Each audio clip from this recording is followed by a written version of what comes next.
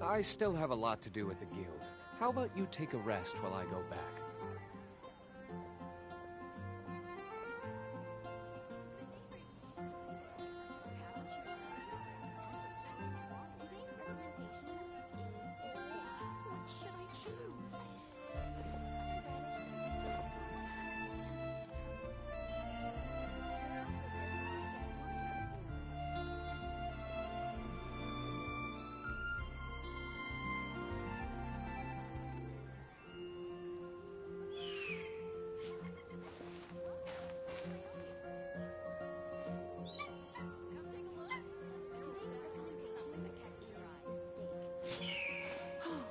I guess I'll post a commission at the Adventurers Guild.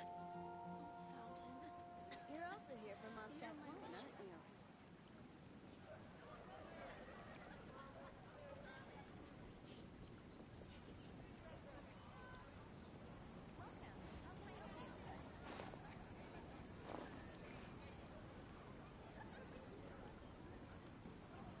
Haven't you heard? Today's recommendation is the steak. What should I choose? Okay.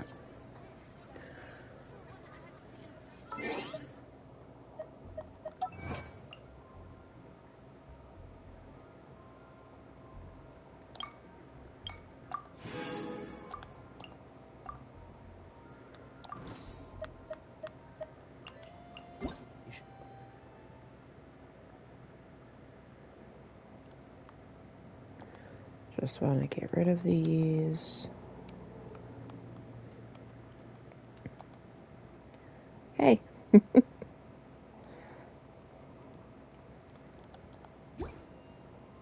It's good.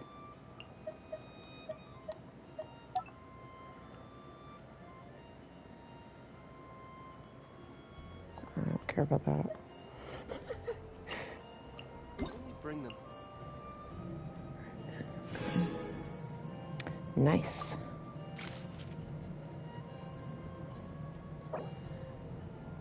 Yeah, I see that. It's Favonius with you next time.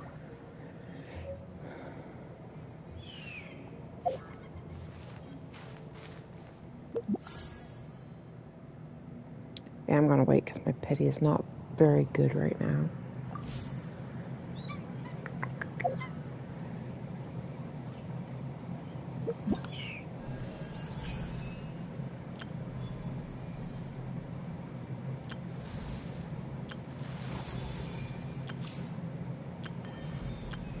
All these fun things to do.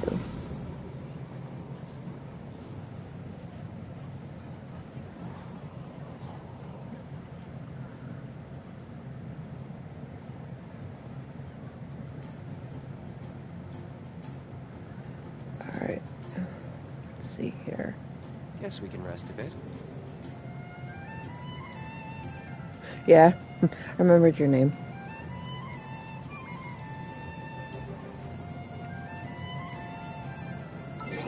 What does Paimon want? Oh.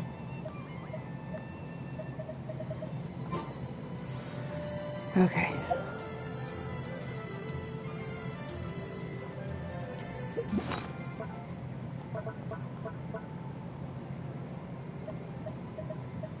Yeah, I can do this later too.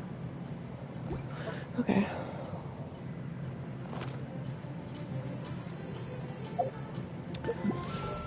Oh yeah, I could do this. Okay.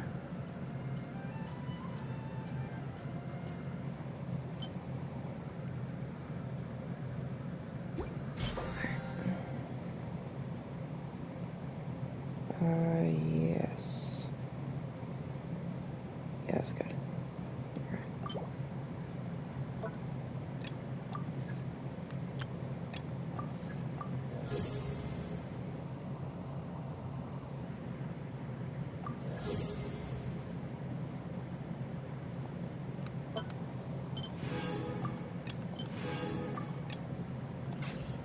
There we go.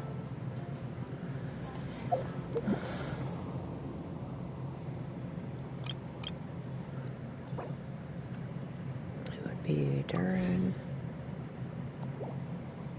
Okay, so that's all set. I could try pulling, but I'd much rather wait.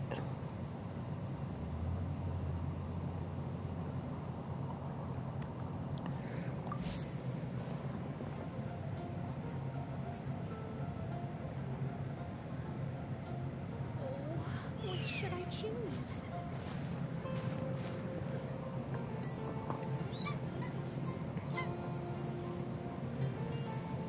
Okay.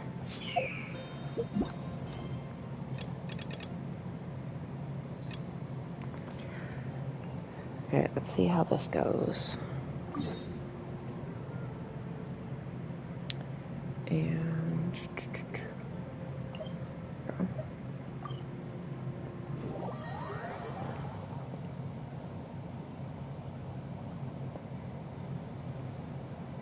Thank you for waiting. I finished checking your adventurer handbook. Here are your commission rewards. oh, auto. We have no other urgent commissions on the books at present. Thank you for all your hard work lately. Perhaps you two could consider taking a vacation. Amazing! Paimon never thought we'd end up having downtime in Nokrai. Things were pretty hectic when we first got here. Everywhere you looked, it was either the Wild Hunt causing chaos or the Fatui stirring up trouble. It felt like this whole region was one giant slime in a barrel, ready to go boom at any moment.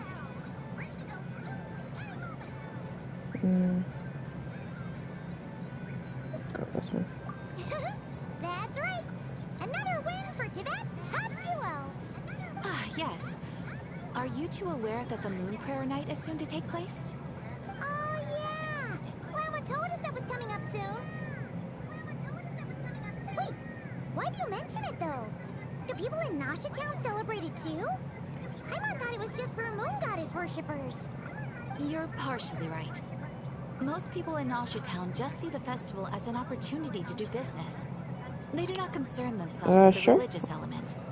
I can do that. I'll go through my Chats chats later and then add you. On this day, they would wear moon prayer blossoms and celebrate the birth of the moon goddess through song and dance. They would also prepare food and handicrafts and give them as gifts to others. Over time, it became Nodkrai's most lively festival.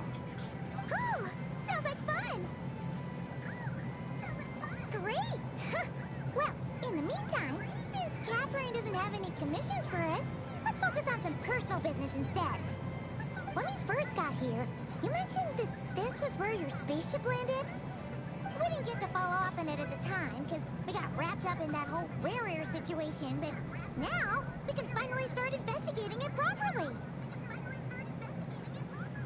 Well, there's a saying Paimon's heard around these parts, which goes, if you lift up a rock, you'll find something you weren't looking for. By that logic, you'll never find what you're looking for while you're searching, but the moment you stop looking, it'll jump right out at you. Could be worth a try though, right? Anyway, Paimon suggests we focus on other stuff we want to do for now, and just keep an ear out for spaceship-related intel as we go.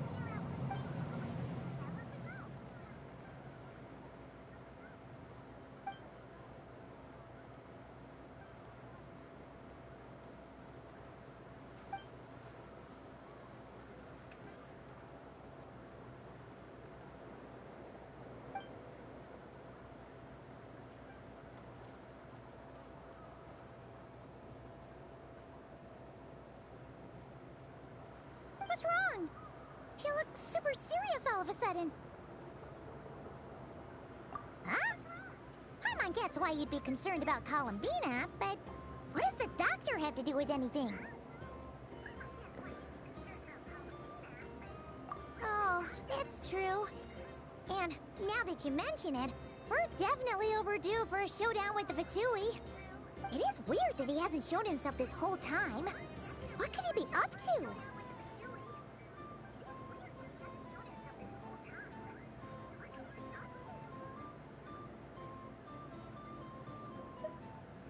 True.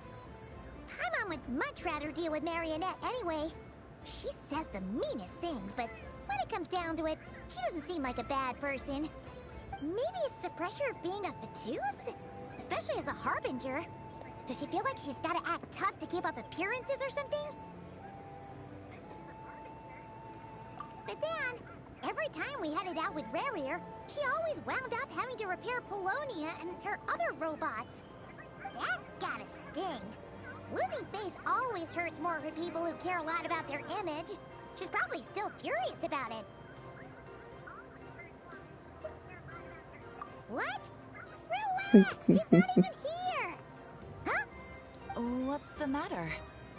Oh, nothing. Sorry, we'll be on our way now. Where are we again? Oh yeah, Columbina? Right, yeah, let's go see Columbina.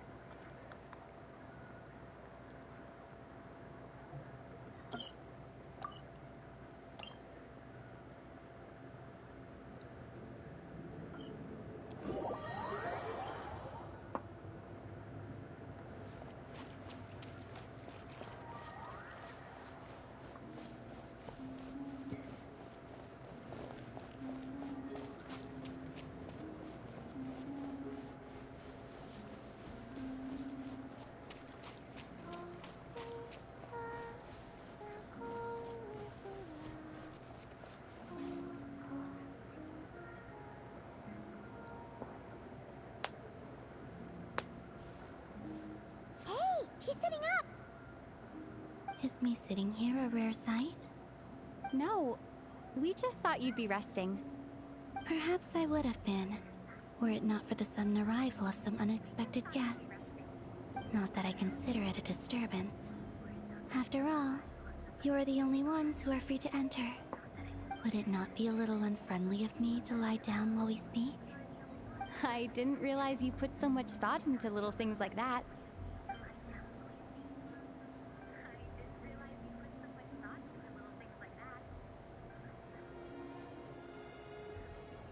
Only sometimes. There have been moments lately where I think about you and your companions.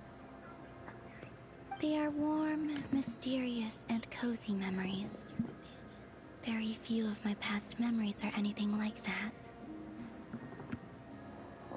They say that travelers return home bearing bags full of souvenirs. But my luggage was empty, and I believed it would stay that way. Return home? So, you're still planning on returning to the moon? Yes. This planet continues to reject me, reminding me that I do not belong here. If I remain in Teyvat, there will come a day that I disintegrate. And I don't mean reduced to dust, or turned into food for the flowers. I mean, I will cease to exist entirely. Alright then. Well, we're sure gonna miss you. But it sounds like we'll have to say goodbye. How do you intend to return? The moon prayer night is soon to arrive. On that day, the moon will be closest to Teyvat. The Kuvaki in this land will reach its peak at that time. I merely need to grasp the tide, and with relatively little effort. Oh, Paimon gets it! It'll work like a slingshot! You make it sound like she's gonna get blasted up to the moon. If I did that, I suspect I would crash into the false sky. I will be using a much gentler approach. But I do like the analogy. It's fun. You see? She gets Paimon's sense of humor. In the blink of an eye, the time has come to part ways. It does feel that way, doesn't it? Time seems to fly fastest when you are enjoying it.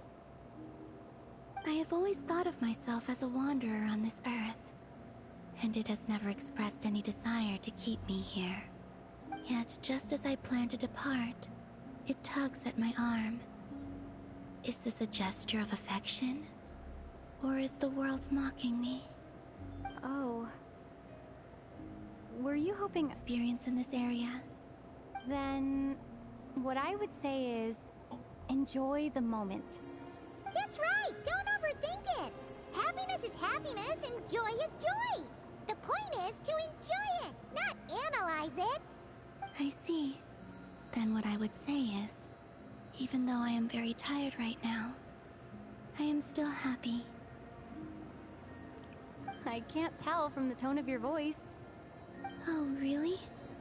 You don't think I sound happy? I'm just kidding. I could tell you were in a good mood today from the moment we saw you. Ah, a joke. Albeit not a funny one. Anyway, I assume you're here about you-know-what. Give me your hand. Actually, it's not that. There's something else we wanted to discuss with you. Oh, then do you still want to give me your hand? Or not? Sure.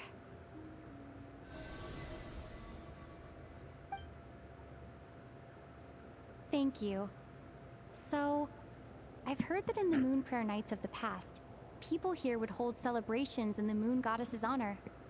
Since you helped so much in our fight against the Rayhir of Solnari, I think you deserve a farewell party before you return home. I haven't asked everyone else for their opinions on this yet, but I'd like to invite you to join the upcoming Moon Prayer Night. I've never joined a Moon Prayer Night before. I'm not sure what I would even do. Oh, don't worry about that! We take care of everything! All you need to do is show up. Of course, there's no need to force it if you're not feeling strong enough. It's just, this kind of felt like a golden opportunity. But they call me Kutar, and the Fatui have an arrest warrant out for me. I shouldn't appear in public right now.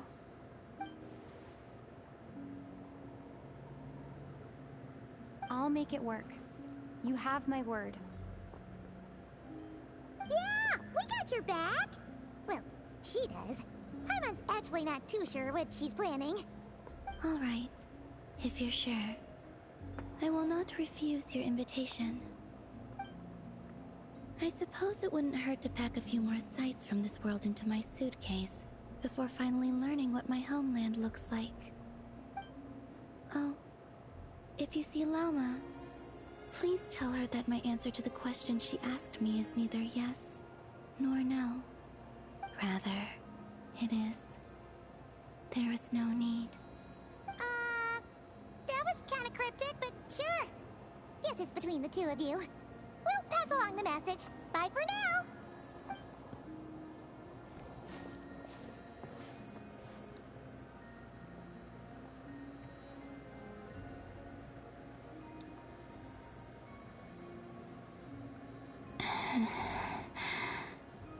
And also, I do not know.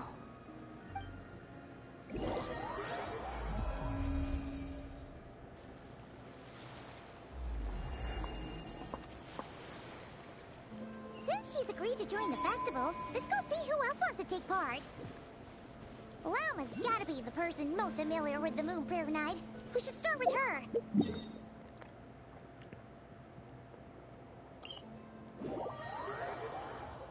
Also, what exactly is your plan to keep her safe?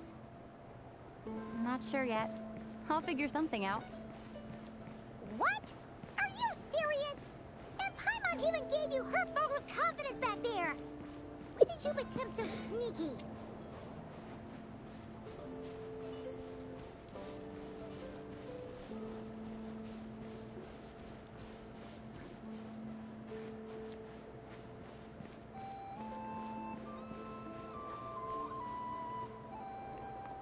Hey, Llama! It's us! Huh? Varka? What are you doing here? Beats me. I had a bit too much to drink last night, and when I woke up, I was on Hisi Imagine Island. that one. Mr. Varka is helping to oversee Nasha Town's preparations for Moon Prayer Night. He is here to go over some details regarding the decorations and custom cloth designs. Right, yeah, that too. What do you mean, that too?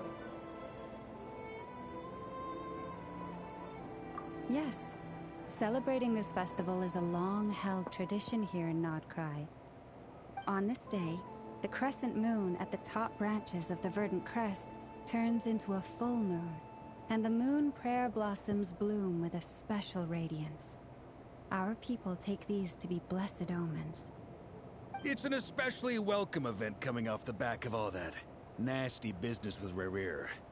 Everyone got put through the ringer recently, and now they're looking to turn their fortunes around.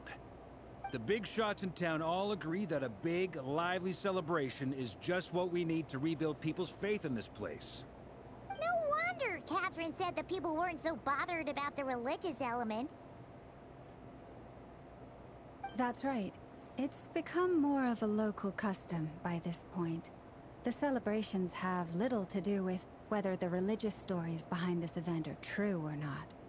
Even the Frost Moon Scions are eagerly awaiting the coming of Moon Prayer Night, despite now knowing that their past beliefs were founded on a falsehood. That's fair. It's a bit like the Lantern Ride in Liyue. It's a chance for people to enjoy themselves, not debate the existence of the Adepti.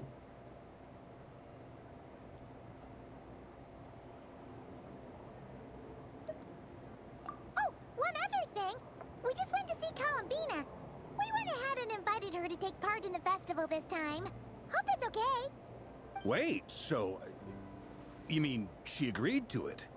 Huh. That's quite a surprise. Then, I suppose that she intends to return to the moon on that day.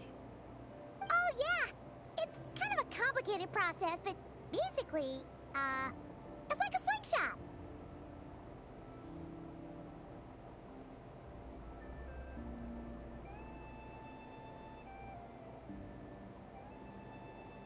I understand.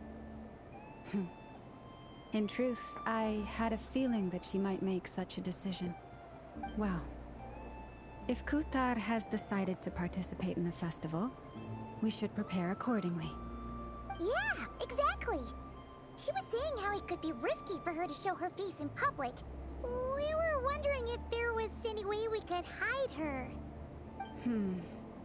Unfortunately, the people who carved the statues did an excellent job of capturing her likeness.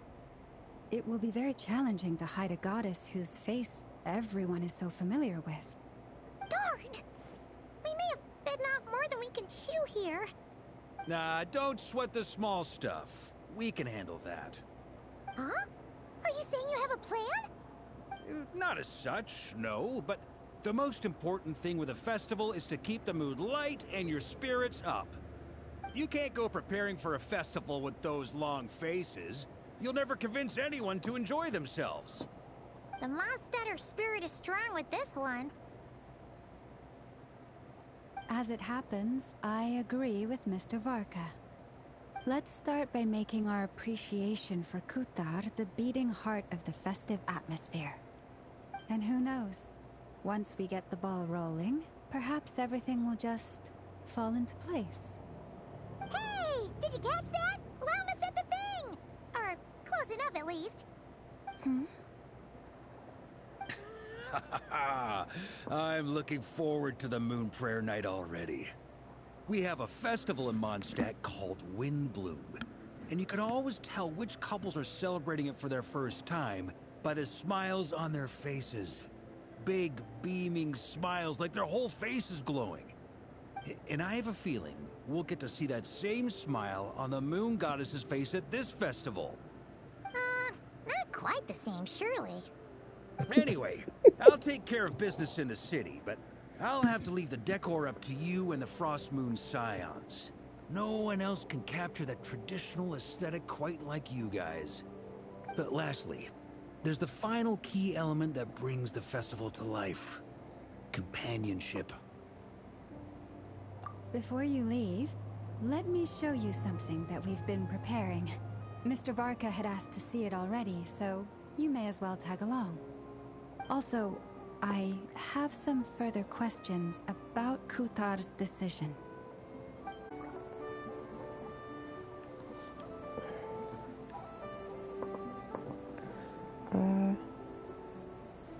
Where'd she go? Okay, whatever. Oh. Huh? What's this? They sure... I believe so. Kuhenki seem very skilled at playing drums like these, although I'm not sure where they learned it from. Maybe it's an innate talent? In their eyes, they're probably just playing with toys.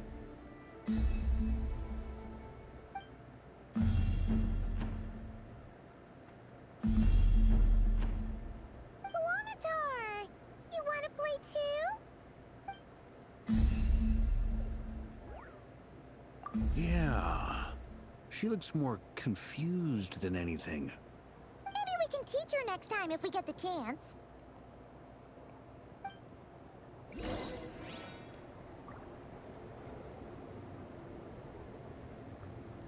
Get on the side. Okay. Alrighty. What are these floaty things? Moon veils. We hang them from buildings in the city during the festival. When you look at the sky through them, it creates a lovely misty effect. Everyone seems hard at work. They're preparing items for Moon Prayer Night. For instance, the sculpture being made over here. Mr. Varka and I were just finalizing the details of where it will be placed. Ah, there she is. I didn't know the finished article would be so large. Not to worry, though. All the necessary arrangements have been made. Just let me know once it's ready, and I'll get some people to ship it over. You have my thanks. And over here, we are preparing a very traditional confection. Oh, look at all these colors! It looks great! Can Paimon try one? Of course. I have a feeling you'll like it a lot. You bet! Sweets and treats are Paimon's favorite! Anything food related? If you included those in the Feast of the Moon, I bet Paimon would have joined the Frost Moon Scions by now. There will also be verdant crests like this present in Nasha Town during the festival. The timing of Moon Prayer Night is not completely set in advance. We make a rough estimate, then observe the changes in the verdant crests and moon prayer blossoms to guide us. As such, the wait itself is a fun feature of this particular festival.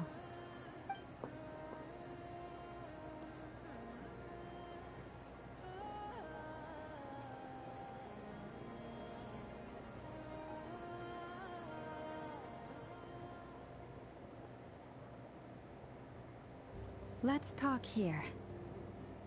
To tell the truth, I am very surprised to hear that Kuthar is willing to participate in the festival. I once asked her if she'd be willing to stay with the Frost Moon Scions. I could introduce her to everyone, and we could be a family to one another. She did not answer, but she has not appeared here since.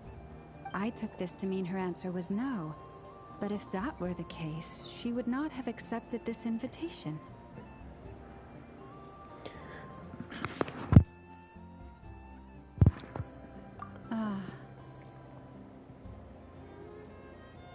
I see. Maybe she is right.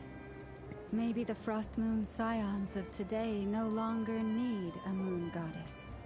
But my wish was not for her to come here and be worshipped as a deity. I simply wanted to offer her a place to stay. I'm sure she believes that showing herself here might invite Fatui intervention, and as such she does not wish to cause us trouble. But what really pains me about all this is that this is her birthplace. She ought to belong here, yet no one has been able to grant her shelter. I think I'm qualified to weigh in here. When someone's about to depart on a long trip, what they need is blessings, not burdens. We should wish her the best, not make the journey harder than it already is. Anyway, she's agreed to attend, hasn't she? All we need to do is simply respect her decision. I see your point. Yes, she will soon depart after all. Our job is to leave her with some happy memories. Besides, who's to say her journey to the moon is a one-way trip? It's not like she can't come back and visit if she wants, right? Paimon agrees wholeheartedly. Festivals are all about having fun, so let's keep it simple. All right, I'm gonna head back to Nasha Town soon. Want to come with? I'm guessing you have some other folks to visit there. Sure thing, let's go! Bye for now, Wilma! Thank you all. Goodbye.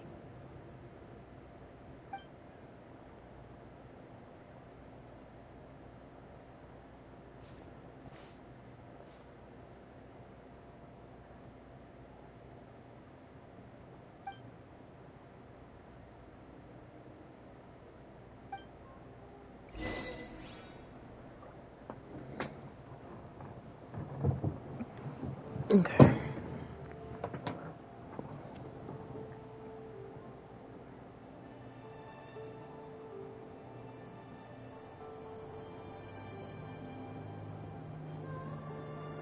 I still have a lot to do with the guild. How about you take a rest while I go back?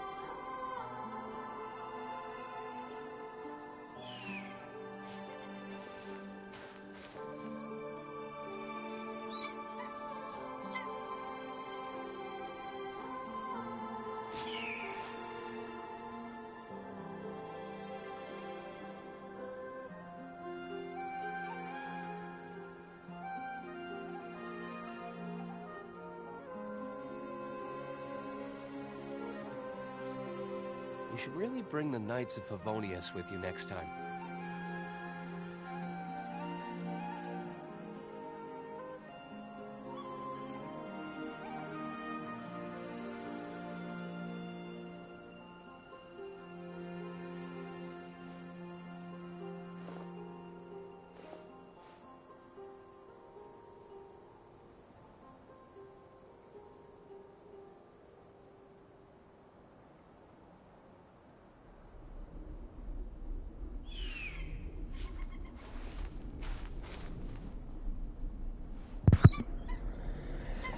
Yeah, here we go. Oh, that's a ways away.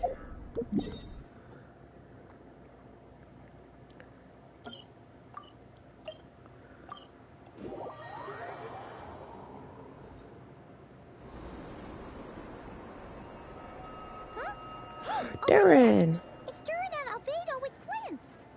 What could they be chatting about?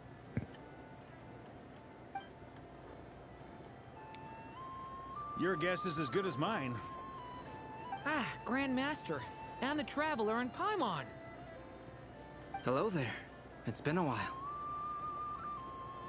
Perfect. We have some new volunteers for our investigation.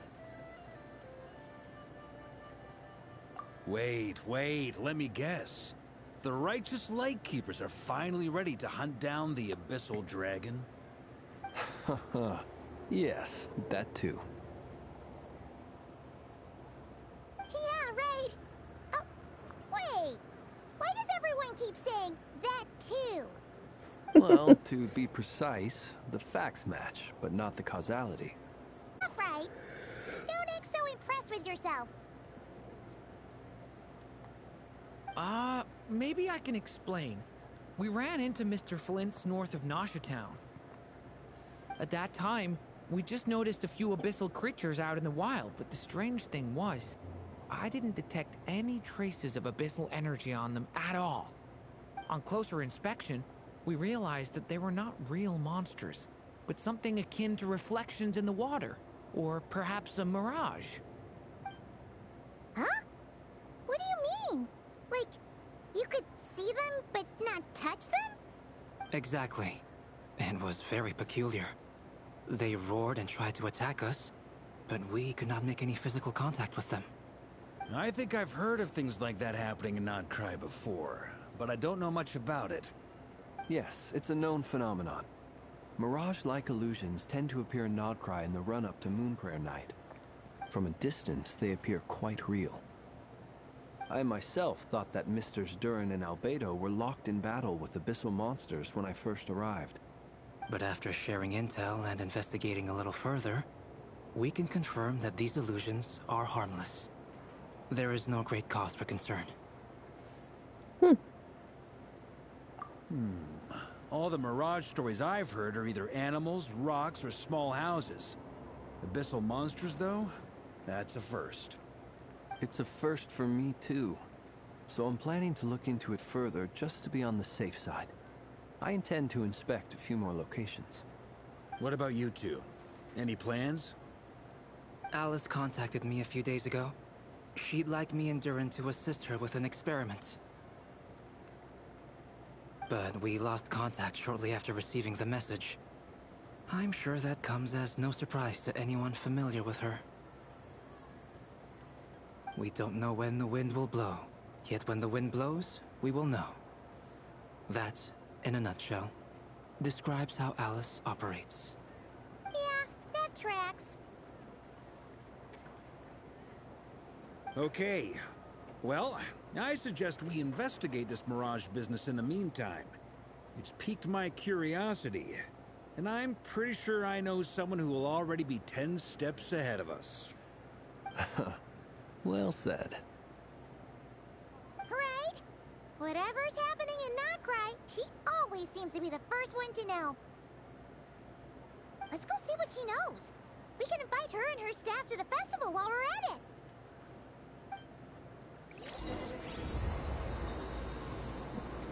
I'm assuming Nefer. I'm not sure, though. Which way do I go?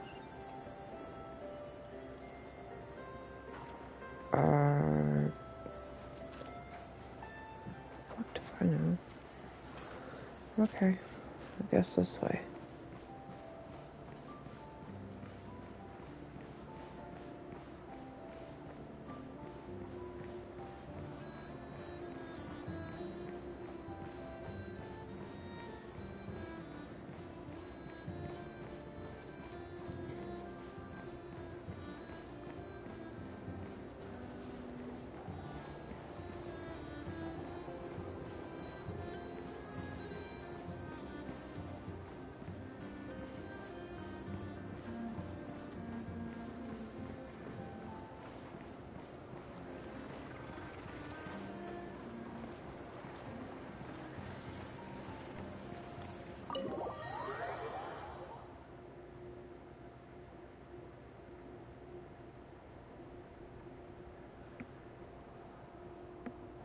You're right, I have noticed. There's certainly something a little fishy about this situation. Only a little, though. Records indicate that this phenomenon can occur in the days before and following Moonprayer Night. That said, it has always been a rare sight in the past. The odds of encountering these phantoms are similar to looking up in the night sky, happening to see a shooting star, and managing to make a wish before it disappears. But this time, either everyone's getting lucky, or they're appearing far more frequently than usual. Yehoda's out gathering intel as we speak. In the meantime, let me check off some points of interest. First, the Abyss. The ones we saw seem to be abyssal monsters. Indeed. But we have identified one location where many more of them have made an appearance. And not just monsters, but human phantoms too. Given the scale and nature of the phantoms, It's almost as if someone's last memories are coming to life. Or perhaps the memories of multiple people. Oh.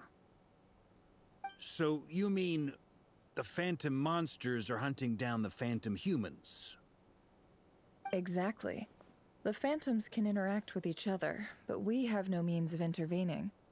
In addition, some of the human phantoms would seem to be from the very distant past.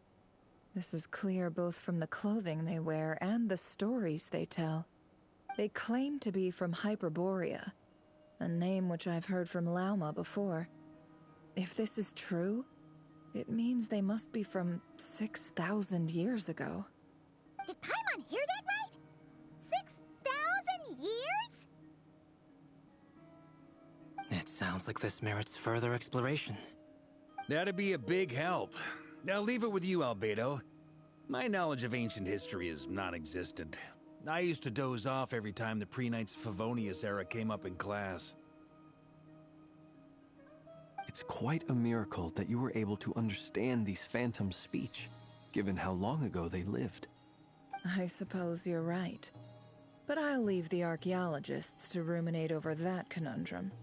As an intelligence broker, my sole interest is in the value of the information I gather. Which, in this case, hopefully means earning myself some good favor with our dear Lady Moonchanter. So calculating. Whew, this intel broker logic always catches Paimon by surprise. Sounds to me like we could split the work up. I think the abyssal phenomenon is best left to Albedo, Flints, and me. Agreed. It coincides with my duty as a lightkeeper. For my part, I'd like to understand the abyss better. Even a little knowledge would go a long way. This is certainly a rare opportunity to study the ancients. The Curatorium will take the lead on investigating the Hyperboreans. We put in the work to learn what we know so far. It seems only fair that we get some quantity of exclusive intel. That just leaves our trusty team of 2 unassigned.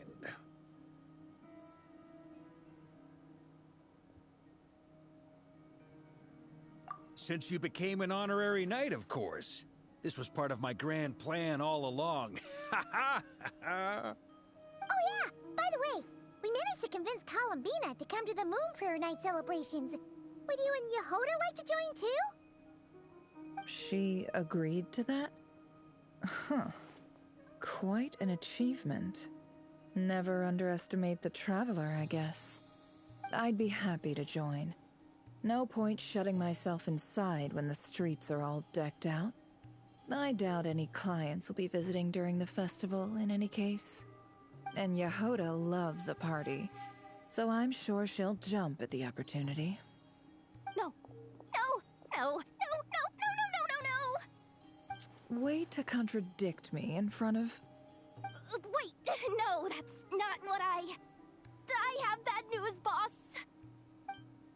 So many people. All right, everyone inside, quick!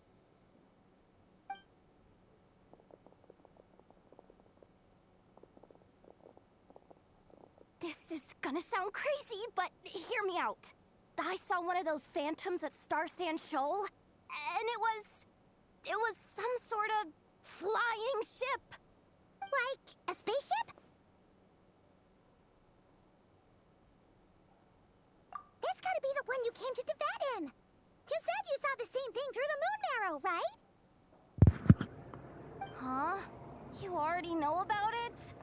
Ugh, I thought I was gonna blow people's minds. Turns out I'm the last to find out. Wait, back up. You came here in a spaceship? Now my mind is blown! What's it like on the inside? Was it like flying through space? I want to know everything! Yep, exactly. Huge discovery. You're the best. Second best intel broker in the world. After your boss, of course. Wow. Really? Well, I don't know if I'm all that, but... I guess that decides where we're heading Not next. much, just going through. It's like watching a movie. Come on, don't look at me like that. I know the spaceship doesn't have anything to do with me, but you don't want to leave me as the only one twiddling my thumbs, Pretty good. do you? I'm excited to see how this quest turns out. You can tag along. In that case, let's meet back here to discuss our findings once we're done. I wish everyone a productive investigation. You too.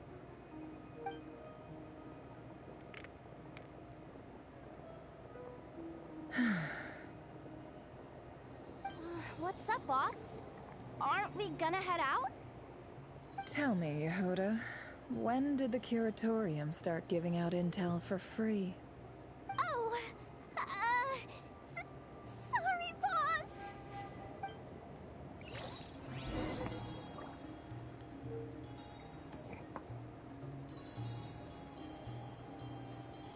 Where do you want me to go? You want me to leave? Okay.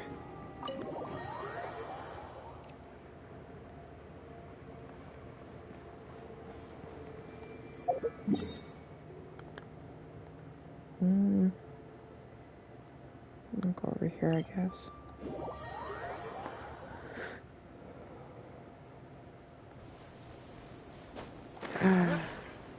Finally.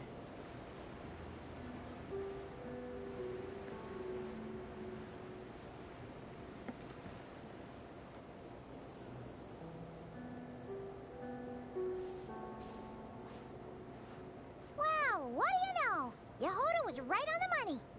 This Phantom really is your spaceship. But that's so weird. Why would it show up here? Is it some kind of projection? Or a ghost? Like, maybe it no longer exists. But somehow it left an afterimage? Yeah, can you not hear me?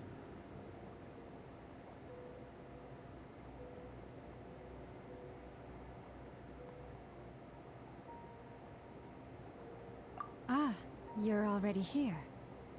Miss Lauma, what a surprise. I thought you were busy with festival preparations. I was, until one of our people informed me that a strange sight had appeared at Starsand Shoal. No one's ever seen something quite like this before. I thought I should see it for myself. Same here. Oh, so we heard that these things appear around the festival period. Any idea why that is? Unfortunately not. We have very limited information about them, since they can't be interacted with.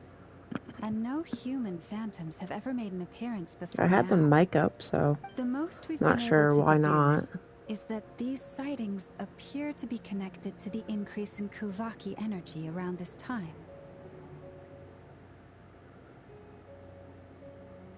Yeah, seems like How about that's all now? we can do. Okay. This is all so confusing. Allow me to lend you a hand. I think my chat's a little delayed too.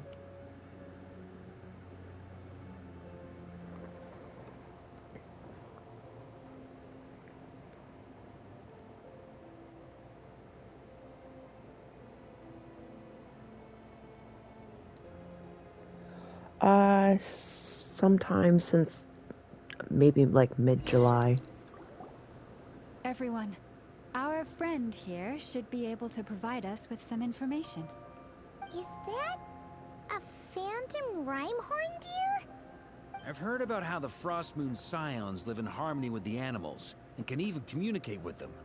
That's coming in handy now, for sure. Okay. Yes, I understand. Then how about this?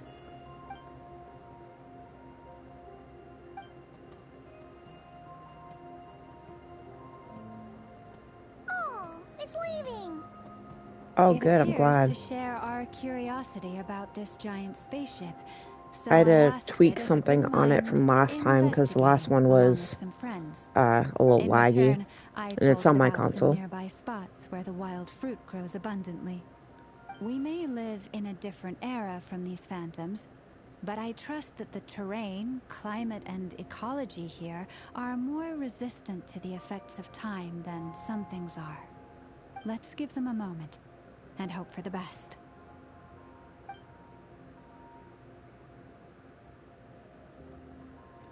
All back together?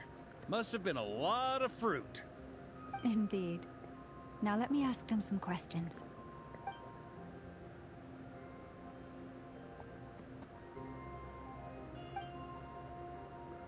It did find a lot of wild Well, I would fruit, stream enough for them daily, to but feast for a long while. I mainly want to do like quests and This stuff puffin for circled different in the air games, so several times.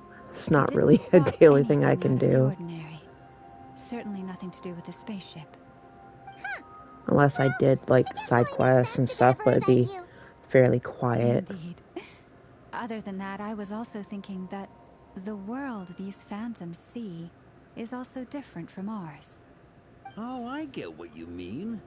The wild fruit exists in both times and spaces, but there might also be things that only exist in that space-time, which we can't see. Good point. Great thinking, Llama.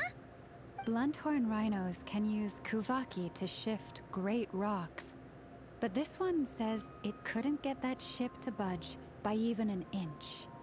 The sniffer mole tried too, but despite being a skilled digger, it could not get through.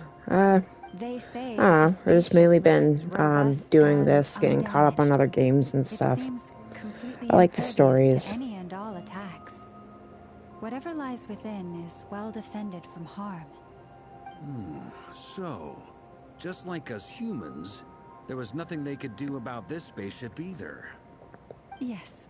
Still, they deserve our thanks. We are grateful for all your efforts, dear friends. Now go, and enjoy your feast. I've noticed some other human phantoms gathered nearby. Come on, let's go talk to them.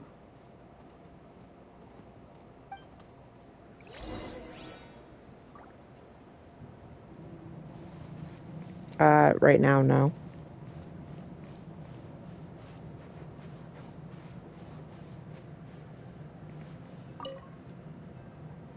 What is this thing? I've never seen it move, and there's no way to get inside. Goodness knows. My grandpa says it's been sitting here at least since his grandpa was still alive. It's What fine. about his grandpa? Did he say anything to your grandpa's grandpa about it? Huh? I don't know. In all likelihood, he was here back then too. Hard to imagine something this huge could move. Guess that means that as far as they're concerned, this ship's been around a long time.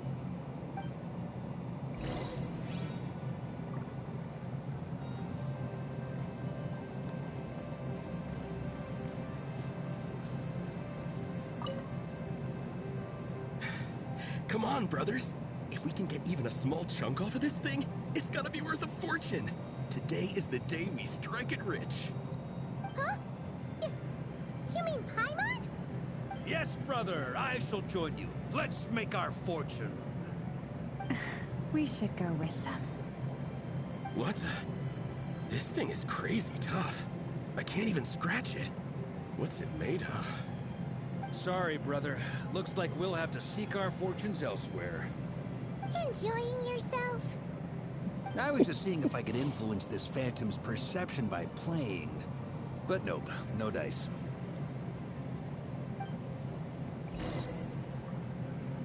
I'm sure we're all starting to build up an idea of what's going on here now that we've spoken to some of the people. These phantoms are reenacting real historical events in Nodcry. It's almost like we're in some kind of interactive stage play. We can talk to the actors, but the plot is fixed, and we can't influence it. It makes sense. History is set in stone. The objective facts of the past cannot be changed. Paimon totally thought you were just goofing around earlier. But actually, you were doing some serious investigating.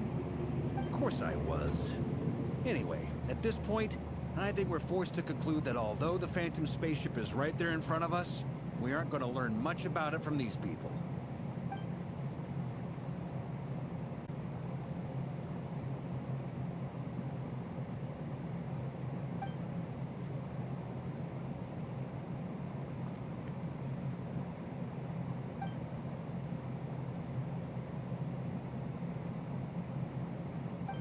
Don't be discouraged. If nothing else, this is proof of the ship's existence. And think about it. So many people tried to hack their way inside, but no one could get the door open. It's made of very tough material. To me, that says that we'll either find the ship itself or the story behind it. It's just a matter of time.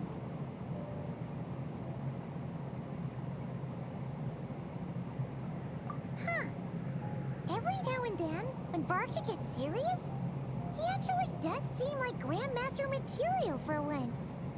I wonder how the others are doing. Let's head back for now. Sounds good. Also, drinks are on me if Team Knights of Favonius is the first to finish. Wait, we have a team name now? Am I in Team Knights of Favonius as well? You're very welcome to join. We've even got a cathedral ready for you. Isn't that technically blasphemy? You wouldn't dare make a joke like that if Barbados was in earshot. Nah, I'm sure Barbados doesn't mind a little harmless blasphemy once in a while.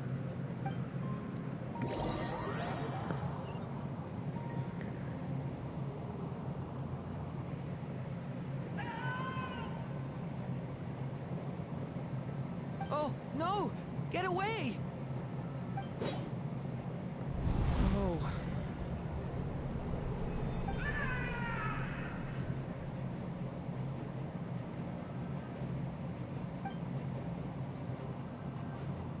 I know it's hard to stomach, Mr. Duran. But as I'm sure you've noticed, there is nothing we can do to intervene in that which unfolds before us. But we have to at least try.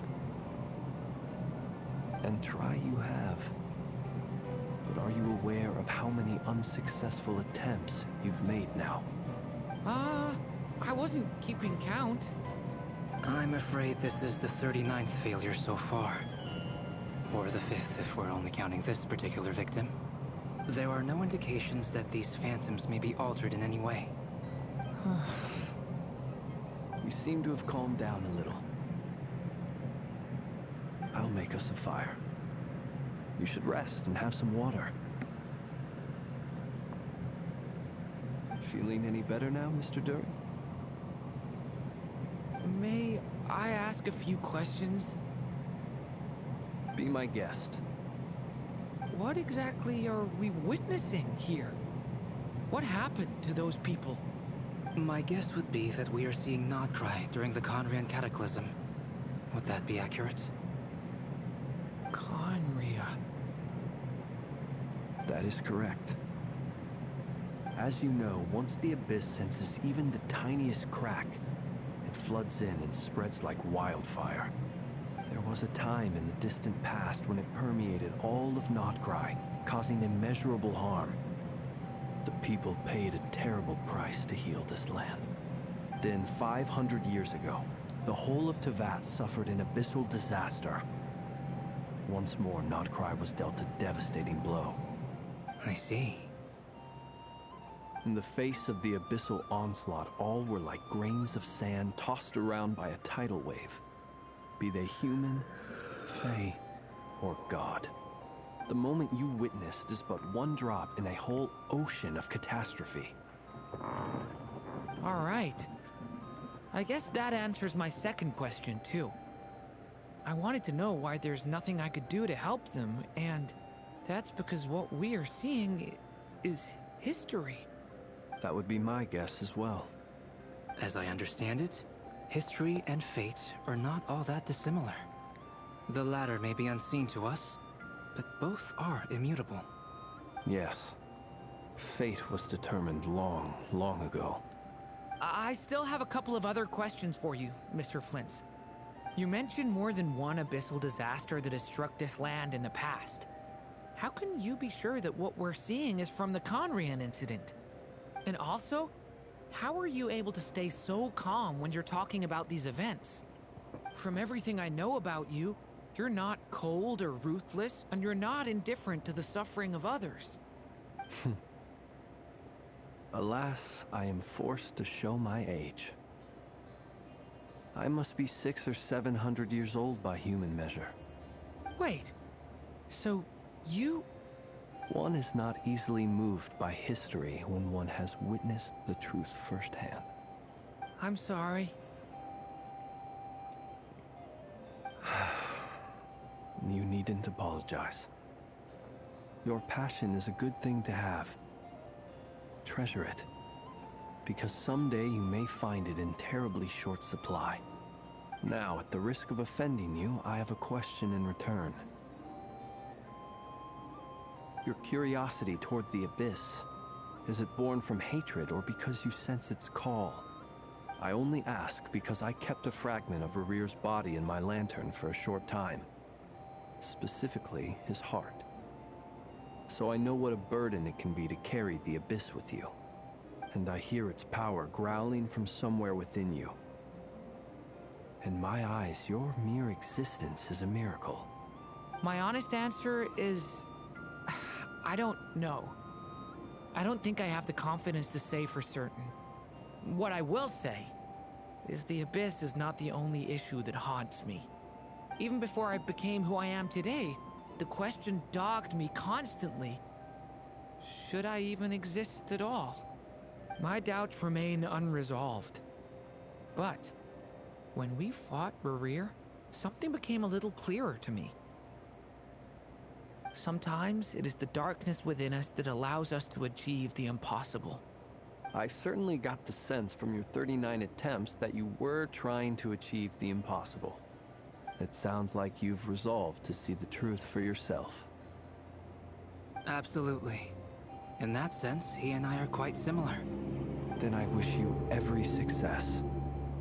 I look forward to the day of your transcension. Well, if everyone's caught their breath, I suppose we should head back. Oh, and one last thing. I'd appreciate if you kept our discussion about history a secret.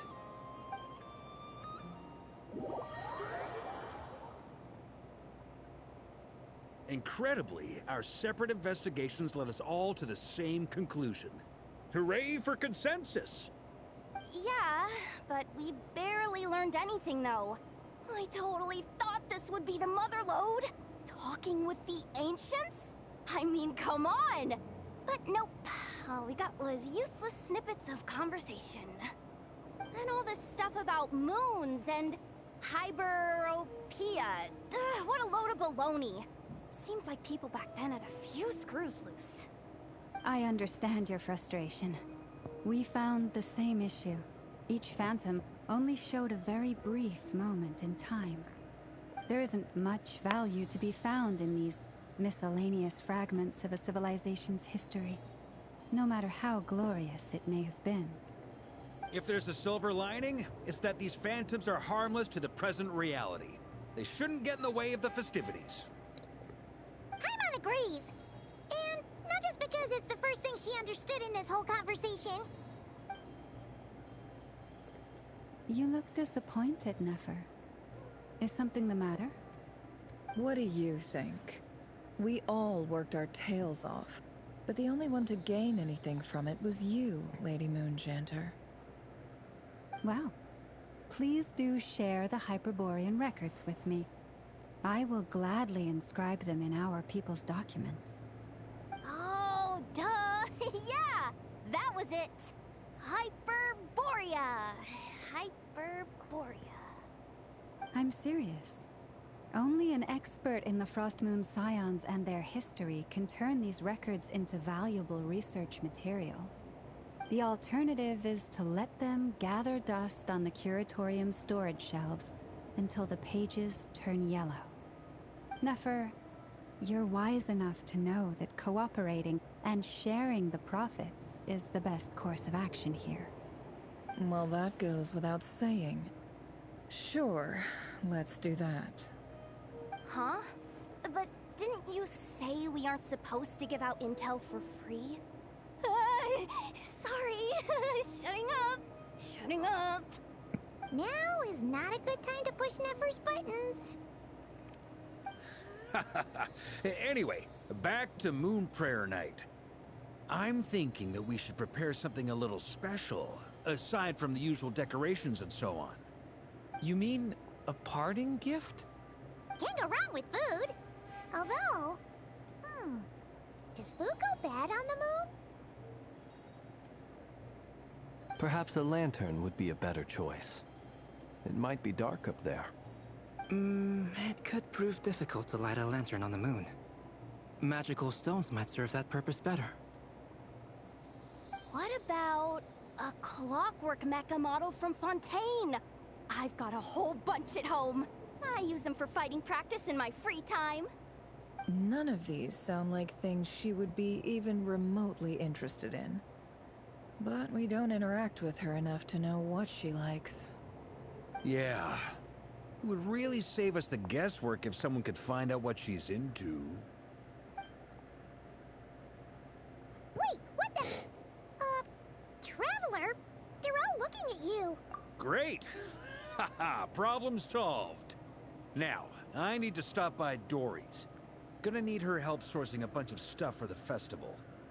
Then let's leave it there for now. We all have our own business to attend to.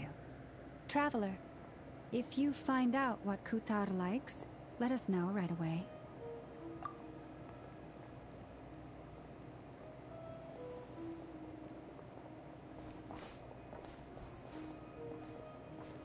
Is something the matter?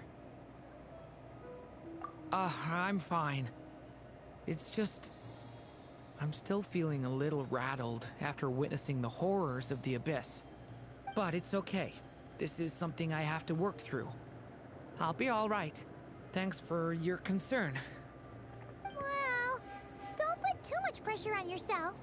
If you ever feel like something's wrong, physically or mentally, we're here to talk. Come on. Stop treating me like a kid.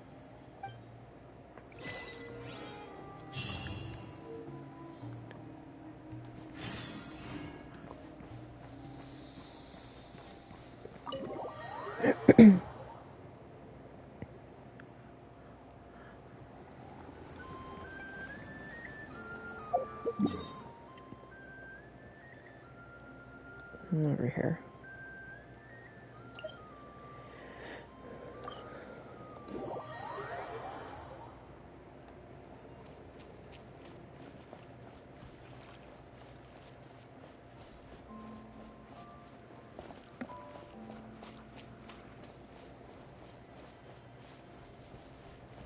Is this the part where she's gone? Alambina, we're back! Huh? She's not here. Weren't there a few Kuhenki here last time too? Where did they all go? Walkies? For Kuhenki? You're not pets, you know. Oh well, looks like we just came at a bad time. Let's try again tomorrow. There's still a few days until Moon Prayer Night, so we're in no rush. Besides, she needs time to rest anyway.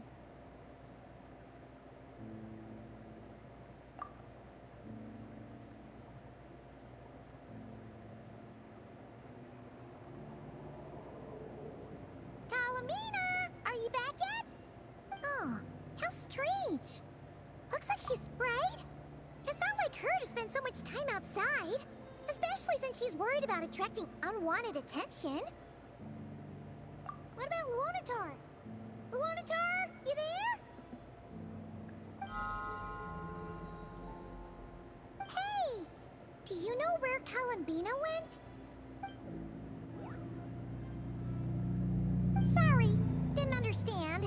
But if you know where she is, could you take us to her? Yeah, that's even stranger. What about him? Oh, that's not good news. They change color when Calambina gets weaker, right? And they look super pale right now. Good idea. She might know what's happening.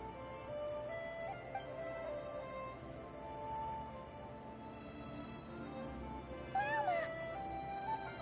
Ah, it's you. How is Kutar? Is she okay? No, she hasn't. I came here to check on her after I noticed the flowers had changed color. Based on past precedent, she must be very weak right now. Even getting up to walk would be a struggle. It seems unlikely that she wandered off outside. Not to mention that she doesn't do that at the best of times either. So yeah, this is super weird. No. Very few people are in the know about Kutar's whereabouts. And if anyone suspicious had visited, they'd have left some sort of evidence. Come on, let's go to Nasha Town. If anyone has seen her, someone there will know about it. It's Notcry's information hub after all. Makes sense. Let's go!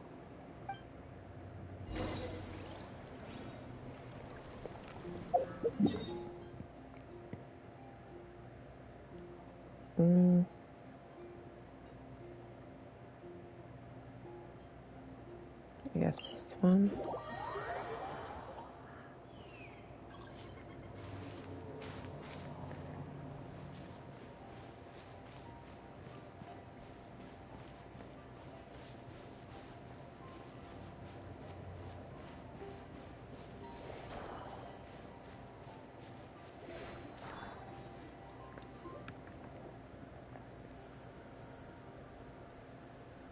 Wait a moment. Is it just Paimon, or is this stall kind of suspicious? It's never been here before, right? No, I don't recognize it. Alas, your free and easy adventure time is over. Now, prepare to face the final boss of Nodcry. Whoa! Where'd that voice come from? Not sure, but it's definitely hostile. No, not that way. The final boss is right here. The sniffer mole? That's the final boss? Surely not. Also, Is it Alice? Okay, the jig is up. I'll stop teasing you. Turn around. I'm right behind you. It seems Yep. I've managed to leave quite an indelible impression, even though you've never seen my face. Oh, nothing could make a great mage more pleased with herself. Knew it.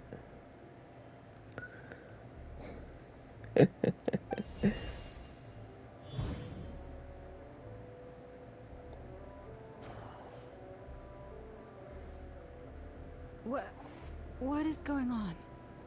I've heard that all the big shots in Teyvat have long, wordy titles that stun people speechless when they make their entrance. Unfortunately, none of them are affiliated with the Hexenzirkel, and we ourselves keep a very low profile. The notorious name-dropping doesn't quite work for us. Still, I, for one, think I'm really quite amazing. So that didn't stop me from coming up with a title anyway. Alice! It's really you this time? Not a lantern or a Dodoko, but Alice in the flesh? Oh, that's right. So, what do you think? How does it feel to finally meet me? You look like... Oh, that's the first thing you thought. A little surprising, but that actually makes me very happy. Because that means that when Klee grows up, she'll be just as stunningly beautiful as her mother. So she's a friend of yours? Kind of.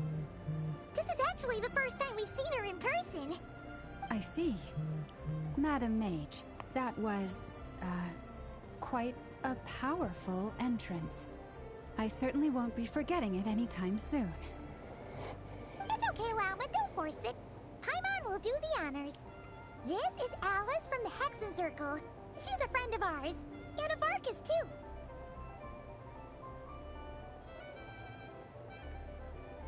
That's right.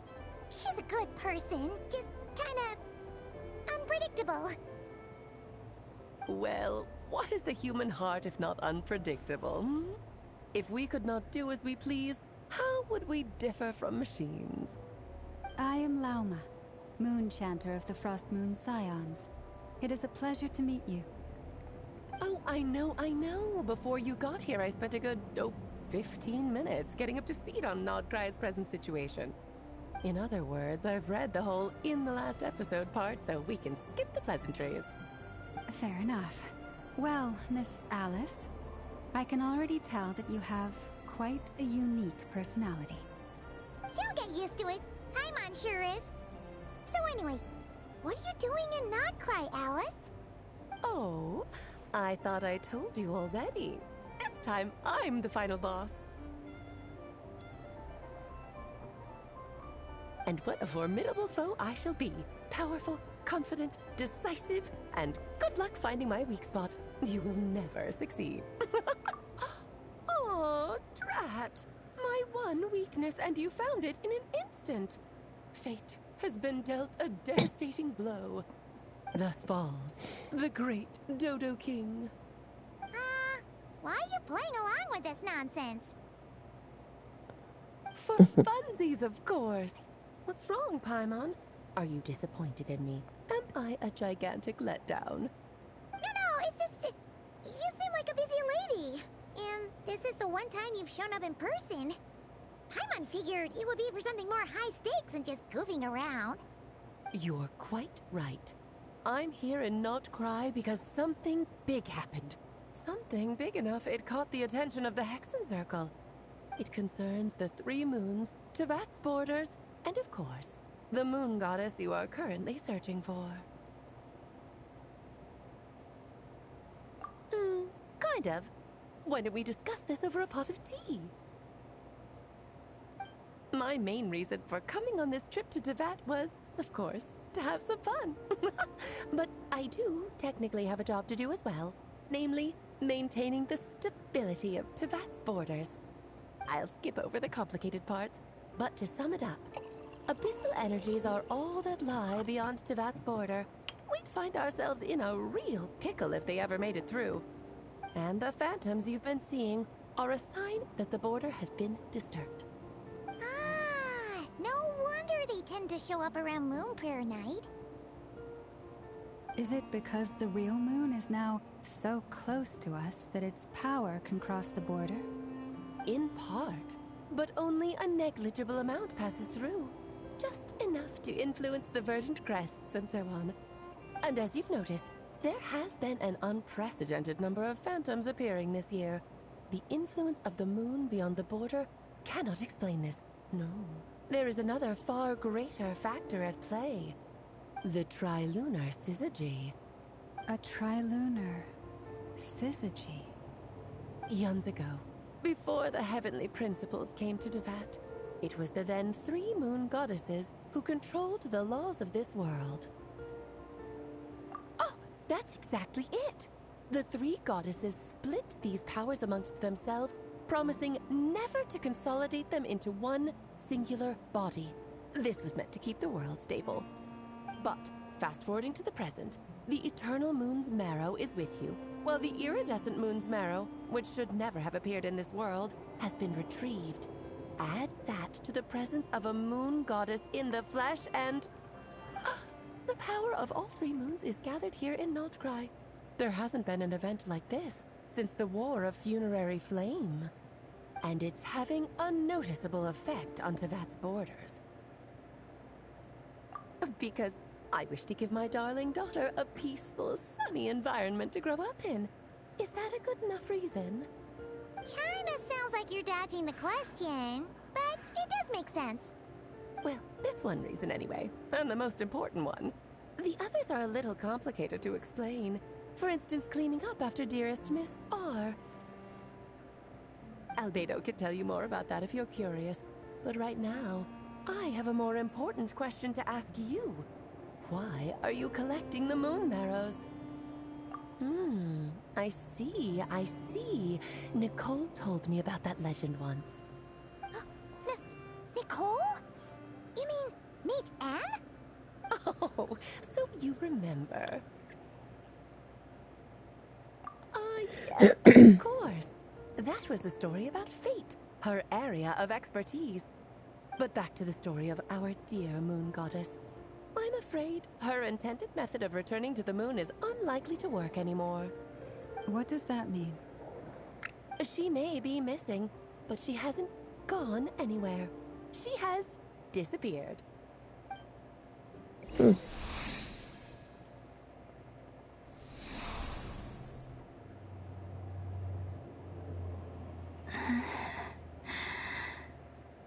My body is so heavy. Wait, no. It's my mind that's heavy. My arms and legs are as light as a feather. What's happening to me? I feel drowsy, like I've been asleep for too long. Is it daytime or nighttime? Is the moon out? I think I'll go for a walk.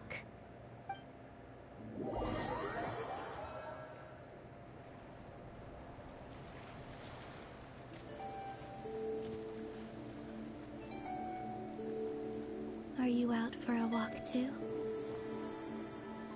Huh?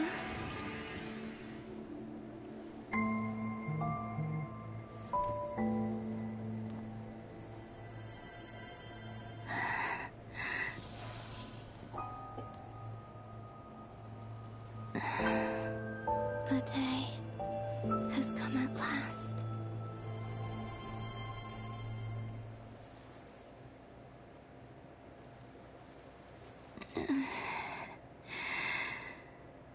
Have I grown so weak that I can't even sustain my physical form? But Moonprayer Night is nearly here. I was so close to returning home. Death is near. Is this how it ends for me? Will I return to the moon after I disappear? Or... I don't want it to end like this. So far, at least, I still exist. Even if not physically, I can still feel. But as my power wanes, I'm sure that too will fade. I suppose I might take one final look at this world. The world where I was born.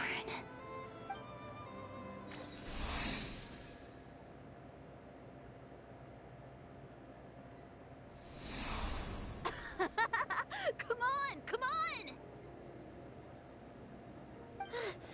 Wait for me! The Frost Moon Enclave. You kinda wish men could be priestesses and acolytes. How fascinating. I've never had the chance to be privy to people's private lives in this way. In the past, people would get so solemn and serious the moment I showed my face. Like they were frozen stiff. Karina, Lametti, it's time to eat. Coming! I want to watch them a little longer.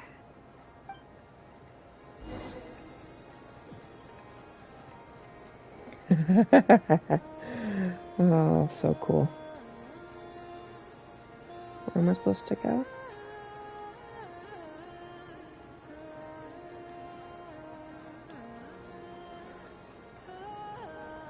So just fill these balloons with air, right? Yep. Try a couple now to test things out. The rest So can this wait is till Moonprayer preview Night. for how she's gonna like work the next update. It's pretty cool. Teasing an acolyte of the Frost Moon Scions? Surely that's a punishable offense. Take this!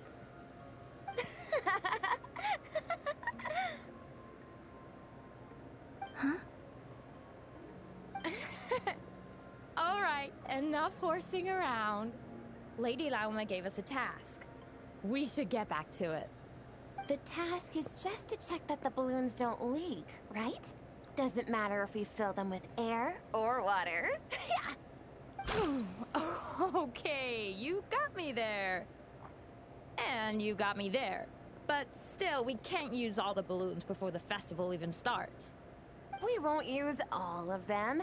And as long as Lady Lauma's trusted acolyte doesn't snitch, this can stay as a little secret between friends. A couple more can't do any harm, right? Oh, you menace. Then, think fast! Is pumping a balloon full of water really so much fun?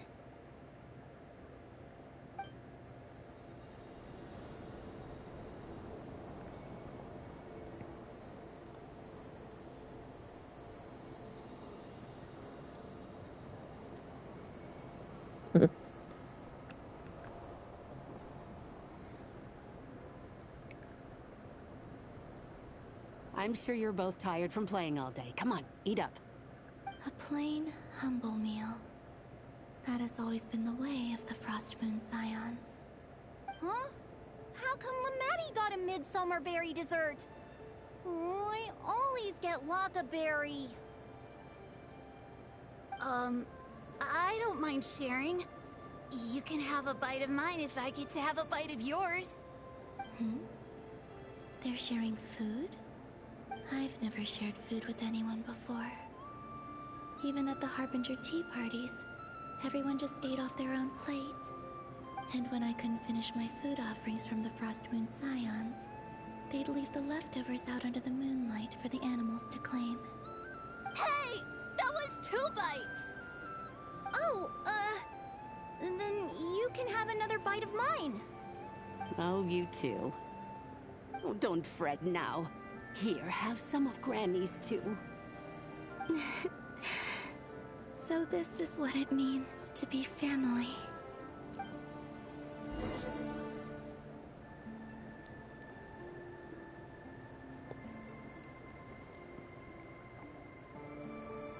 I'm seeing so much that I'd never usually get to see. They'd never act like this when I was around. It's nice, being able to just watch people in peace in these final moments. What a rare opportunity. I think I'll go take a look around Nasha Town, too. Maybe the Traveler will be there.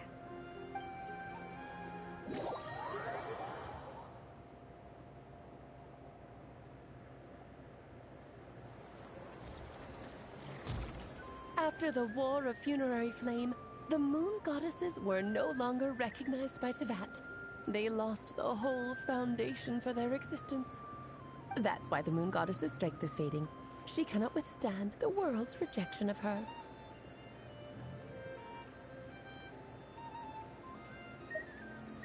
To be more pedantic about it, the Moon Goddesses did something to offend the Heavenly Principles, and that's why they were ousted. Something of a recurring theme in Teyvat's history. Theoretically, speaking so candidly should put me in their crosshairs too, but they can't tell me what to do. I'll say whatever I want. Anywho, the Moon Marrow energies were but a drop in the bucket for her, and that battle against the Ray Hair of Solnari only weakened her further. Fortunately, it happened close enough to Moon Prayer Night when the Kuvaki concentration here is high. That's the only reason she managed to survive this long. What do you mean, fortunately? You said she disappeared. We're too late. Oh, what a headache. I thought this was all common knowledge. I guess I have some more explaining to do. Okay, buckle up. It's time for another lecture.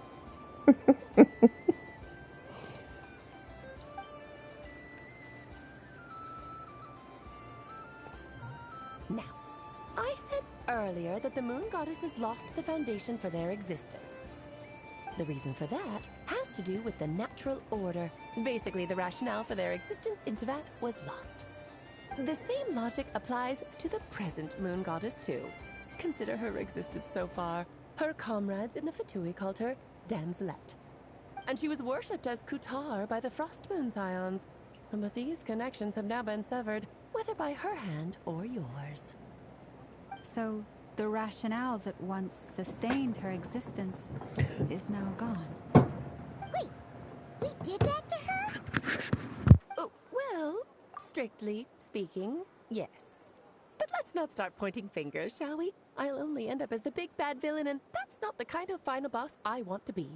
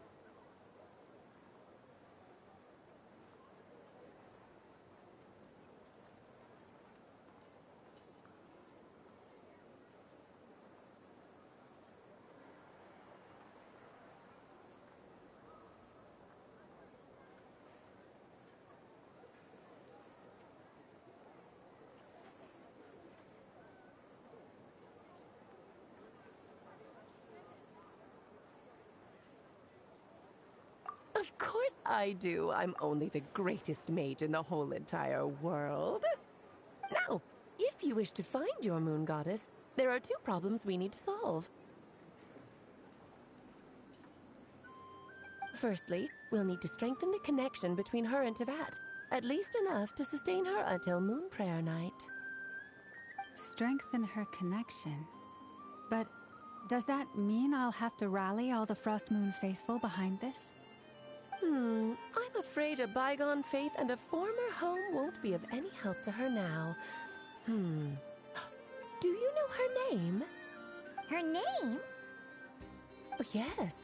Names are very important things. A name is a fundamental concept that anchors one's entire existence. Then your first job is to find it. As a moon goddess, I'm sure she must have a name she identifies with. Neither Columbina nor Kutar is her true name, and she's never really accepted either of them. So, finding out her real name is enough to sustain her existence? Yes, I know it sounds like a small step, but every journey begins that way. So for now, that's all we need to focus on. The second problem is with her plan to use the moon marrows to return to the moon. Unfortunately, piercing through the false sky will take an enormous amount of power. Given her current condition, she won't be able to provide anywhere near enough power, even if she recovers her physical form. But no need to fret. Nicole's the expert in this field, and I'm sure she'll figure something out. Wait, Mage N is going to help us out too? That means we've got 2 Hexencircle mages on the case. This is turning into a pretty big deal. Actually, this is more of a side quest for me. Like you said, I'm a busy lady, so I can't stay for too long. I'll have to return to Teyvat's border soon.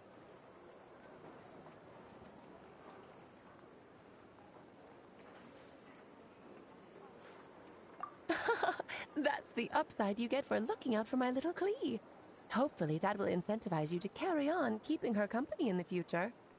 Anyway, jokes aside, you'd better get moving. It will take quite a miracle for the moon goddess's consciousness to hold out till Moon Prayer Night.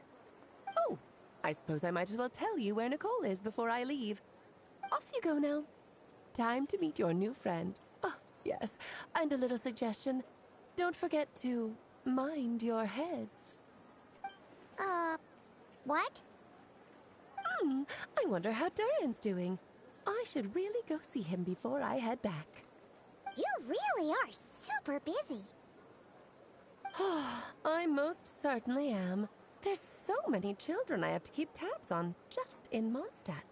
Durin, Albedo, Venti, Varka.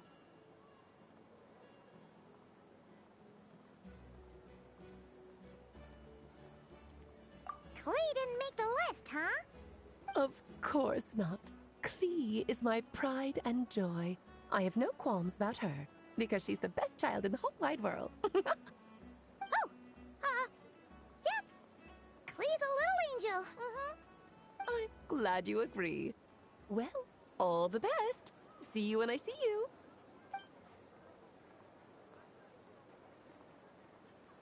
She left in a hurry. Yeah, she didn't pack up her stall. Should we handle it for her?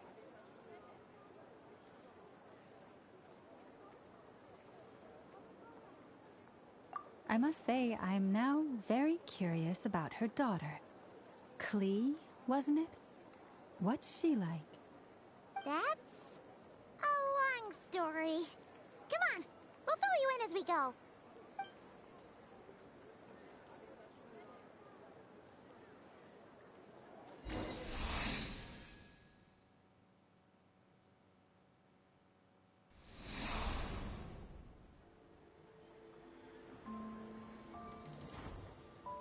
What a lively place.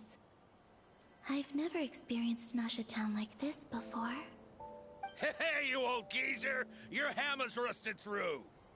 Who are you calling old geezer? Are they quarreling? I'm looking right at him! You've really gone downhill since giving your daughter free rein in the workshop. Can you even swing a hammer anymore? It shouldn't take you days just to fix a single chair. You might as well use that hammer to massage my back for all the good it's doing.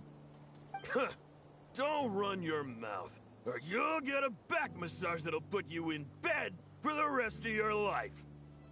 Look, the materials haven't arrived yet, all right? You know how busy it gets in the days before Moon Prayer Night. I'll bet you send all the materials to your little princess. Blood's always thicker than water, huh? All right, you've made your point, Uncle Koski. As soon as the materials arrive, fixing your chair will be the #1 priority. And Dad, if you've got time to chat, why don't you lend me a hand, See? Lolka knows what the score is. I guess they're friends. But the way they spoke to each other was so ugly. Then again, it wouldn't be the first time I've seen something like this. Columbina! Sing outside my door in the middle of the night one more time, and I'll unscrew your vocal cords. You hear me? Oh, Zandrone. So that was her way of trying to be friends with me. What a pity. I won't get the chance to say any ugly things in reply.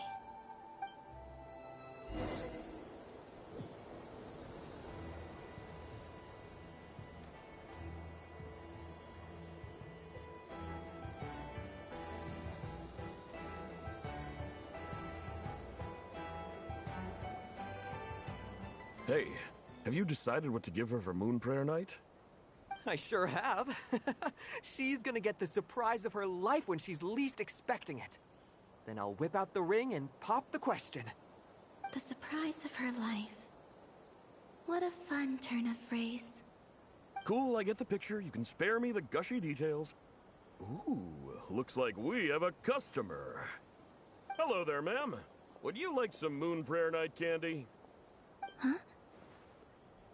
Is he talking to me? Can he see me? Here you go.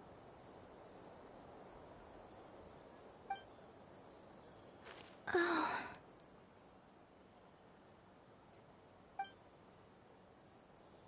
Come back anytime. Right. Now, where were we? I don't know why, but I still held out hope.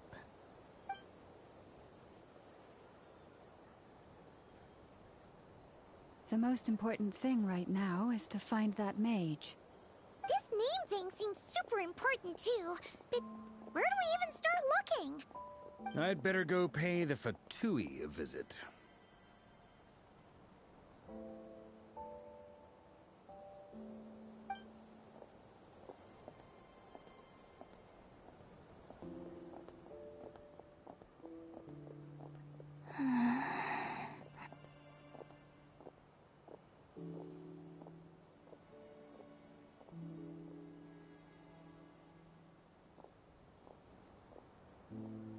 Columbina?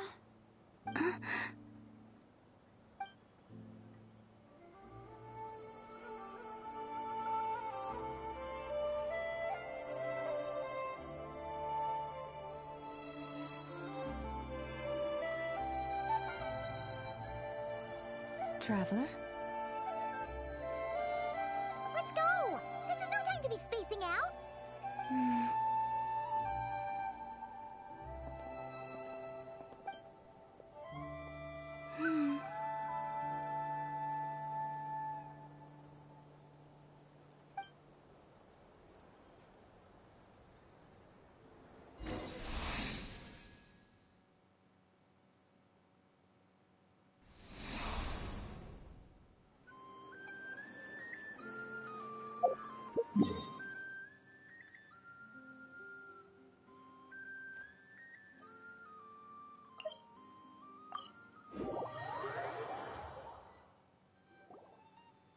Where are they going? They mentioned a mage and... a name? So, Mr. Varka, are you acquainted with this Nicole? Or should I call her Mage N? Ah, not really. We've never met, though she has come up in conversation. From what I've gathered, Alice kinda took Nicole under her wing. Taught her how to speak in a more ladylike fashion, that kind of thing. Huh. Hard to imagine Alice as an etiquette coach. Yeah, Alice is a larger-than-life personality, I'll give you that. But then again, that's why she's able to draw such an eclectic mix of people into her inner circle. If I remember correctly, being an interesting person is actually one of her main entry requirements. So, if you ever wanted to join the Hexenzirkel, I'm sure you'd both be eligible to apply. Hey! Don't go around making promises on Alice's behalf. I wouldn't dare. I'm just trying to paint a picture of the Hexenzirkel for you. Okay, sure. Anyway, since none of us have ever met Nicole, how are we supposed to find her? We can't just go up to every woman in sight and ask, "Hey, are you Nicole?" Maybe something she's wearing will give it away? Like, a wind bloom pinned to her chest or something. Wait a minute. Alice never said Nicole was from Mondstadt. Oh, true. A tea set? That would be this young lady, then?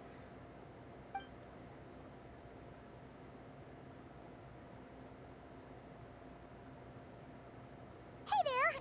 Sorry to disturb you, but are you Miss Nicole? Varka, Knight of Boreas of the Knights of Favonius. Alice might have mentioned me before. Ah, have we got the wrong person? Sorry. Well, this is awkward. When I shook my head, I meant, no, Alice hasn't mentioned you before. Okay. Huh? Where is this voice coming from? My apologies. For certain reasons, I am unable to speak. This is the only way I can communicate with you. Oh, okay. It might take some getting used to, but I hope you can understand. Hey, it's fine. I'm more shocked by the fact that Alice never speaks about me. Wow. As for you two, we have crossed paths twice before, but it is nonetheless a pleasure to finally meet you. It's really you! Thanks for all your guidance in the past. You're quite welcome. This time, things are different. We have reached the unwritten pages of the story. You might say that we stand at the crossroads of fate.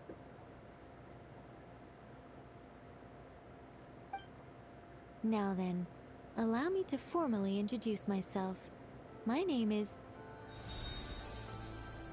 Pretty. No, stop! Alice! I can't believe it! I had a whole speech prepared. I'd agonized over every single word. She always picks the worst moments to ruin other people's plans. I'm so sorry about that. Alice took the liberty of devising some bespoke self-introduction magic for each member of the Hexenzirkel. But I could have sworn I deleted all of the triggering conditions for it. How did it bypass everything? Oh gosh, this is so embarrassing. This is a very different side of Nicole than what we're used to. Is she not used to face-to-face interactions? Don't worry about it. We've seen that introduction magic once already, so it wasn't too much of a shock. Please go on, Miss Nicole. We'd love to hear what you have to say, or, well, communicate. Huh? Are they talking to this lady? But... will you all promise to forget that horrendously embarrassing introduction? Sorry? Embarrassing? When?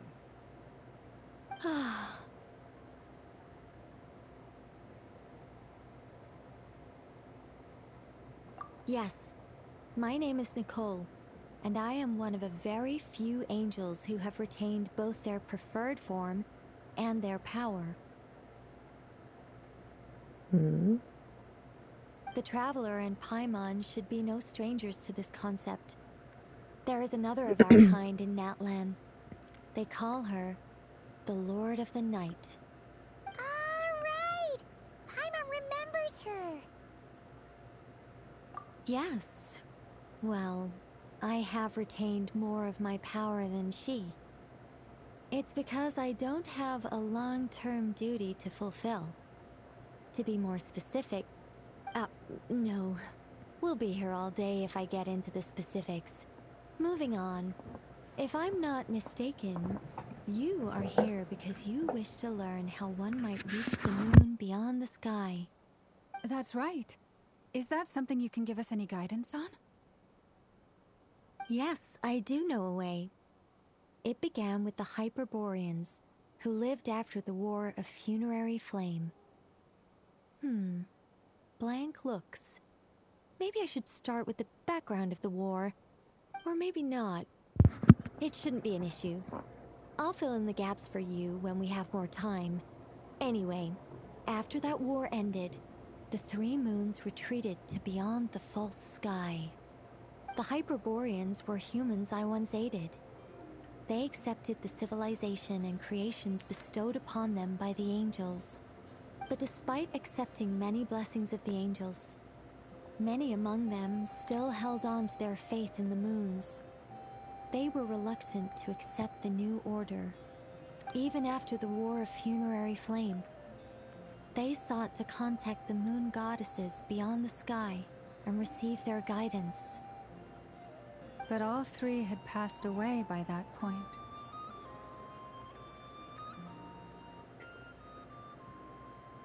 This mage has a unique method of communicating. Is she talking about the moons? Yes, but they did not know. And so, still they prayed for the moon goddess's mercy. After building titanic structures that consumed vast amounts of Kuvaki, at last they glimpsed the moons and heard their voices. But of course, they were gravely disappointed. For it was then that they realized the three moon goddesses were dead. Oh, that's such a sad story. It is. Humanity was in a very sorry state at that time. The angels who had once aided them were gone, and the War of Funerary Flames had left them homeless and destitute. Just a second, I gotta ask. How relevant is all this history to the task at hand? Well, I mean, it's... Okay, it seems we've drifted into irrelevant narrative waters. It's been a while since I've had the chance to speak inside someone's head. As soon as I got started, I lost control, and the words just flowed out like a waterfall. What I'm trying to say is... Right, yes, that's it. The relevant part is the ritual created by the Hyperboreans. The fact that they bypassed the false sky and saw the true moons implies that they successfully built a connection between Teyvat and the outside world. Which means, with enough Kuvaki and a sufficiently stable connection, it should be feasible to send one person over the border. Okay, so they built some kind of portal? Oh, yes. A portal. Yes. Is something wrong? You sound disappointed. I just didn't expect you to summarize it so well. It turns out I could have said all that in one word, if only I'd managed to think of it. No, please, it's fine. This is invaluable knowledge. I'll be sure to record and preserve everything in writing. Oh, really? Well, in that case, I suppose I could backtrack and add some more detail. I did gloss over a few things so far. Whoa, whoa, whoa, time out. Let's summarize what we've got first. The Hyperboreans were the last ones to use this method, right? So we somehow need to find whatever structure they built and make sure there's enough Kuvaki to power it up. Luckily, we have the moon marrow of both the eternal and iridescent moons, so we're all good for Kuvaki. Which means the key issue we need to focus on is finding the place. Am I right so far? Yes, Although, I expect the structure is long gone by now. That said, what if we could take advantage of the phantoms to travel back to a time when it still existed? Well, travel back isn't quite accurate. It's more like we'd be creating a handshake between 2 points in space-time. We wouldn't even have to pick a time when it still existed. It could just be a time when it still appeared in phantom form via projection, or we could project our own phantoms, fold them together, and... You look lost. Was that too hard to follow? Yeah, things got a little, technical there. Paimon's brain is reaching capacity. Alright. Let me think about how to put this more simply. Okay, got it. Over the next few days, I'll search for phantoms that we can use. Once I find one that meets the criteria, I'll let you know and we'll regroup. By completing certain rituals, specific individuals will be able to enter the phantom and make it to the Hyperborean structure. If everything checks out, and it looks feasible, we'll just need to wait for Moon Prayer Night, and we can send the Moon Goddess back home. I'm really skimping on the detail here. Is this making any sense at all? I think so. For now, we'll just wait to hear from you. Yes. Basically, yes. Great. Counting on you. In the meantime, we'll focus on finding the Moon Goddess's name. My name?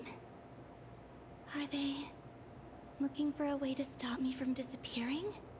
Excuse me, Miss... Go on, Miss Nicole. This conversation was a little all over the place. I didn't catch your name. I am Lauma, of the Frost Moon Scions. Ah, I did wonder. I noticed that you listened very intently when I spoke about Hyperborea and the moon's history. If you'd be interested, I'd love to visit you this evening and go through it again in greater detail. Also, if you were serious about making a record, it would be too risky to simply write down the raw details as is. I would suggest some tweaks. Maybe rewrite the stories as fairy tales or fables, perhaps even prayers. Anyway, we can cross that bridge when we come to it. So, see you later then? Oh, and no need to prepare anything. Just a cup of tea will do. See ya! She seems friendly. It's just... It's so nice to find someone who's actually willing to listen. I've been dying for a chance to finally go through all this systematically from start to finish. Any longer and I'd probably start forgetting it.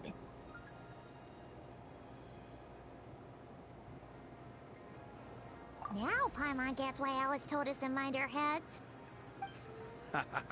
What did I tell you? A lot of quirky people in Alice's orbit. Now then, the next order of business is, where do we start looking for the Moon Goddess's name? Maybe the rest of what Nicole has to say might give us some clues. Once I've heard her out, I'll summarize the salient points and share them with you all. I'm also inclined to review our other documents. Yes, our faith was first established by our Hyperborean ancestors, but many of the more factually accurate records are from after Kuthar's birth. Sounds like we're gonna follow Columbina's journey through Teyvat, huh? In that case, we'll start by heading to the Frost Moon Enclave. Sounds like a plan. Take this with you. I'll see about getting in touch with the Fatui. It'll probably just be Arlecchino and Sandroni again. They're the only ones who would want to help. Thank you, Mr. Varka. Don't mention it. Honestly, I'm more comfortable dealing with the Fatui than prying into the details of a young lady's childhood. Catch you later. I should follow them, just in case there's some way that I can help.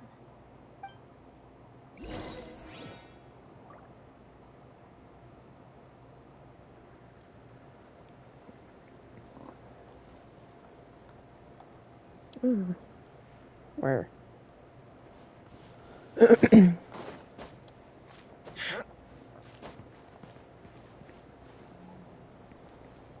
Way up there. What? How am I gonna get that?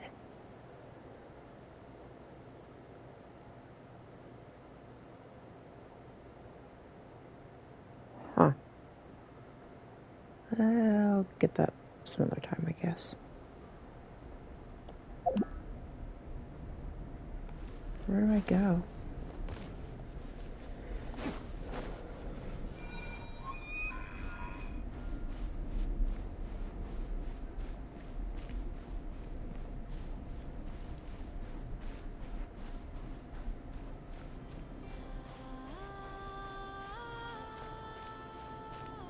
The hell, where'd it go? There we go.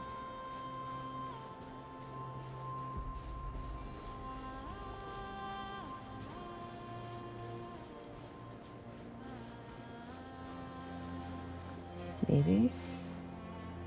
The hell? Up here? I have no idea. I'm assuming. Yep. A while ago, I took the time to organize all documents in our possession that pertain to Kutar. What you see here is the material I consider reliable. You're saying there's unreliable material too? Yes.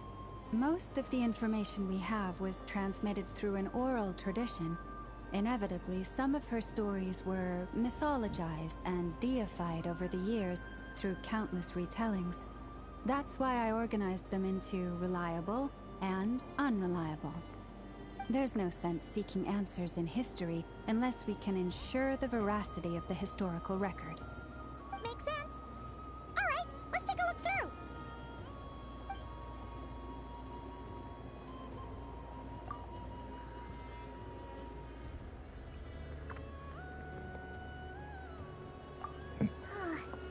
Almost all these records refer to Kutar instead of Columbina. Although neither of those is her real name. I'm not sure what point she's trying to make. What we can gather from these records is that the Frostmoon Scions worshipped her as a god, placing impossible expectations upon her. I cannot fault them for their earnest faith, but for all their devotion, worshipping her day in, day out changed nothing. I imagine that none of it resonated with Columbina. It wouldn't surprise me if, even back then, she had already begun to reject the name Kutar and everything it represented. Lauma speaks the truth. When I heard them call upon Kutar with hope and expectation in their voices, they may as well have been calling upon somebody else.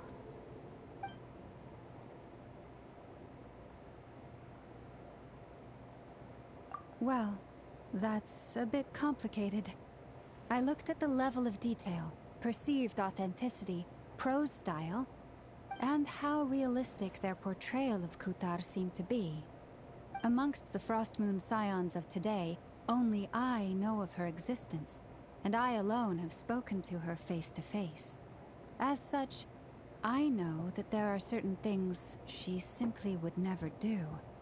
That being said, I have sensed some changes in her lately. Changes? Me? Seems like this is getting us nowhere. For what it's worth, why don't we check the unreliable sources too? Sure. Give me a moment.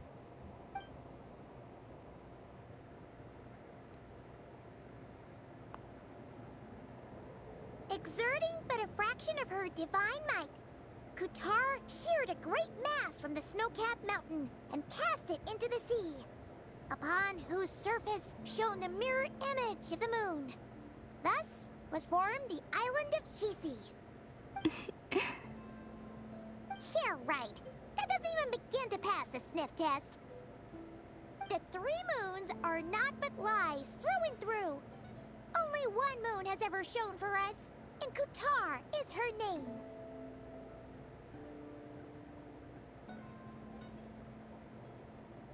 The vast majority of ancient texts are filled with fanciful tales like these. I trust you understand my criteria a little better now. Kuthar did not speak, merely gazing into the distance in silence. And where her gaze landed, this was her prophecy. Clearly, whoever wrote this text never even met Kuthar. Otherwise, they'd know that her eyes are always closed. What about you, Traveler? What are you reading?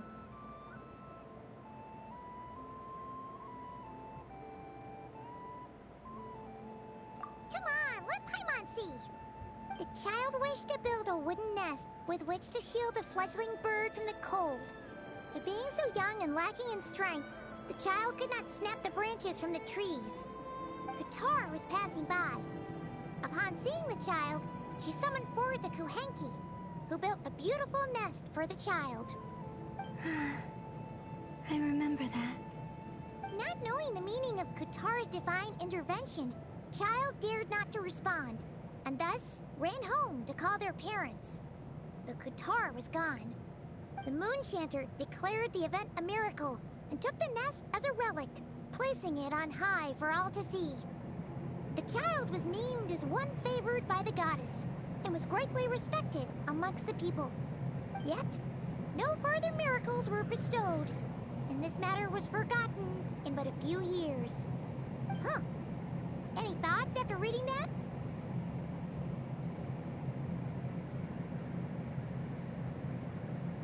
Yeah. Halabina probably just wanted to join the kid in making nests. Ah. I'd originally considered this a fabrication, because Kuthar did not perform any similar actions in subsequent records. But now that I think about it, it does seem like something Columbina would do. It's just that... She didn't know how other people would interpret her actions. She was probably worried about making things difficult for people. So, she gradually stopped joining in. Yes. Oh, that's so sad.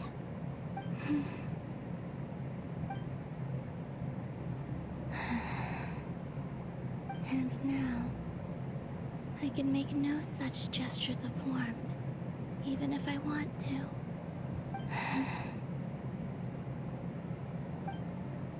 Still no name. That's a bit of a shame. But we did learn some interesting stories. That's gotta count for something.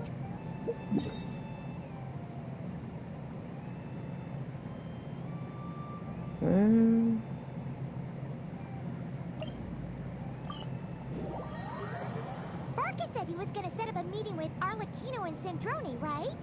Let's go back to Nasha Town and see how he's doing.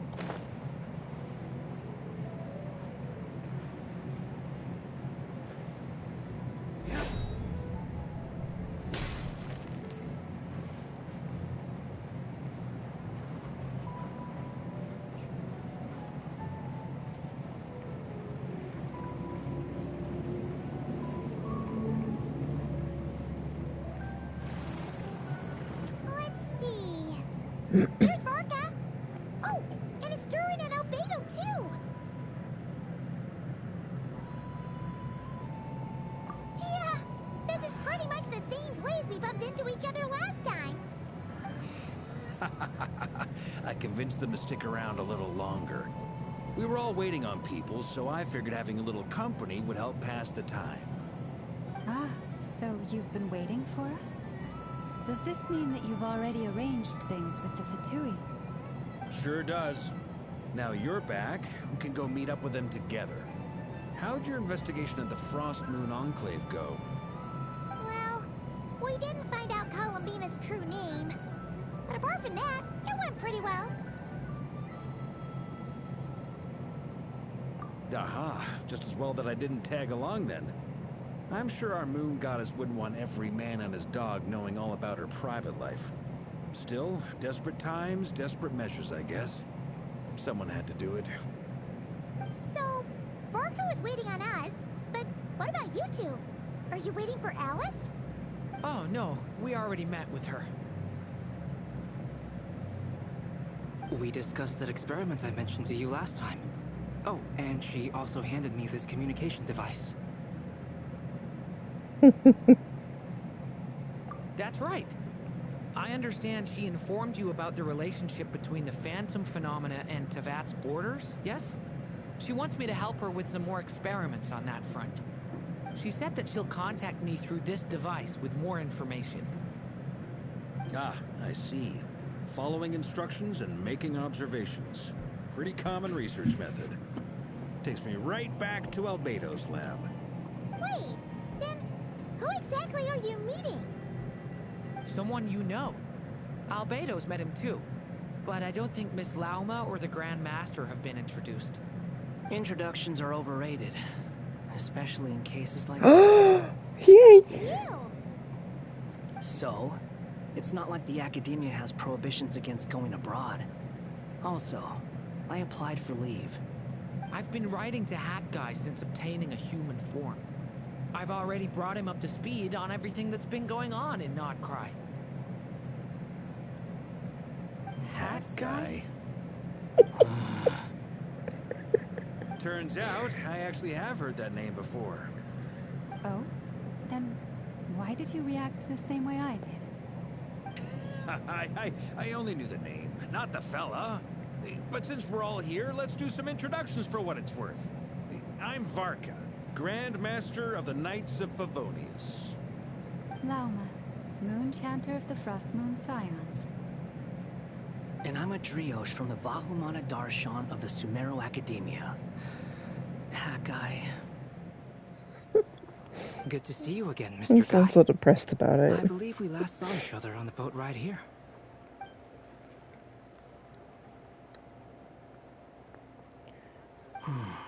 Mind you, the only reason I came here is because there's someone I want to look into. Who's that? The Doctor, also known as Dottore, second of the Fatui Harbingers.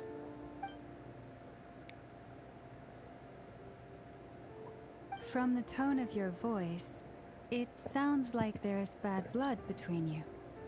I was reviewing our archives and noticed that a lot of information about him was missing. Left a bad taste in my mouth. That's all there is to it. Dottore, or Zondik, as he was then known, once studied at the Academia, but he got kicked out before he could graduate.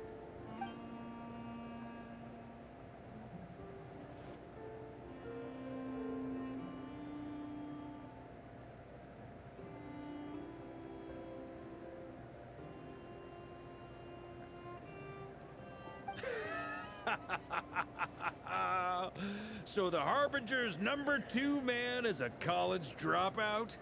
Ah, how embarrassing for them. Last we heard, he was planning something. We actually heard that a few times before, even coming to Nodcry. But we haven't seen a trace of him since we got here. He only appears when something interests him. For all we know, he might have left already. But the fact he did something here at all is worth noting. It'll fill a couple extra lines in his file. Why does it sound less like a file you're writing and more like a criminal record? Anyway, we were just about to meet 2 of the other Harbingers. Want to come along? You might learn a thing or two about him there. Sure.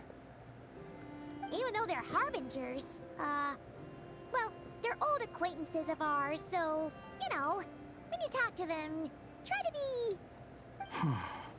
I got it. The Frostmoon Scions' relations with the Fatui remain tense. Forgive me if I do not attend. In that case, we'll continue assisting Miss Alice with her experiments. Good stuff. Everyone's having a fruitful time. All right, we better get going. I'll lead the way.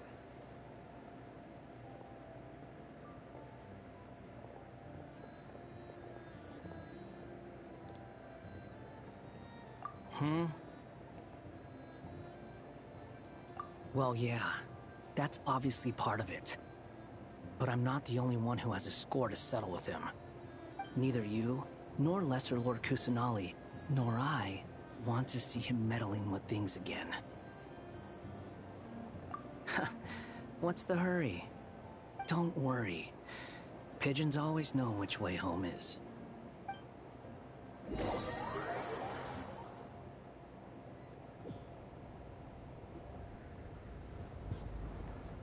Arlecchino. You made it. Who is this? A scholar from Sumeru. They call him Hat Guy. He's an old friend of the Travelers. Wait, this is the Academia representative you wrote about? He doesn't exactly look the part. I believe this will prove my identity. You'll notice it bears the seal of the Sanctuary of Surasthana. Well, what do you know? So it does. All right then. My mistake. It's fine. I expected as much. What?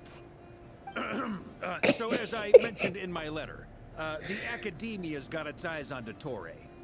But this matter remains top secret. Apart from those assisting in the investigation, the fewer people who know, the better. If anyone asks, I'm here in Notcry to pursue my personal academic interests. Gotta say, Varka, you did pretty well to keep all this under wraps for so long. Sounds like you got in touch with the Academia about this way back. You flatter me. Where do I even start? Remember that time we fought Rerir at Star Sand Shoal? He sure let me have it then, didn't he? I'll bet Dottore had that all sketched out, with me as his convenient little pawn. He could not care less about us if he tried, but hey! The feeling's mutual. Does Dottore really strike you as the sort who values his relationships with his colleagues? Fair point. Definitely not. Which is why I always keep my guard up whenever he starts making suspicious moves.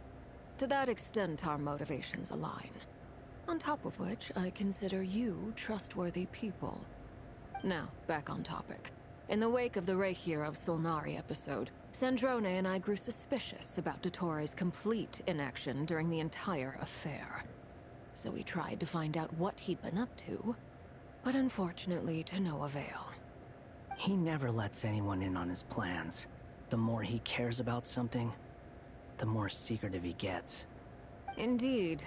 Perhaps he believes that by keeping a low profile, he can avoid trouble.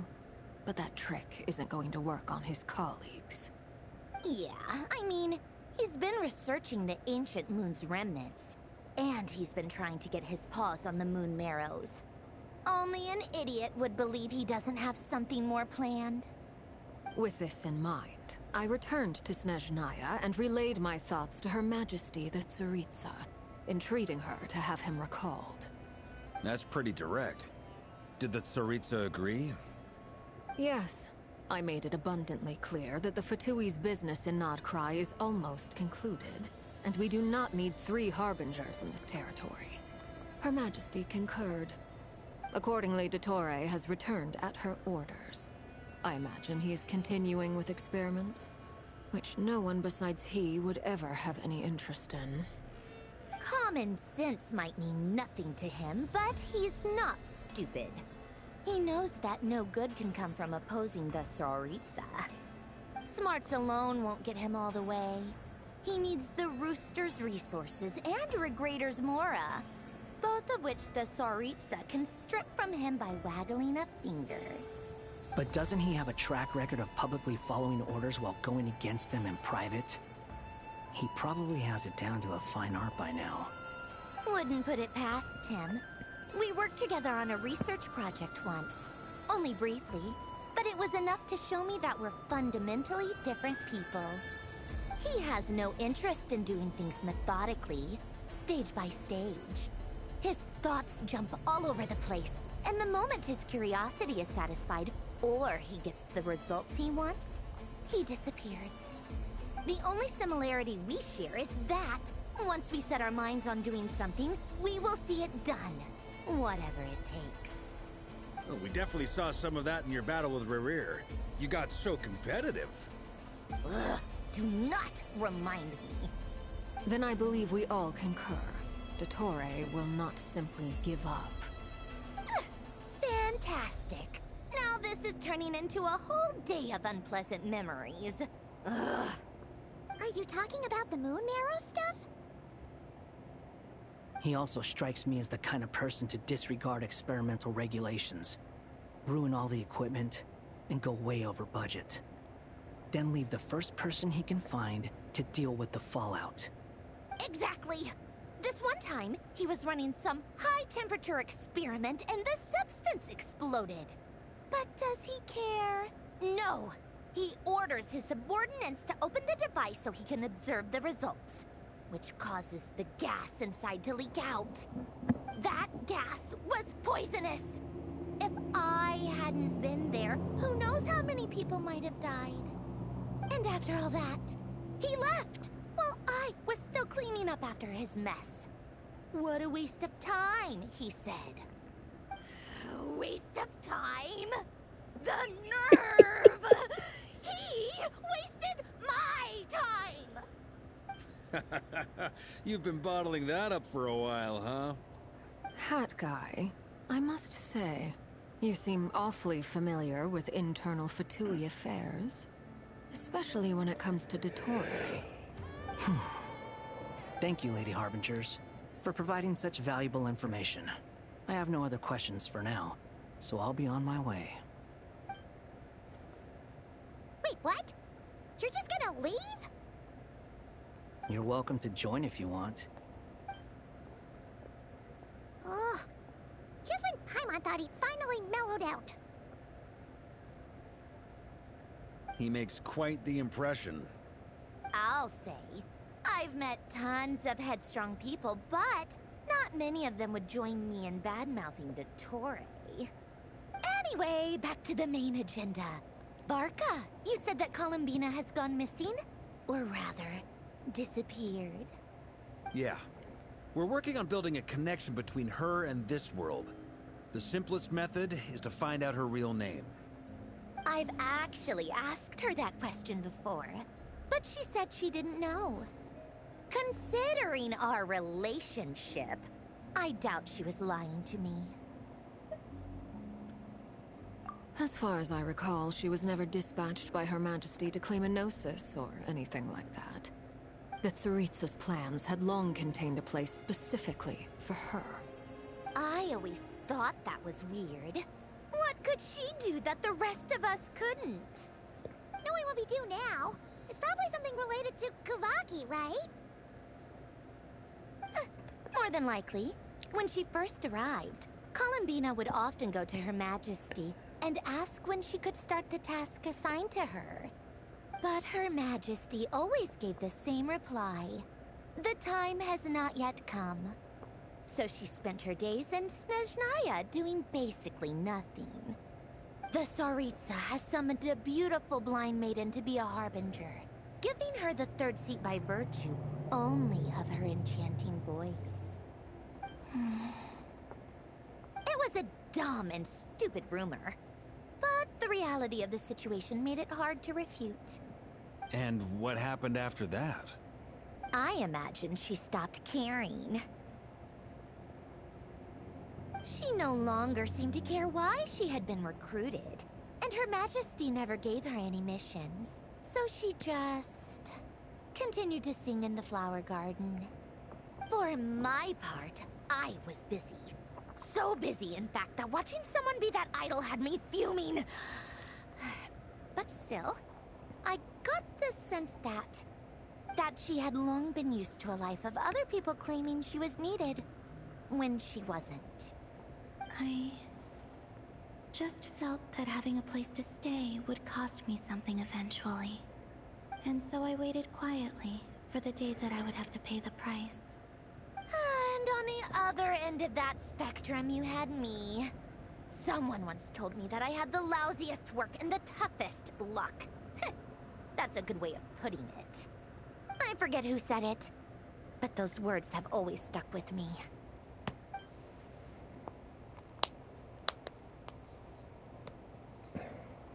But you've done your job exceptionally well all this time.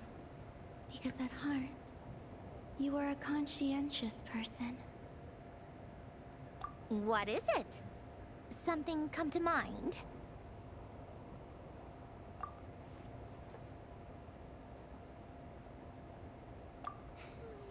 That makes sense. Nothing screams you are needed like your name shouted from across the town. Well, good luck with it. But if you ask me, Colambina is still the most shoutable name. I'm just so used to it now. After all the arguments we've had, I can't be bothered trying to remember another name for her. Nor I. Sandrone. Harlequino.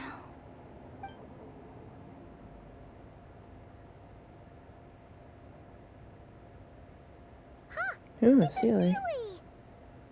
Does that mean Nicole has news for us? Ladies, I thank you for your hospitality. If the chance ever comes up, I definitely owe you both a drink sometime. I'm sure it will. You can make your own way out. Heck, you've been here enough times, you probably know your way around better than I do. Okay, time to do what adventurers do best. Follow that Sealy!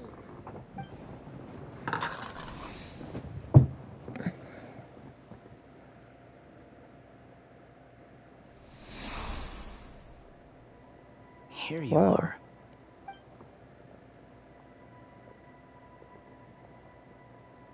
Oh, that guy. How come you're back so soon? Did things go all right with the Fatui? Fine. Dottore been summoned home by the Tsaritsa. Couldn't get much more than that. How about you? Any progress with the investigation? Unfortunately not. We've tried everything. Different phantoms, different locations, different points in history. But the results were the same each time. Abyssal monsters roaming the land. People crying out in despair, with no hope of being rescued.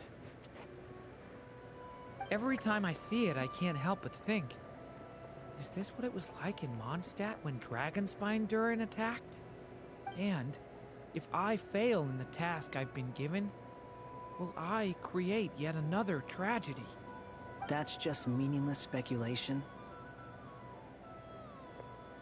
When we encountered similar phenomena previously, I tried to interfere with those illusions, using sounds and lights to guide them. However, we could not change their fates. At most, we were able to extend their existences. The events of the past are like fate that has been written into Irminsul. There isn't a living thing in Teyvat that can escape its past. But Miss Alice instructed us to try to find ways to change the outcome that these phantoms face. It's an impossible task. Can't you just refuse? Since she asked us to do this, I feel like it can't truly be impossible. Or if it is, well, mages can make the impossible possible. I could not have been born as Durin otherwise. But you also said that your past 39 attempts were fruitless. That's true. But you're still going. Yes. After this many futile attempts, surely you realize that you're not doing this because you still believe what some mage told you. It's because you want her hypothesis to come true. It's something you wish for deep inside. So, think for yourself about what you want to do. As long as you don't believe it's futile, it isn't. Yeah. Previous experience indicates that we cannot touch the phantoms, which limits the effectiveness of our interventions. If we want to clear this hurdle, we need to break this rule somehow. Same thought here. Following the same rules means repeating the same failures. Reducing ourselves to mere playthings of fate. So you mean we need to figure out a way to make contact with them despite knowing that we can't? Yes, and I suspect that's something only you are capable of. Everything in Teyvat is logged in Irminsul, but the withering that once occurred in Sumeru was a sign that the Great World Tree was being corrupted. This corruption allowed things that should not have existed in Teyvat to appear. This is tantamount to rewriting reality to an extent. You're saying abyssal power might be able to affect those phantoms? No one's ever tried it before. If you're gonna try it, it'll take courage. And you have to be confident that you can control it. Is anyone there? Has anyone seen my daughter? She's missing. I have to find her. I hear someone inside. Spargana? Are you in there?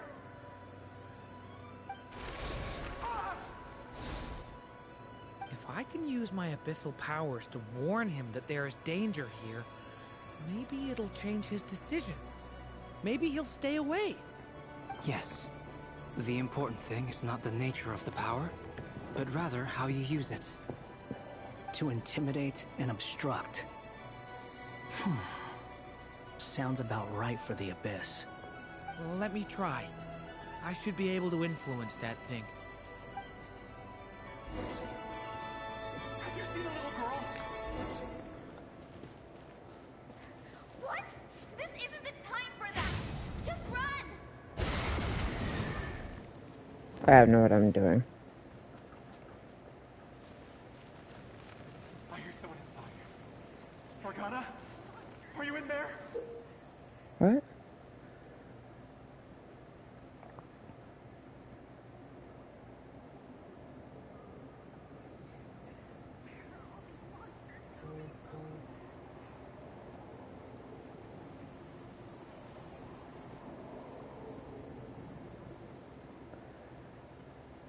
Okay. Hopefully. Probably gonna fail. Just saying. Oh. Wrong one. Try again. Have you seen a little girl? What? This isn't the time for that! Just run!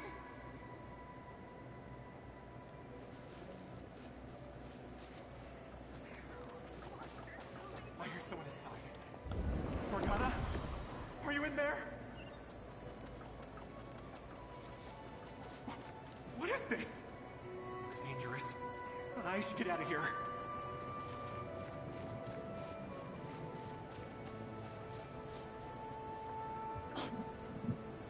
He really left.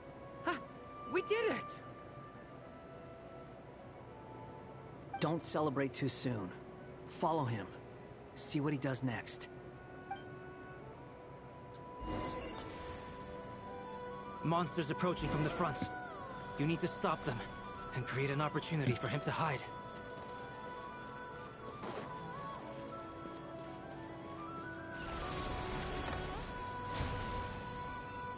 Oh. Help me!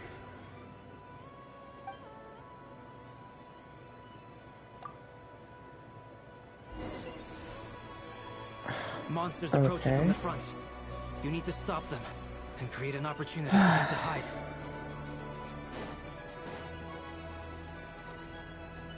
There's monsters ahead.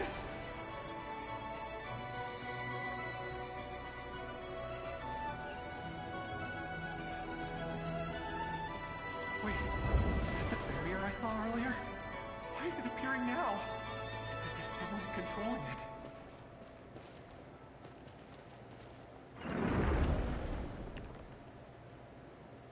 Oh, was I not supposed to do that?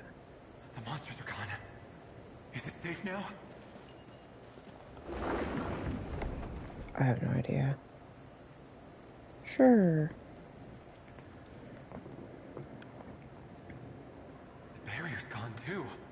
How odd. Anyway, I guess I'll keep going. Quickly, let's keep up.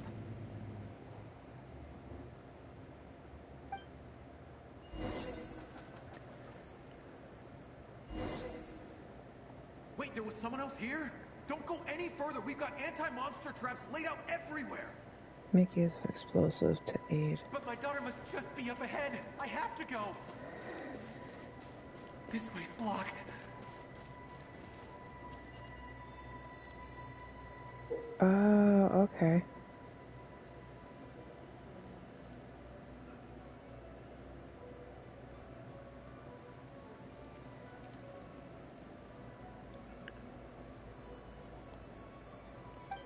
Okay. We might be able to use the explosives over there, but we need to take care not to hurt him.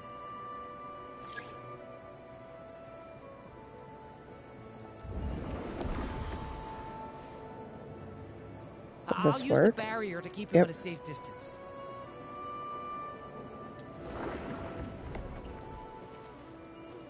This barrier seems to be helping me somehow. Hey, wake up! No good. Gotta keep moving ahead.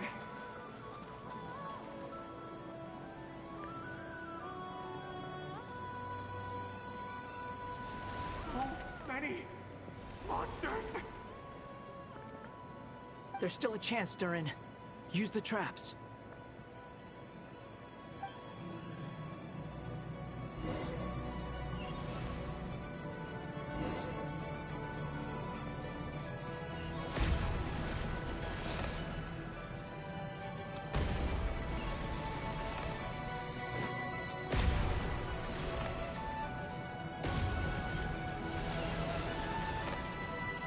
Oop, get up. Whew. Help me!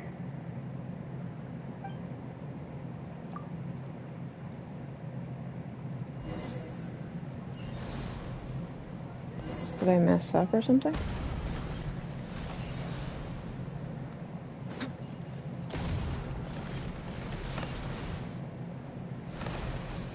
Help me!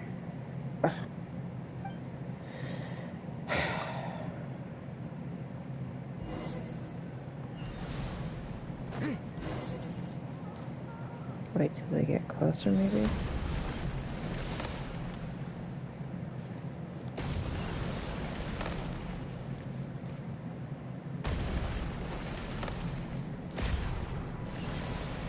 Oh my god, why is there so many?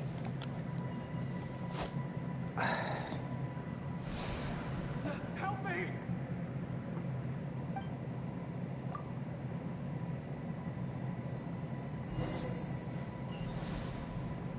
Frustrating. Oops.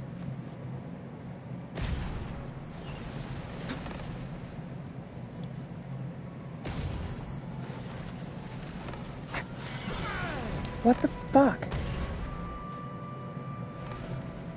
Help me!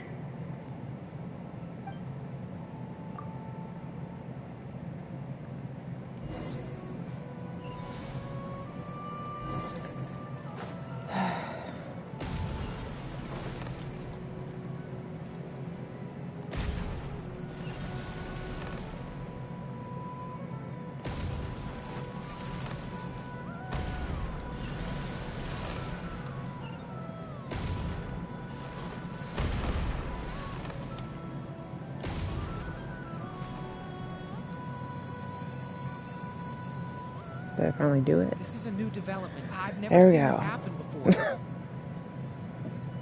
We might just be able to save this person.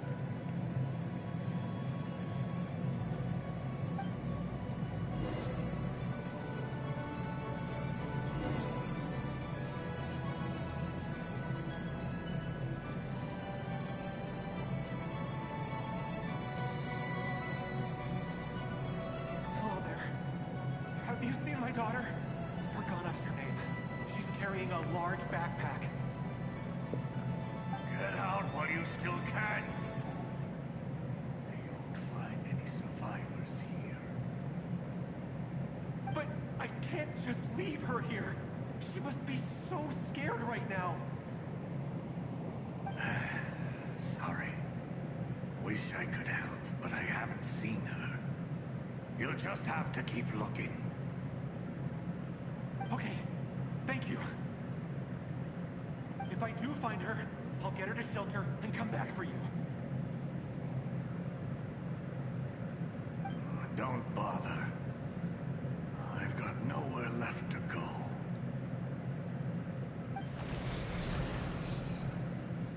What's that noise? Monster!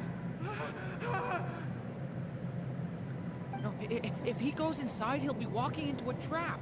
Let's try this once more. This time, we have to stop him.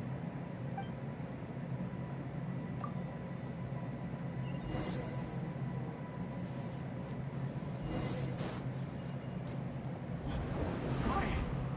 How will I know where Spargana's gone like this? You know what? I'll trust this strange barrier. It's got me this far after all.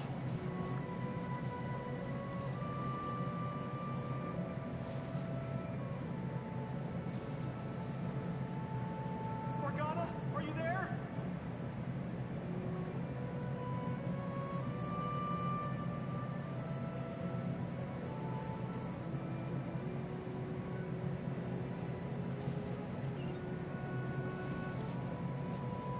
What does that want me to do? This? Hey, let us out!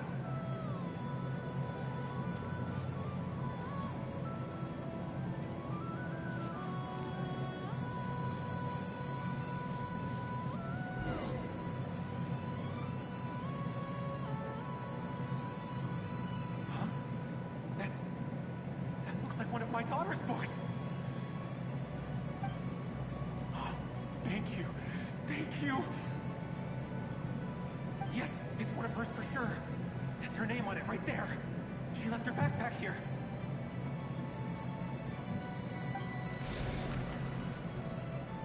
Durin, just like last time. Use the explosives.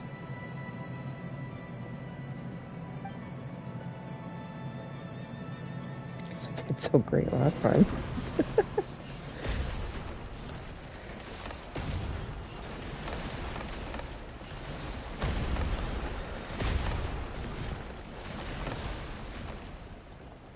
What?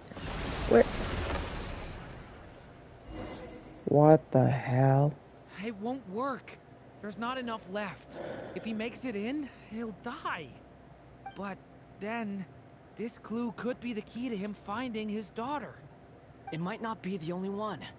Better he misses that clue than loses his life. I guess so.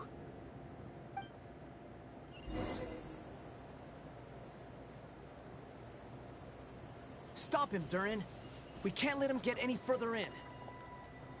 Damn it.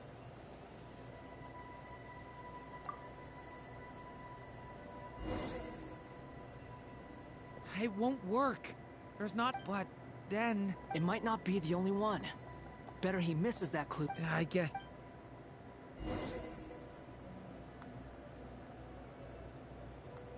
Stop him, Durin. We can't let him get any further in. That's my daughter's book! She's passed this way! Why? Why won't you let me go in? I've searched and searched and searched just for this! But how will I find her without any clues? I no longer have anywhere else to go.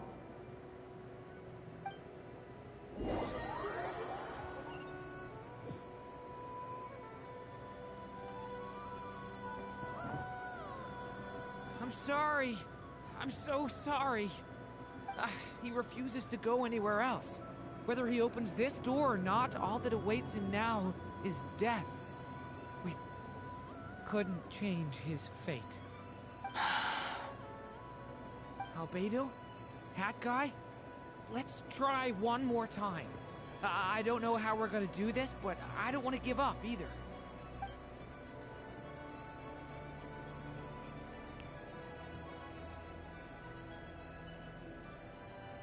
Why am I here? What's going on? All these scenes running through my head. Where are they from? Huh? What's going on? His reactions have changed.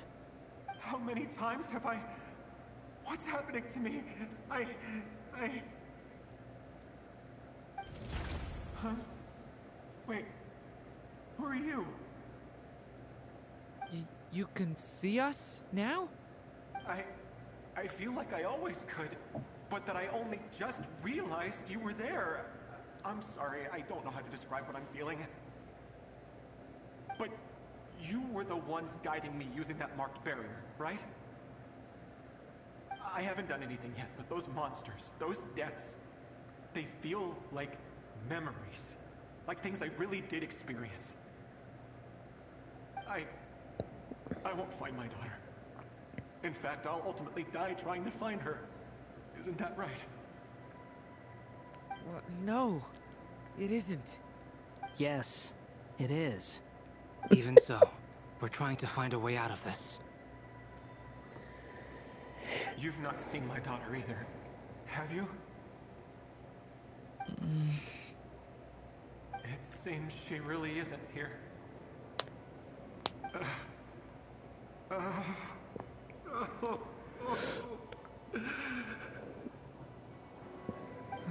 sorry we couldn't help you.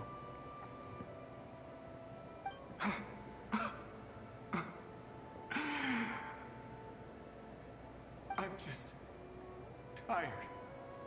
Maybe this is destiny. Maybe it doesn't matter how hard I search. How long do I have left? Experience says 15 to 20 minutes.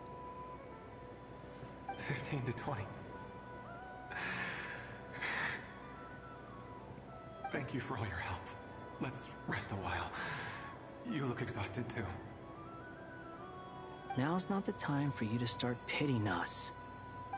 It's not pity. I'm just realizing that I've only got 10 or so minutes left. You know?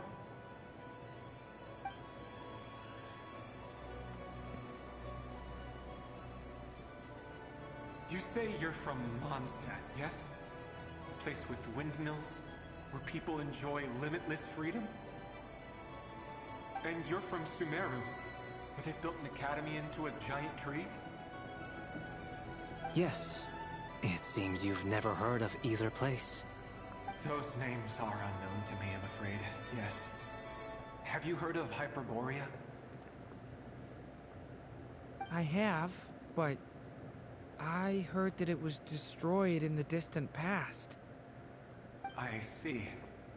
That was where my ancestors once lived. What about Delphi Pytho? Was it later rebuilt? I've never heard that name. Then what about Sal Vindaknir? I have seen that name on stone tablets on Dragonspine. But I'm afraid the only things left of that place are its ruins. I see. Sure enough, there was no way to turn this around, huh? I'm sorry. I was the one who asked to chat, but it seems like we're too many ages apart. There's barely any common ground to start from. It's all right. We did hear something new, at least. From how you speak of your lives, things must be going all right for you, I guess. They are. Mondstadt is a place of freedom and happiness. There's a lot of good people in the church and the Knights of Favonius, and even outsiders find that it's an easy place to feel at home. We have festivals a few times a year. Everyone gets together to drink, sing, and be merry. Sumeru is a lot more uptight. Not really the kind of place where you can relax. It's a nation fraught with problems wherever you look. But if all you want in life is to seek knowledge, I guess it's pretty much paradise. That's wonderful. In other words, after this all-devouring black tide passed, humanity did not merely avoid extinction, but rose to build prosperous civilizations anew. I mean, I can see you all right now. That must mean the future isn't a total mess, right? That's true. Well, time's almost up. Let's part ways, I think. Might be best if you don't waste too much time on me. The chances are slim, I know, but I'd like to spend these last few minutes looking for Spargana. If things work out, I'd love to tell her about what I've heard. May we meet again. Well, or not, most probably. In that case, may your wishes come true.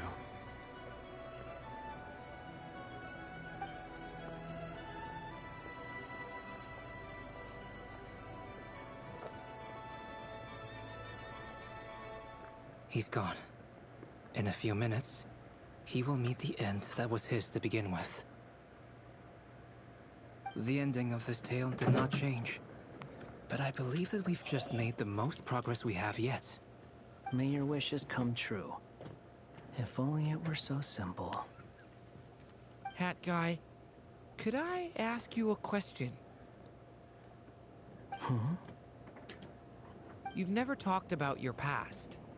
It seems complicated, and it weighs heavily on you, too. Would you be willing to tell me about it? I mean, sometimes it's better to get things out in the open. Take that guy we try to help, for instance. At least he said goodbye with a smile, right? I know about Albedo's past. Our experiences are very similar, and he created me.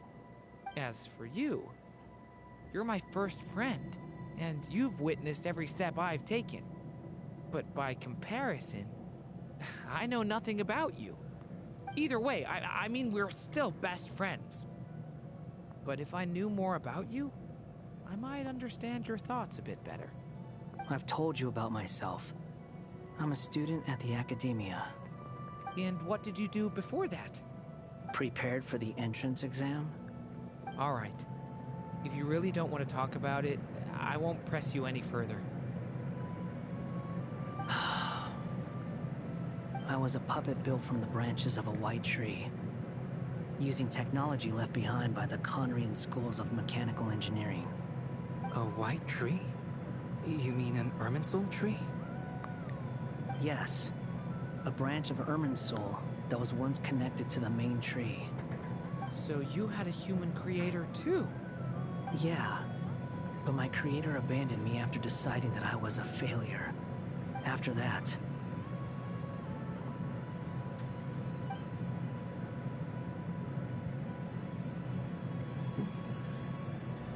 Durin. Resisting the influence of the Abyss, suppressing the urge to destroy, trying to do the right thing. None of these things are easy. But no matter how hard they are, trying to rewrite past wrongs is far harder. You asked me if you would create a new tragedy if you failed. I told you there was no point speculating about that. But the real answer is, yes, you absolutely will. That guy. But at least you've got people here to help steer you away from the wrong path. So, just keep aiming towards the light. I will. I promise. All right, break time's over. Hello, Durin speaking. Hello, friends, it's me. What have you been up to, I'm detecting some unmistakable fluctuations here at the border. The amplitude isn't particularly high, but they're completely different signals from the ones before, and the scale is comparable to those I've detected previously. Alice, we were unable to save that person. However, he appears to have retained a portion of the memories gained through that cycle, and was able to hold a conversation with us. I see. Well, that is rather odd indeed. It definitely merits further attention. Could I trouble you to keep trying the same approach? I need to gather some more data. Counting on you. I should probably have Nicole come and check this out as well. Well done.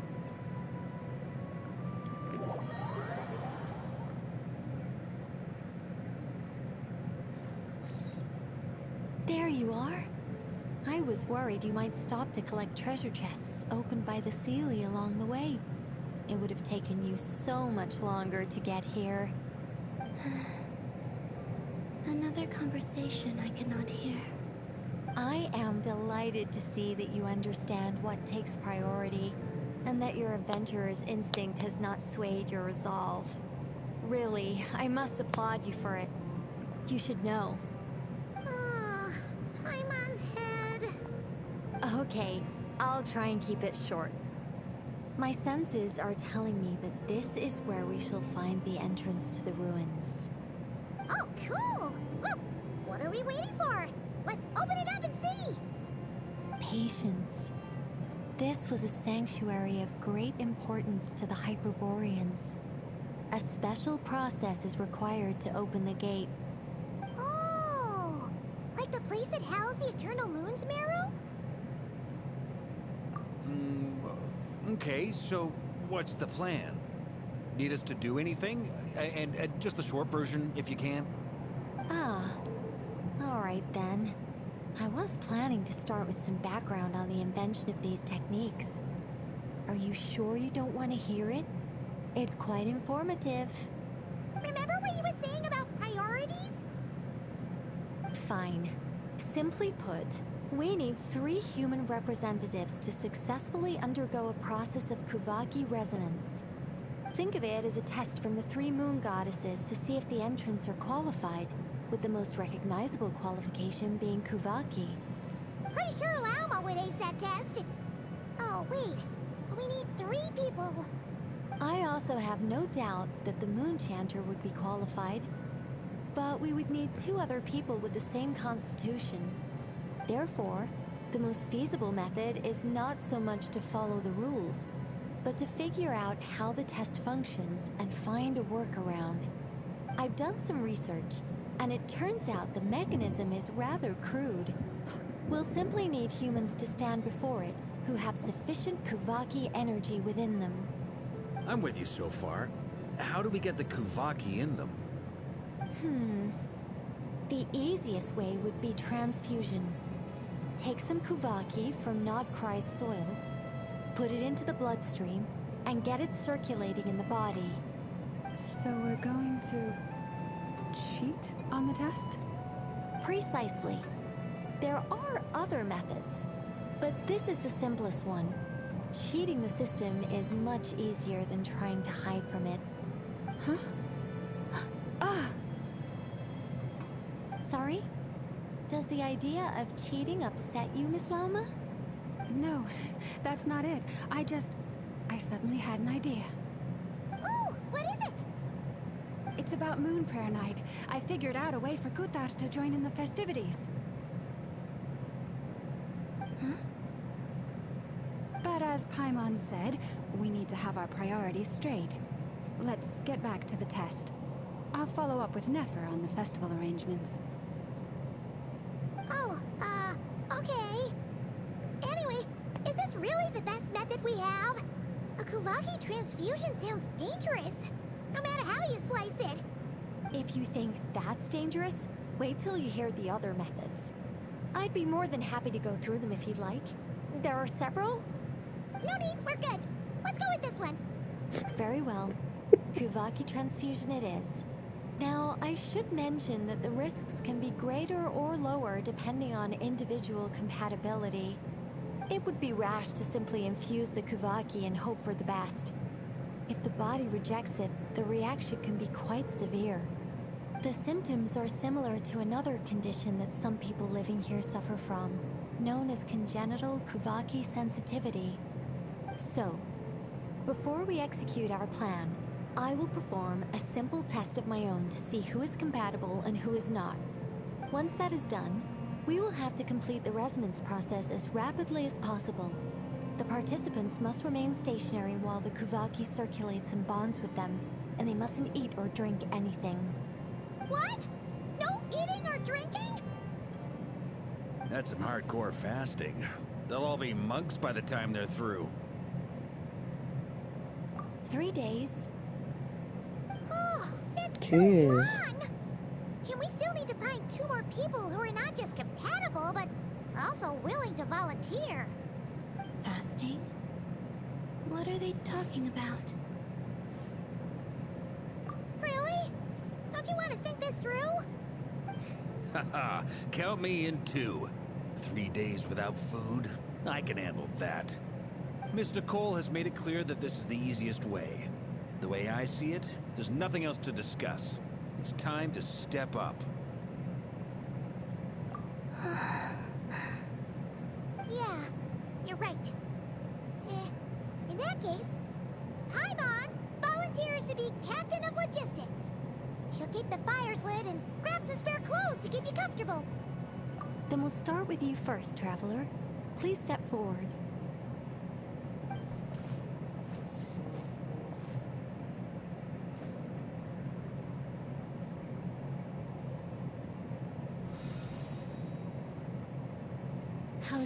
thing.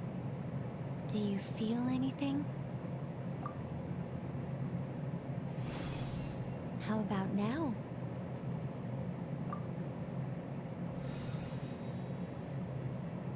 And now?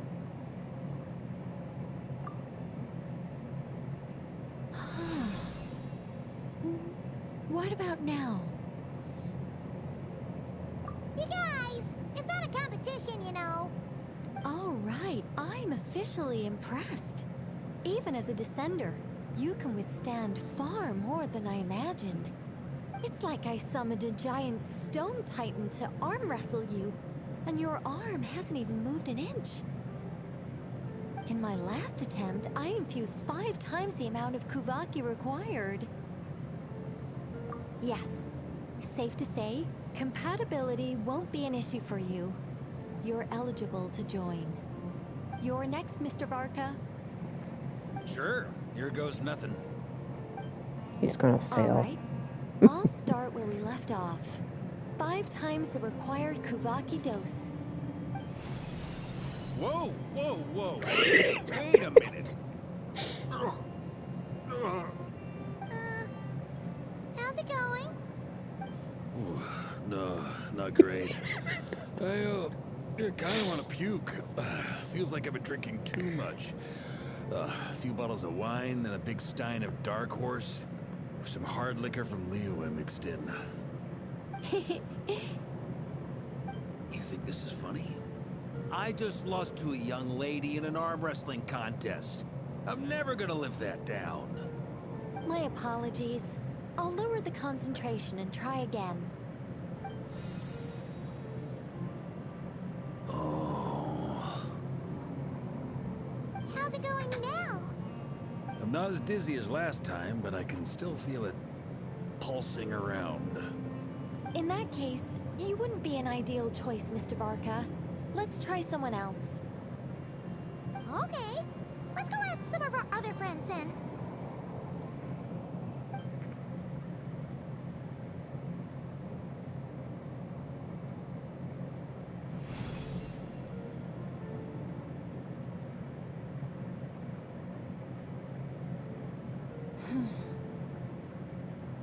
No surprises here, Miss Moonchanter.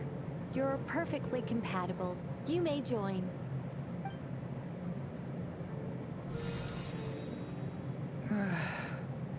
I'm getting a slight headache. Shame. You were so close. Whoa, time itching all over. Allergic reaction. We can't have that. Huh? Well, are you gonna start a what? The Hexenzirkel is an organization that cares for and protects children. We will not have them do dangerous things. Not even tests.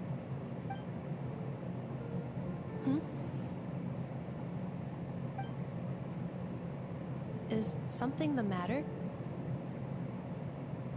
The candidates have to be human. I guess that rules me out too. Huh. Everyone except the Moonchanter got beaten. Guess I don't need to feel so bad after all. I mean, looks like this isn't gonna be as easy as we thought. Perhaps I could ask for volunteers among the Frost Moon Scions.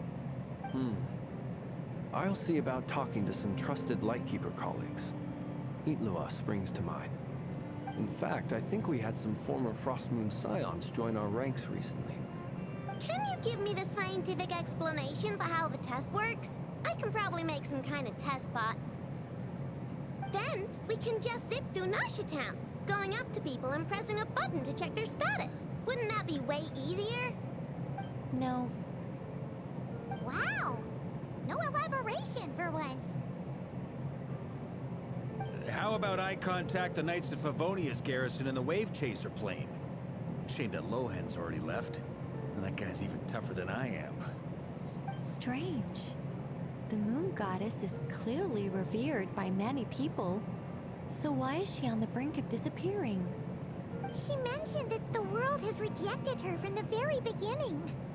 And when we fought the Rapier of Solnari, it seemed like she exhausted her power for our sake.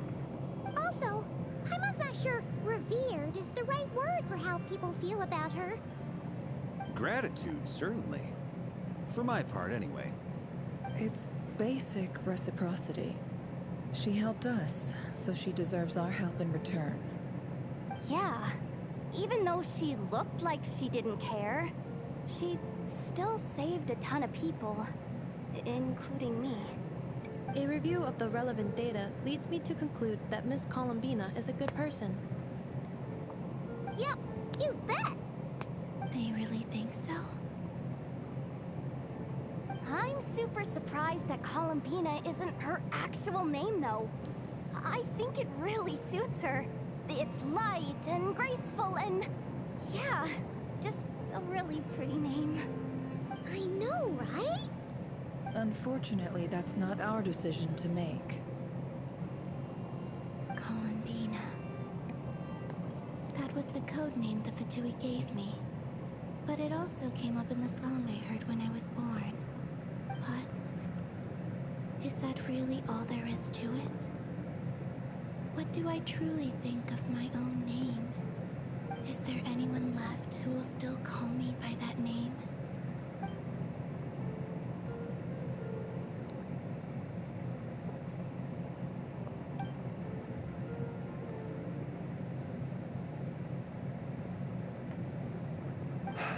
Moonprayer Night is getting closer by the day. We're running out of time. We need to look for other candidates. Then allow me to try. Huh? What are you doing here? You contacted your friends via the Adventurers Guild. Sandrone has been keeping an eye out for something like that, so she informed me. Since I have the ability to accommodate a moon marrow, I should prove to be a suitable candidate. Arlecchino. When can we begin? I see. We can begin right away.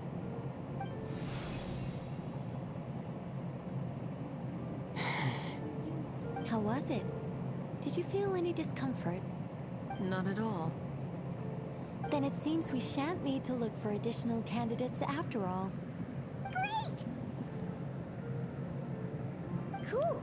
Alright, like Paimon said, the rest of us can take turns making sure the three of them stay warm and comfy. Then, my job is to take care of the caretakers.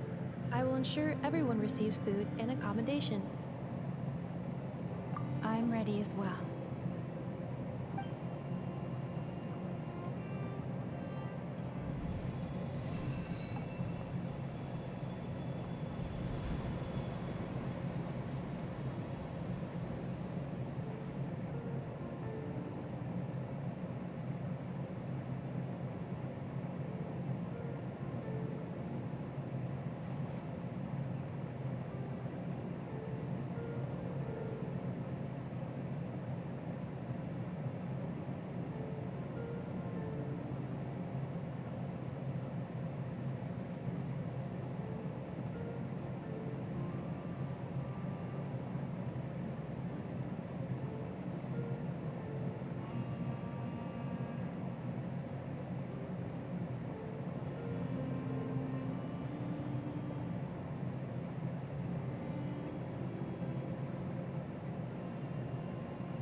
The work is done.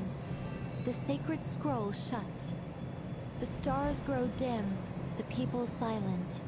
The white sun sets, the silver moon rises. O path to the temple, appear now before us.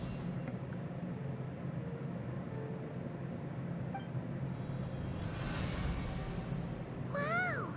It really opened! So that's what all this is about. They've been trying to open this gate. Come, let us enter. It might be best to eat something first. Take care to chew properly and swallow slowly. It will give your body time to readjust to the digestion process. They will head in soon. They will need to enter this gate.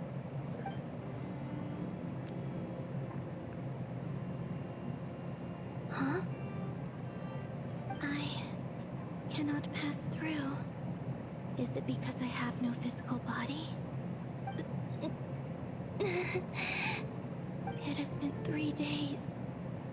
My strength has all but completely faded. Can I really hold on until Moon Prayer Night?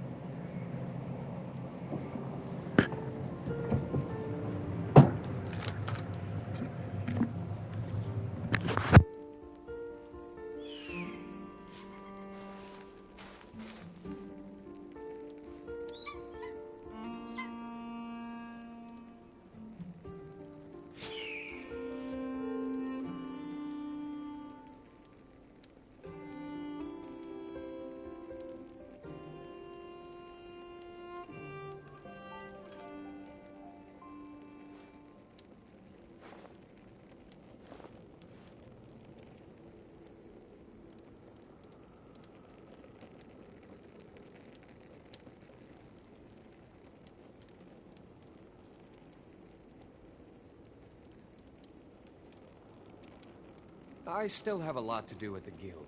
How about you take a rest while I go back?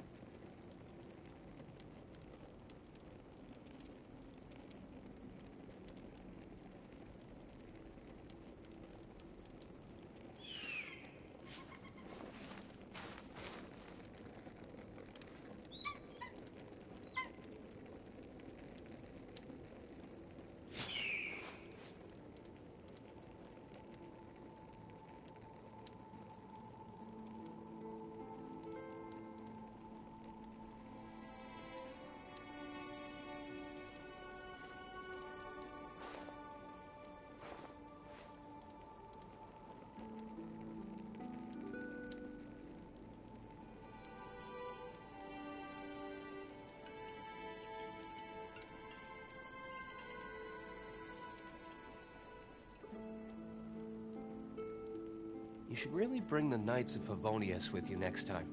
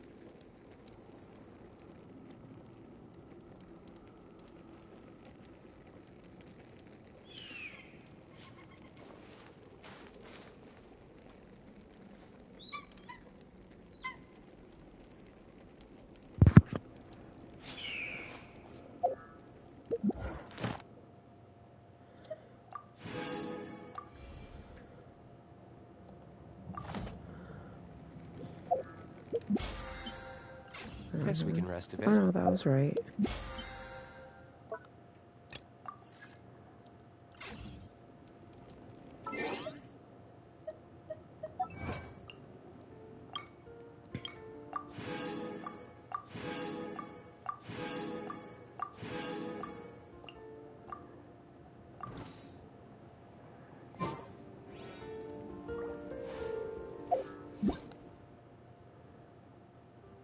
Huh?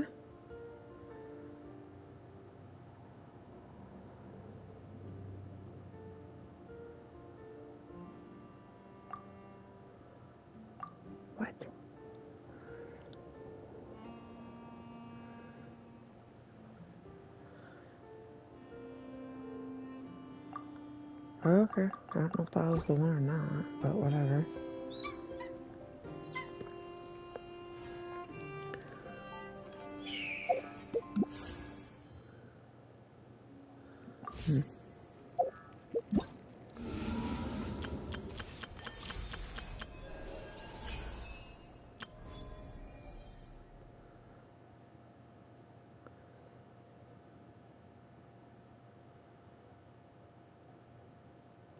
Oh, I can get that. No problem.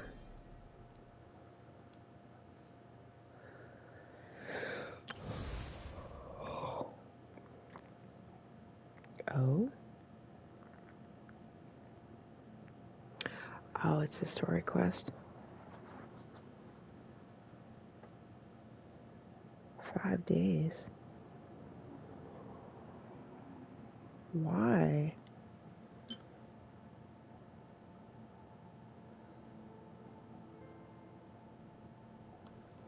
It's gonna be like sad.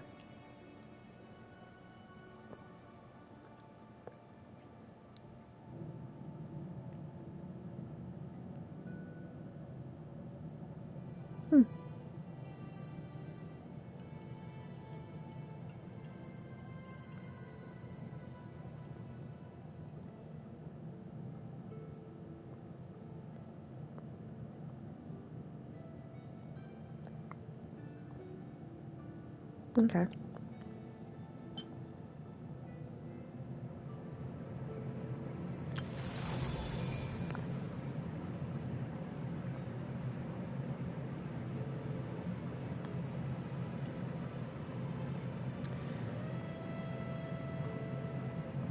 Yes, the following people. Yes, she's the only one I have. Lame. Test run. Bennett. I already have her.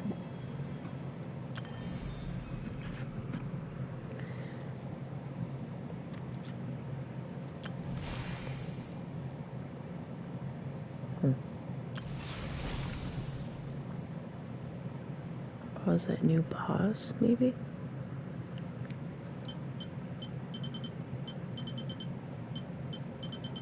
Yeah, it has to be.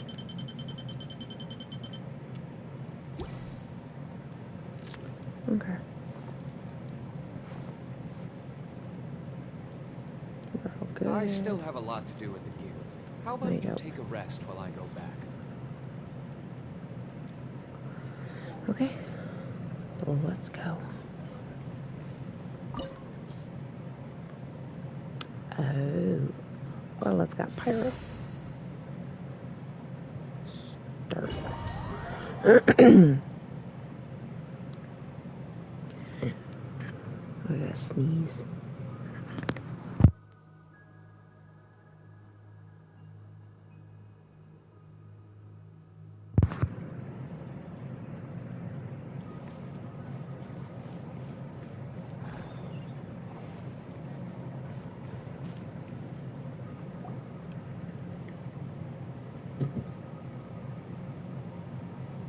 Are these people... Judging by their clothes, they appear to be phantom Hyperboreans from the distant past. That could mean they have some clues about the moon goddess's name, right?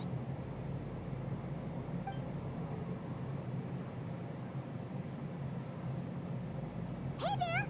Could you tell us what the moon goddess's name is?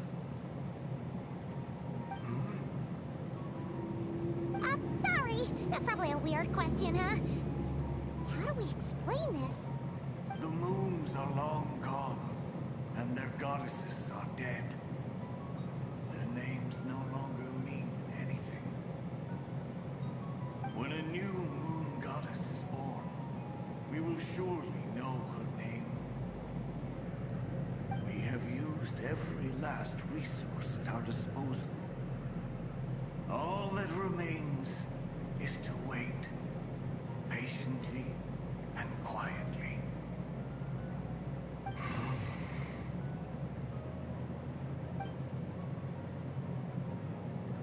Were the people of the past all this devout? It looks like this phantom doesn't intend to converse with us any further. Surely the new moon goddess he speaks of must be Columbina. Alas, Kutar's birth came long after the age in which he lived.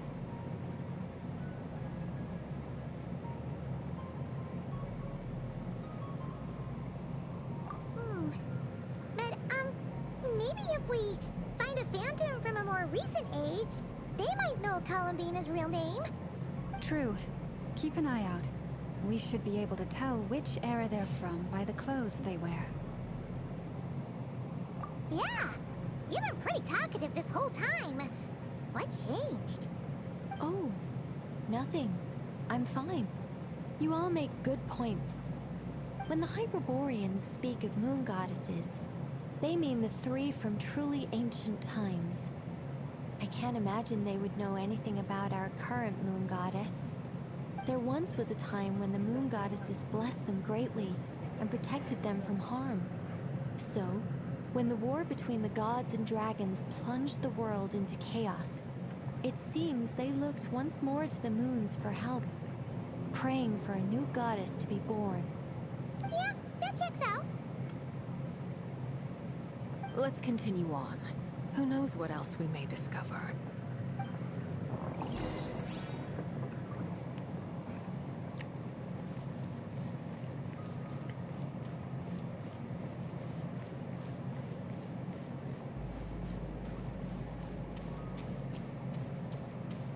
There's a door blocking this path. Not a problem. Try this. Oh, oops. Come on. There we go. Whoa! How did that door suddenly collapse? This device was maintaining the door's integrity. Remove the core, and the device stops working. Is this our destination? Impressive. More precisely, this is a device that will help us reach our destination. Yay. Let's go. We still have a long distance to cover.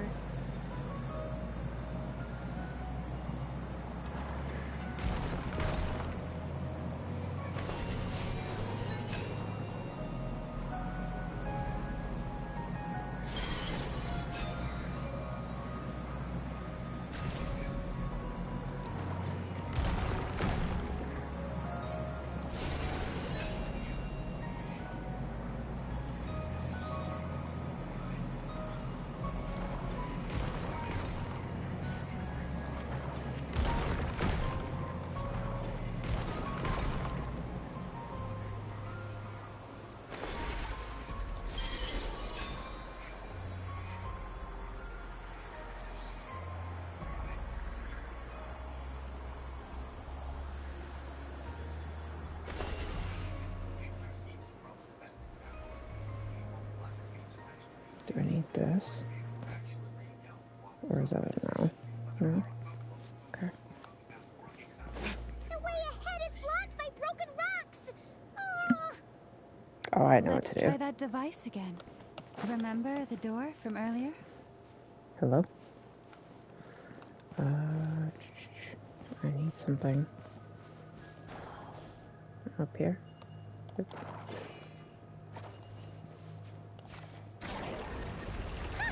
It works in reverse, too!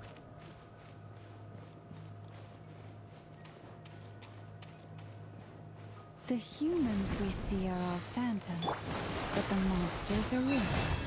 What a fascinating thing. There'll be plenty of time to admire it later. Damn it.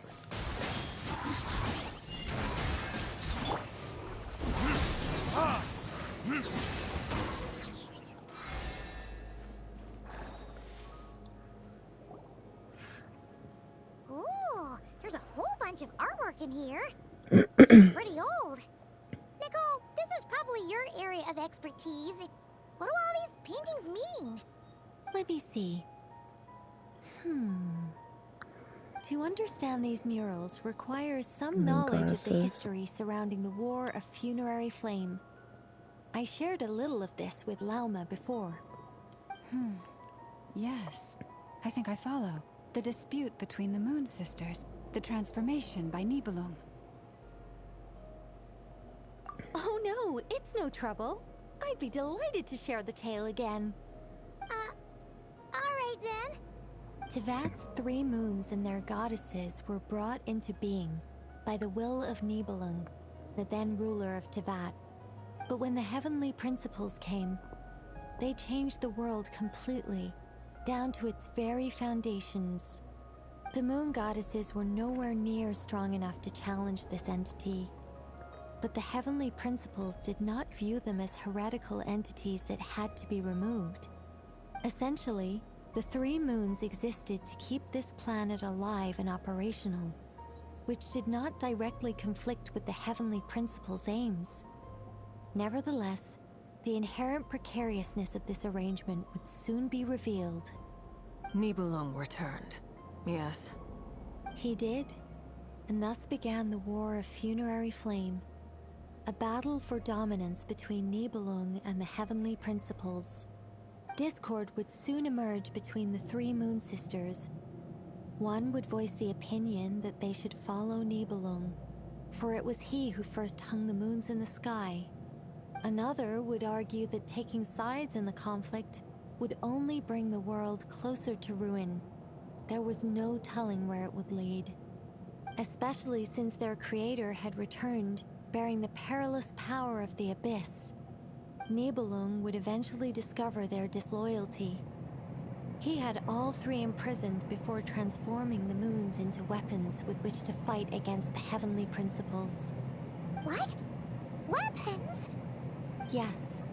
The very moons that had once defended the planet became instruments of death and destruction, striking terror into the hearts of all living things. And although the heavenly principles and the 3 Moon Sisters had once been at peace, it now seemed that the moons posed an unacceptable threat to Tevat. It is possible that the heavenly principles did not know of the goddess's imprisonment. If so, the weaponization of the moons would surely have been viewed as an intentional breach of the peace agreement. Regardless of who knew what, when, the heavenly principles shattered 2 moons and flung the other beyond the skies. Whether the goddesses managed to escape Nibelung's captivity after his fall, nobody knows. But this much is certain.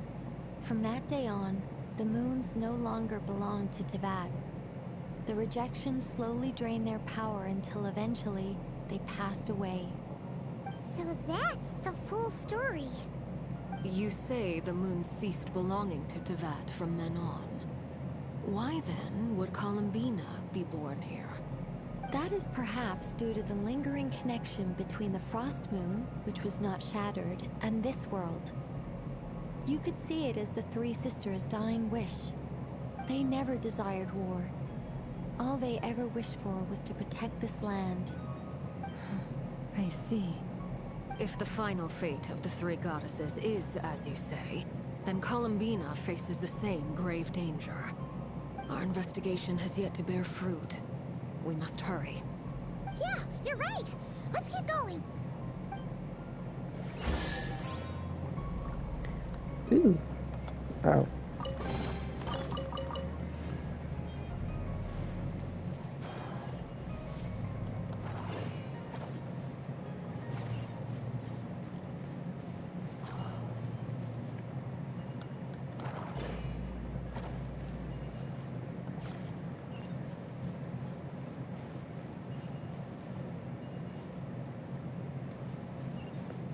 Do I do it from here? Or...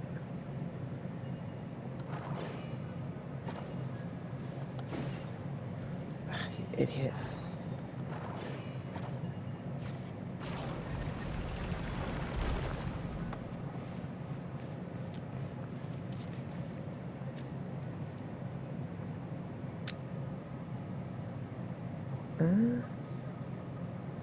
Hold on a minute. I want to check this. Or maybe not. Never mind. I lied.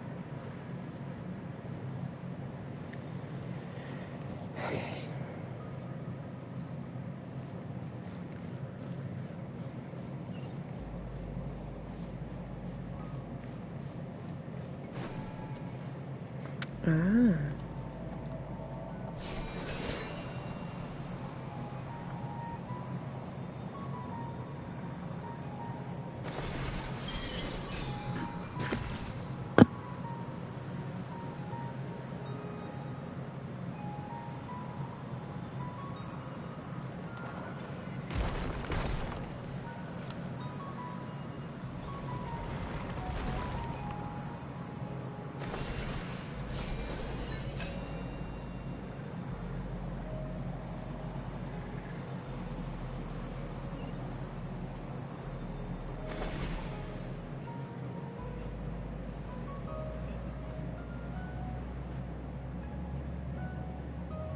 We're finally here.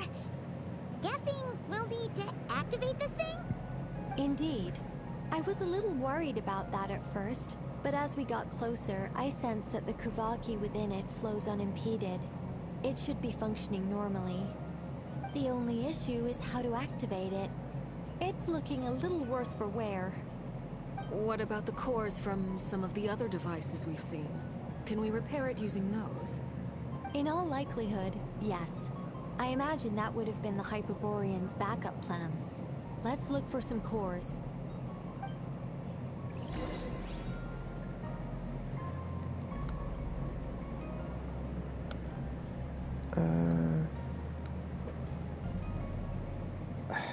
Where do I go?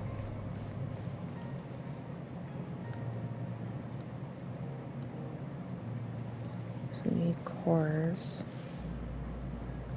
Okay.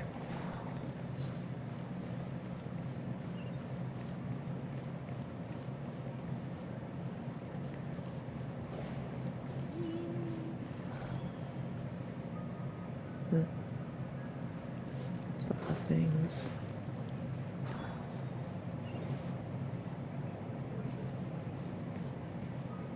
Reminds me of Ruger's thing, honestly.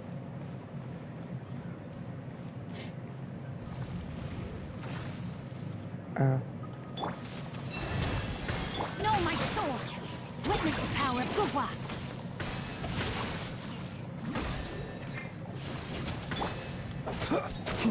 Beware the creatures of the night.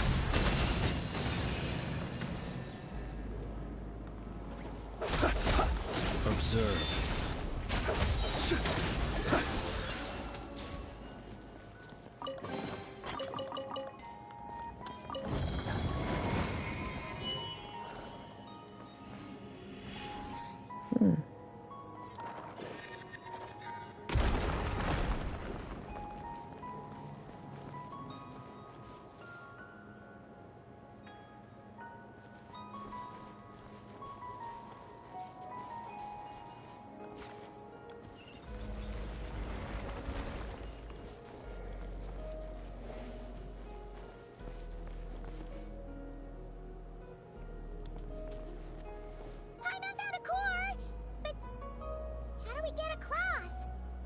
Walk up, then jump down.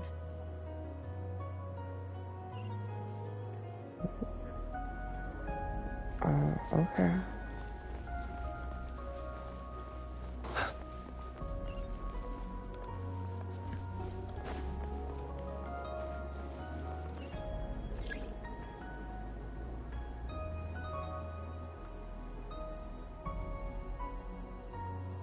What? There's nothing here.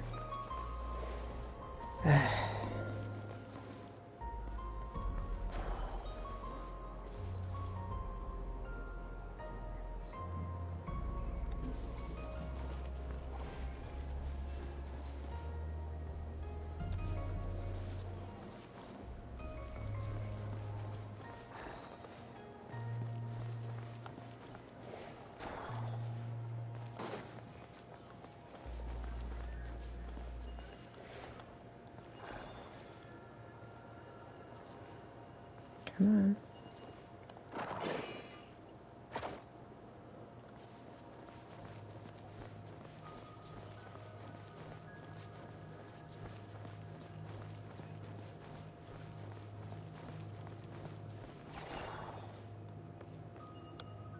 Gimme.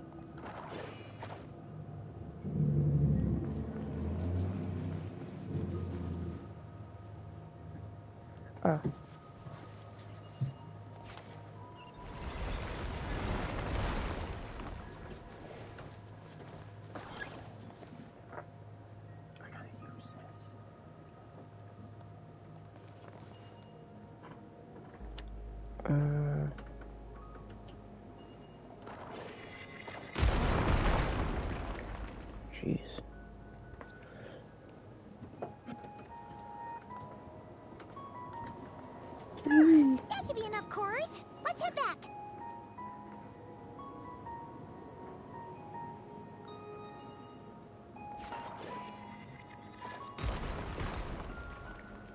Oh. Oh my god. Give me.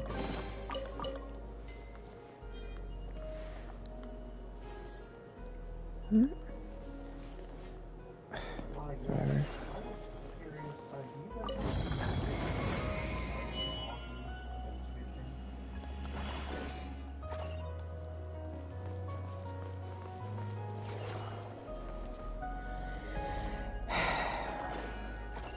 It's gonna be a pain in my ass, isn't it?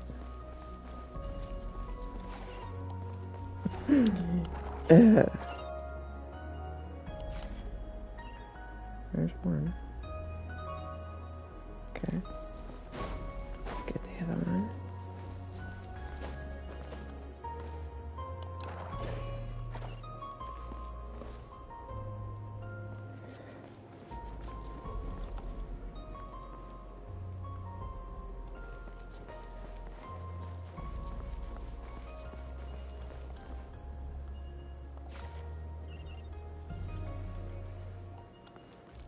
Okay.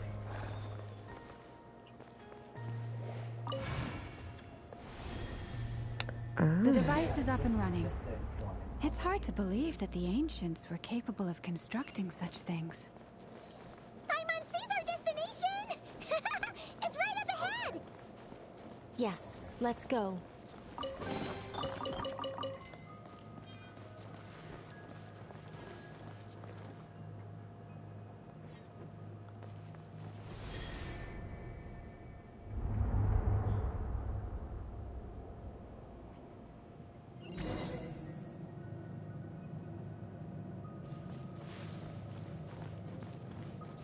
Yes, hi. Is this, I'm looking for a 6-inch ice fishing pond for ice fishing. Yeah, that's fine. How much is it? What's the, who makes it? Is it Strike Master? Okay, thank you. This is where the people of Hyperborea communicated with the moons.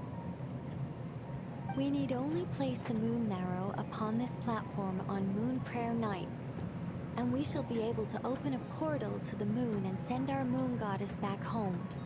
The assumption being, of course, that we can find her first. That's right. You want to know if it's... And yet, she has no choice but to return. You know this. Oh, that's not the only issue here. This is the end of the line, right? We've explored everything we can. And despite looking at historical artwork and talking to people from Hyperborean times, we're still no closer to learning Columbina's name. If it's not too much trouble, could you tell me exactly what Alice said to you about finding her name? Oh, sure. What she said was... Then your first job is to find it. As a moon goddess, I'm sure she must have a name she identifies with. Neither Columbina nor Kutar is her true name, and she's never really accepted either of them. Is it not also possible that she has never had a true name? Not at any point in history? That would be a hard pill to swallow. But at this point, we may have to accept that that is the truth. No one knows how she came into being, and she certainly doesn't have parents in any sense that we're aware of. Perhaps she was never granted a name at all. Does that mean there's no way to get Columbina back? She's just gonna disappear and there's nothing we can do about it? Huh? Wait, why all this pessimism? Was it the way I phrased this question? You all seem to be taking this in completely the wrong way.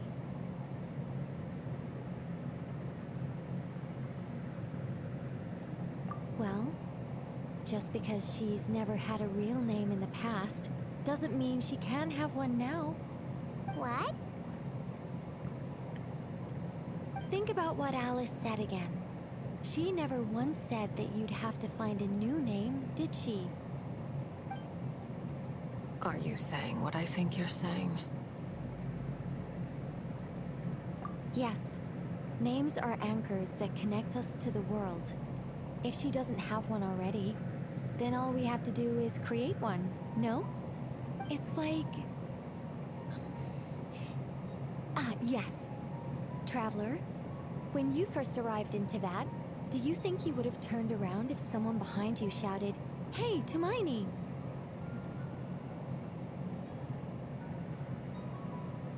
Well, what about now?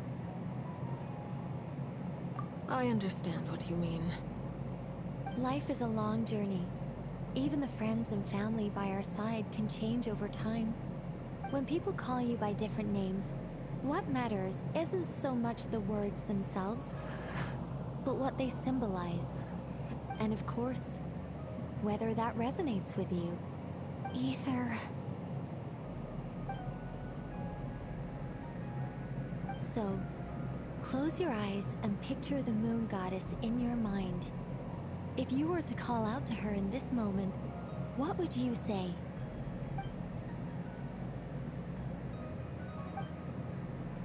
Columbina. Columbina. Paimon would call her Columbina too. She has long forsaken everything that Kuthar represents. I think from now on I should call her Columbina too. Well, it sounds to me like you found your answer. Are you sure? Is it really that simple?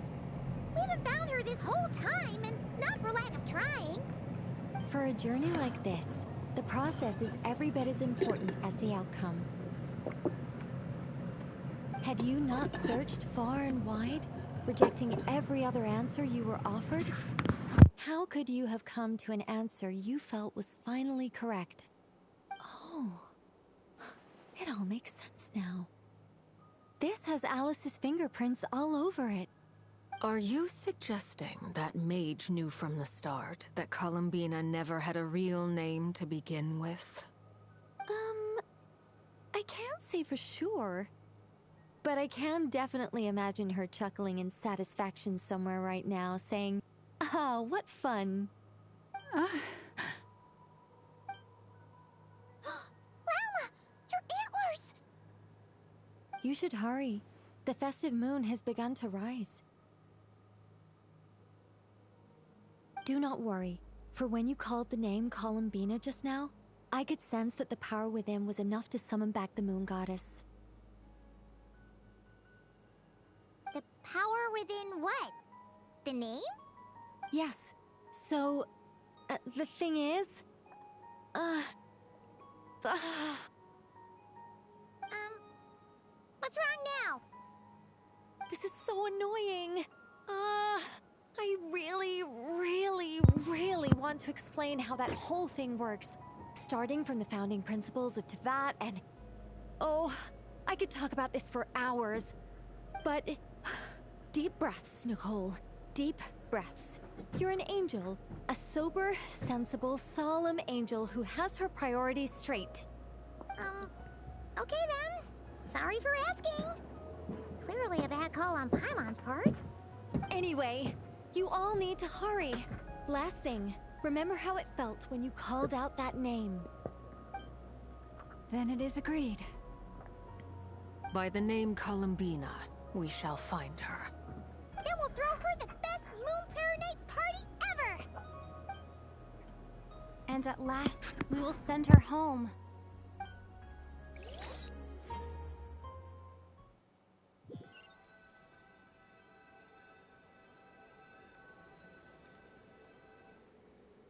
I can barely move anymore. My consciousness is fading away. Have they come back out? I'd love to see them one more time.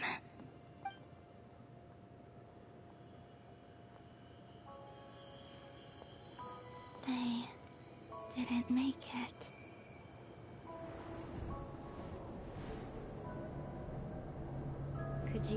Tell me your name? My name is... Columbina!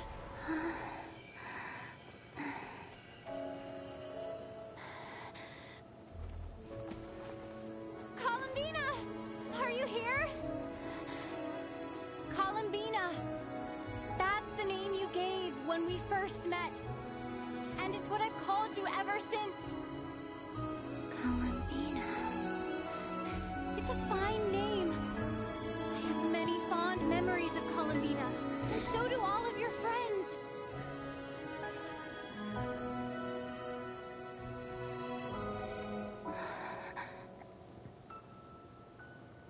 If you like this name,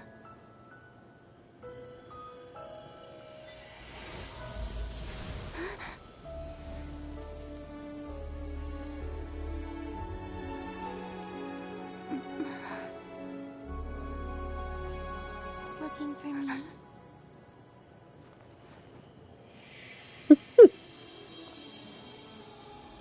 Yay. I like it. You can carry on using it.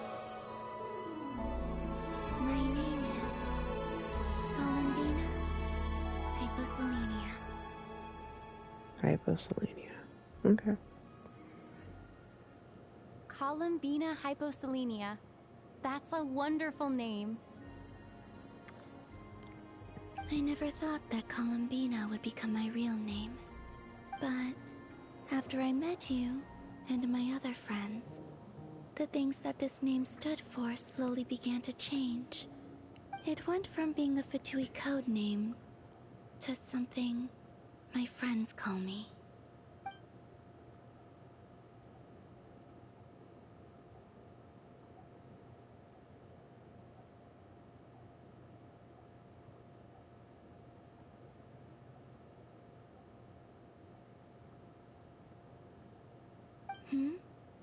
What is it? Why aren't you saying anything? I'm just so happy for you.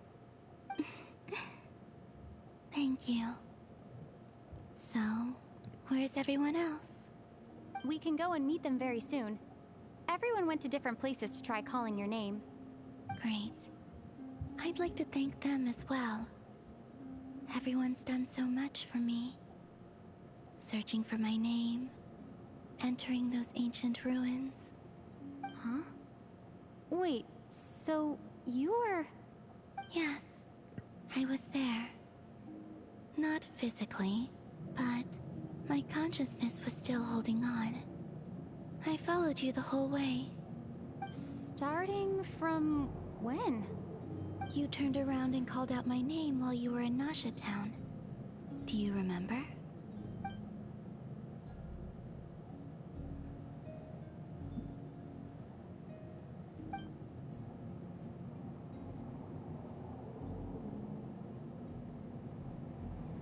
Let's go. We don't want to keep them waiting. Sure. In that case, come with me. But... Hmm? Before that, could you call my name one more time?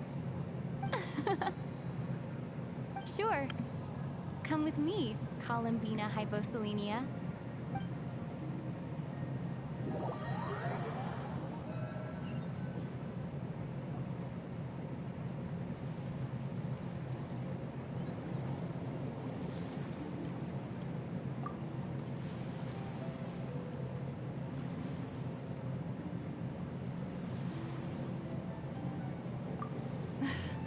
Columbina.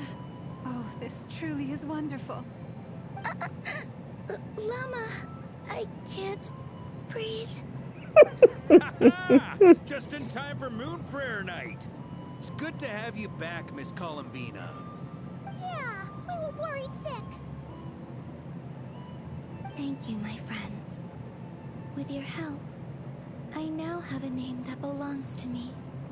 Columbina Hyposelenia. Where's the second half from? You added it yourself? That's right. It means... Born beneath the moon. Yes. And by extension, it can also mean born beneath this world. A fine name. Now, as much as it pains Why me is she to that interrupt again? this beautiful reunion, I feel obliged to remind you that the Moonprayer Night celebrations in Nasha Town have already begun. Don't you want to enjoy the festivities? There's so much to see and do. And some of the ambient lighting and entertainments were sponsored by the kind souls in the Hexenzirkel. Nicole? Why have you turned into Dodoko? So you're Miss Nicole. Thank you for helping us, and for helping me find my name. It's nice to finally hear your voice.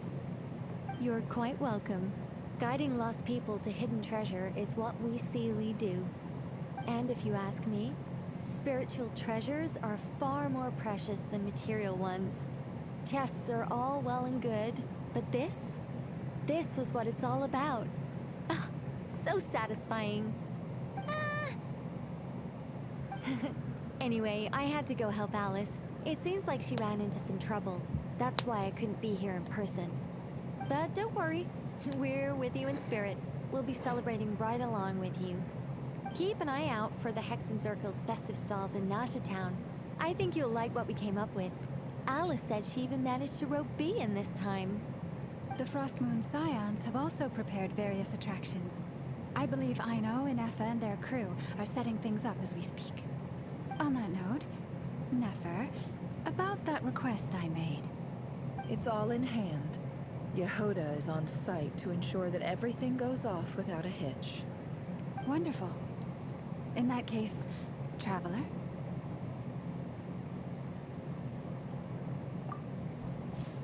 Huh? Come on, Columbina. It's time to celebrate the best Moonprayer night ever.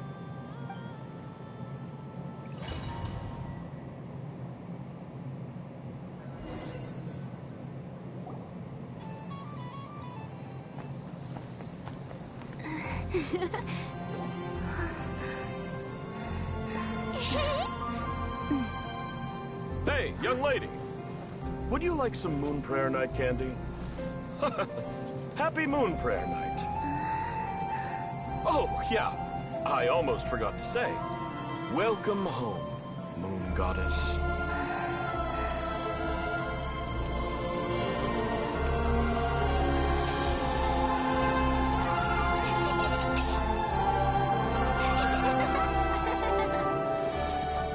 Welcome home, Moon Goddess. Welcome home, Moon Goddess. Welcome home, Moon Goddess. Turning Nasha Town into her home is a festive gift. A rather brilliant idea. Perhaps this is what Notcry, Columbina's home, should have been like all along.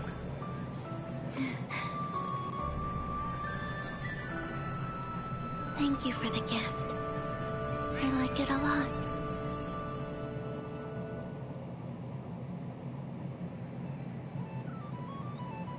This feels like the surprise of my life. I do. I never imagined I'd ever get to enjoy Moonprayer Night with everyone so freely. If you're happy, we're happy. Quite a strategy you came up with. Hide the tree in the forest. It's not your usual style, Lauma. Is there something about Moonprayer Night that enhances what's in your head as well as the antlers on top? Apparently so. It even inspired a perennial penny pincher to use their resources for a greater cause.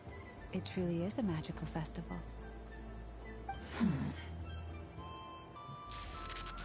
I see it now. This bickering is actually a sign of a strong relationship. Huh? What is everyone doing here? Oh, Miss Columbina, you're back. Yes, I'm fine now. Thanks for your concern. How's your progress with Alice's assignment? Very well indeed. I've never heard her sound so excited. Not like this. This time her excitement seems more serious. Seems like she's had a major breakthrough. She said she'll contact us once she knows more. In the meantime, we're free to relax and have some fun. Enjoy the time off while it lasts. I have a feeling that our next task won't be so simple.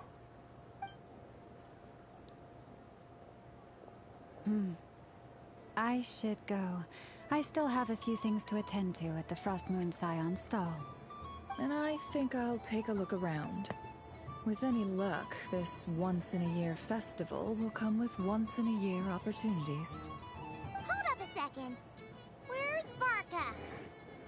Probably I drinking. believe he made a beeline for the flagship Yep. the moment he entered Nasha Town. Knew it, called it. For you.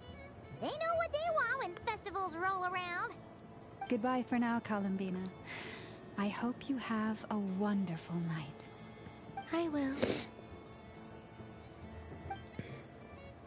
I want to go on that ride. Well, in that case, don't just stand there. Get out there and have some fun. You'll definitely get a warm welcome at every stall. Oh, also, take this map with you. It's a guide to the festival. Oh, okay.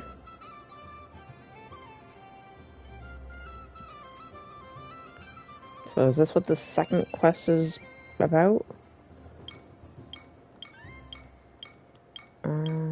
We have to go through every single one. Play games, I guess. I don't, yep. Maybe. I don't fucking know.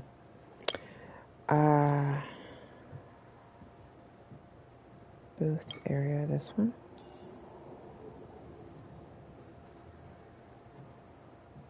Leave. Frostmoon Scion Okay. stall is over here. Lauma's invited a whole bunch of cute animals to celebrate too. Over there is the Hexencircle section. Alice seemed more excited than anyone about this festival, so she insisted on making it a grand affair. Oh, and then there's the Nasha Town local specialties, including... Actually, forget that. Better if you go check them out for yourself. Thank you. It looks like a lot of fun. You're not coming with me? We'll be around. But don't you want to browse by yourself for a bit first?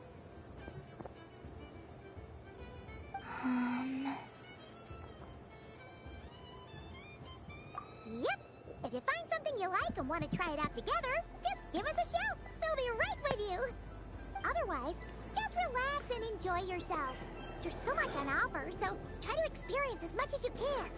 And don't forget to stuff yourself with all the delicious festival food.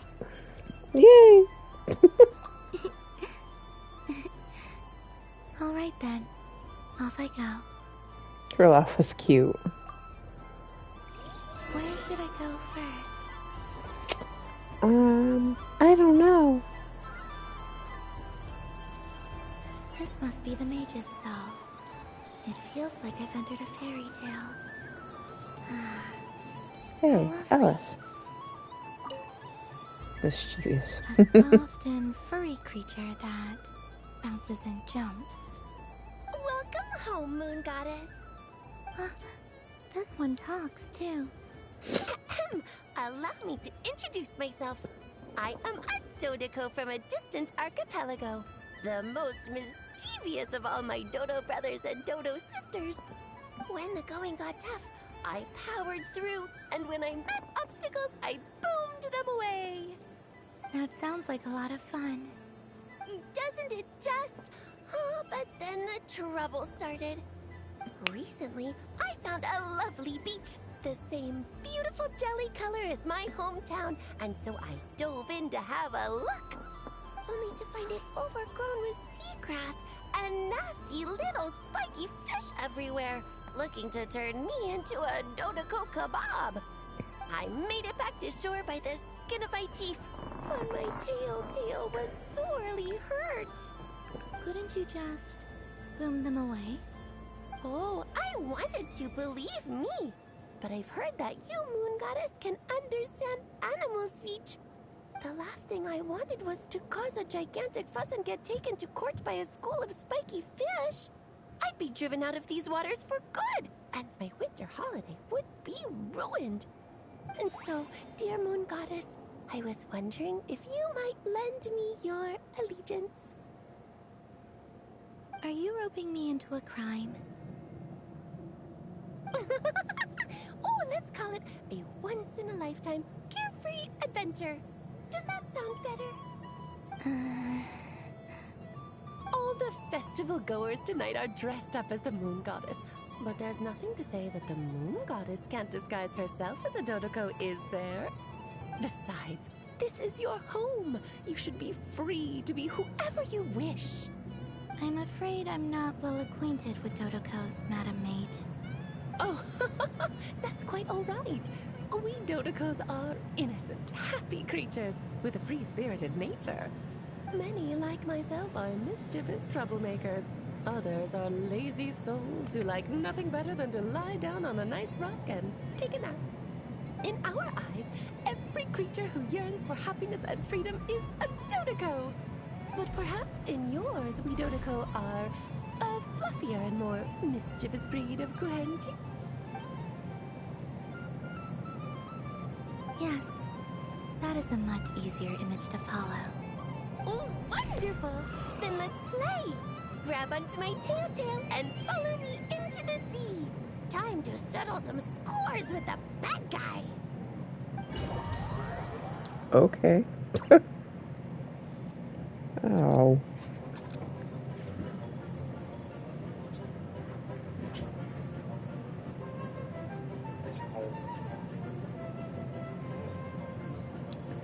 Defeat all the spiky fish? How?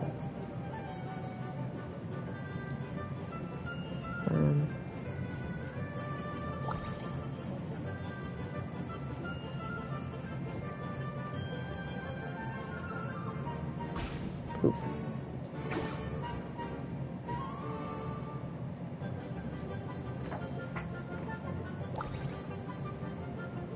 Stucky. Hmm?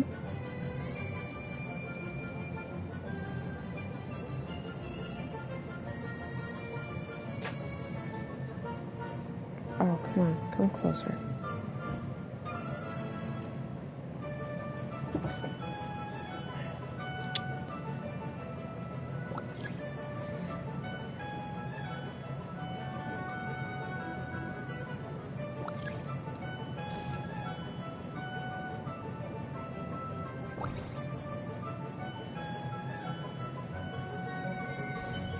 Damn it.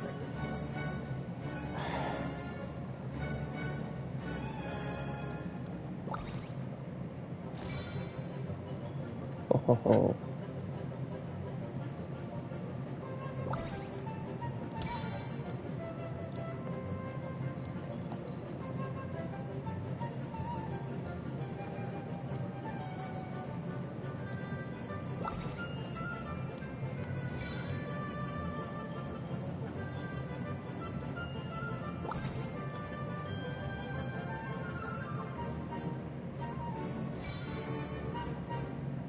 No, there's another one. Okay.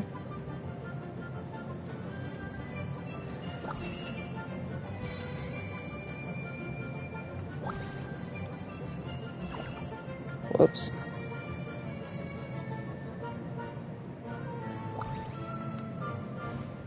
Damn it. Do they rejuvenate or something?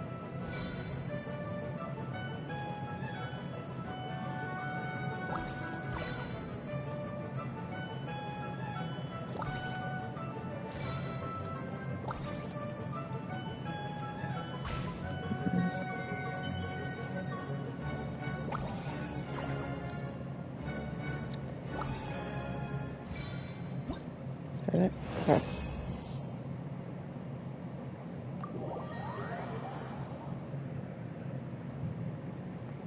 Ooh, a remarkable talent!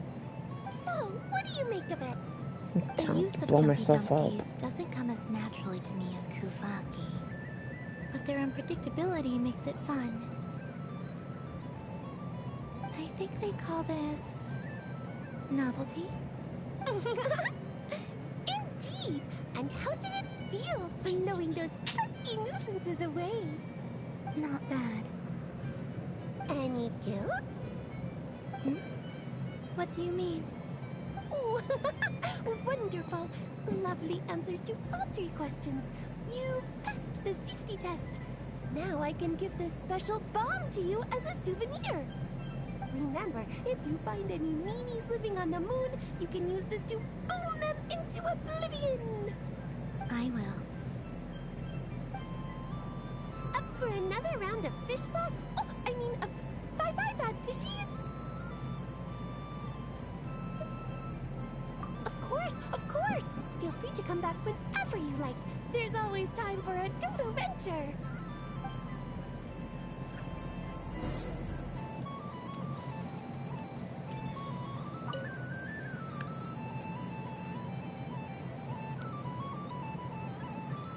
I wouldn't say it's unfair, exactly. I mean, your voice goes right into people's heads. How would you explain that to the kids? You can't just explain it away as magic. Is something the matter? Ah, Miss Columbina! No, nothing you need to worry yourself about. Ah, impeccable timing. Stick around for a second, Miss Columbina. I need your input on something. This self-proclaimed Knight of Justice has yet to give me a satisfactory answer. I, for one, would like to hear your verdict on the matter. Hey, now, I left the flagship just to help you out, Miss Nicole. What's going on? So Alice and I are both using long-range remote control spells that work on similar principles, allowing us to attend this festive fair in Dodeco form. Sorry, let me backtrack a little. While similar, there are some key differences. I guess I'll take this one. Alice, being a great mage, wanted her Dodeco to reflect something of her own charm and mystique. So she adjusted the way its tail moves when it spins around. An entirely gratuitous move, in my opinion. I hardly see how anyone is going to notice that. If anything, I'd say that anyone who stares intently enough at a Dodeco's tail to notice such a small detail is someone we ought to be highly concerned about. I only say this to emphasize that my question has nothing to do with tails.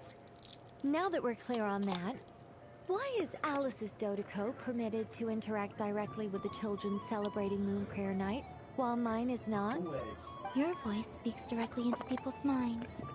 See? Exactly what I said. Miss Nicole? Ugh, I can't stand it. I know that probably makes me sound like a whiny child acting out in front of their parents. And it's a little embarrassing now that I think about it. But hey, I said it now, I can't take it back. That would be even more embarrassing.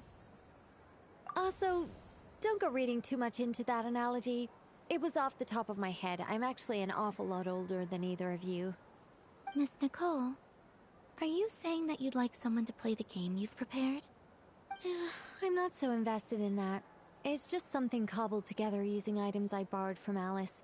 She probably didn't even make them herself. The point is, I want to know everyone's thoughts after they receive their prizes.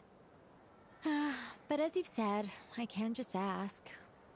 I've been biting my lip for so long, and I've had no one to vent my frustrations on. I thought this was going to be a nice, straightforward festival where I'd get the chance to guide people to treasure. Well, can I play? I can't guarantee that I'll win a prize, but... You will? I'd like to try. Then what are we waiting for? Let the game begin! It's like they forgot I was ever here. Ha!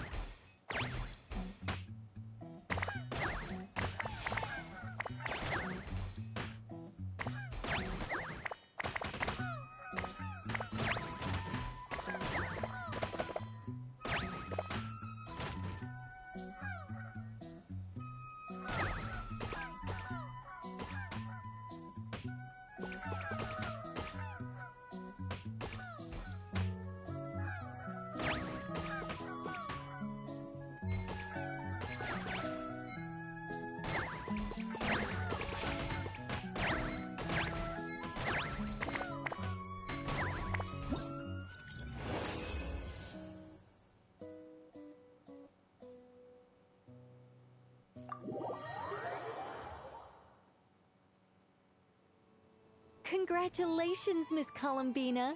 With your great wisdom, you have overcome every obstacle in your path and conquered the great challenge posed to you by fate. Fate? Well, something to that effect. If you'd prefer something more poetic, it could be the icy winds or the dawn. Anything you like, really. You could even go with the challenge posed to you by Dodoco, if that's what you're into. Anyway, you can take or leave my suggestions. Moving on. All my hopes are now resting on this. Can I open it now? Stop teasing me. Please, I'm begging you. No more talk. Just open it. Wow. What a lovely sculpture. Classic and cute at the same time. Thank you, Miss Nicole. I'll always treasure it. Ah, there we go. Music to my ears. You have my sincerest gratitude, Miss Columbina. Thank you for sharing your precious time with me and fulfilling my wish. Don't mention it. You've all done much to help me. And still, I'm the one receiving all these gifts.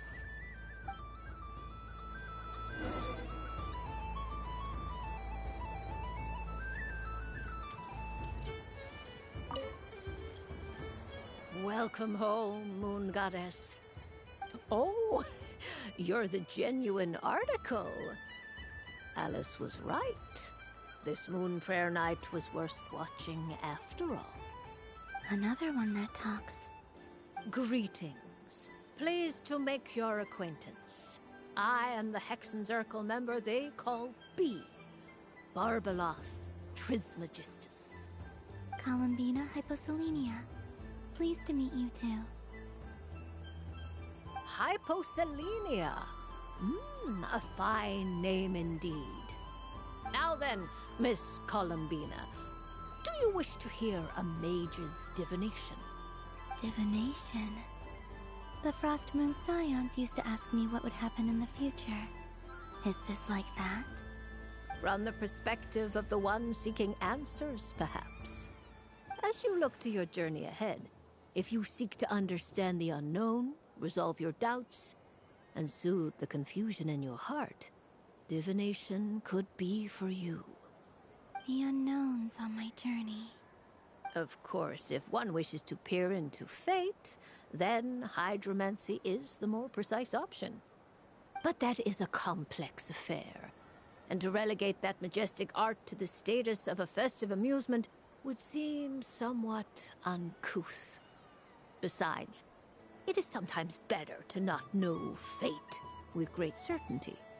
Hence, I shall use the suitably festive Luna Arcana to tell your fortune instead. It is more popular with the youth in any case. Lunar Arcana. Indeed. Unlike hydromancy, this will only display possibilities and trends. People like to think of themselves as creatures of agency and free will. Peering too far and too clearly into the future is detrimental to both body and soul. I'd like to give it a try. Of course you may. Come then, take a seat, Miss Columbina. Before we begin, are there any specific questions you would like to ask? Let's stick to general possibilities and trends, like you suggested. Ah, very well. Then I shall use the basic Lunar Arcana deck. Now, try to relax. Cast your mind upon the things you have experienced and the things you are soon to experience. I will shuffle the deck. Would you like to cut the cards yourself? You do it. No problem. Now then, to make things easier for the Seeker, that is to say, you, I shall decipher the cards from your perspective.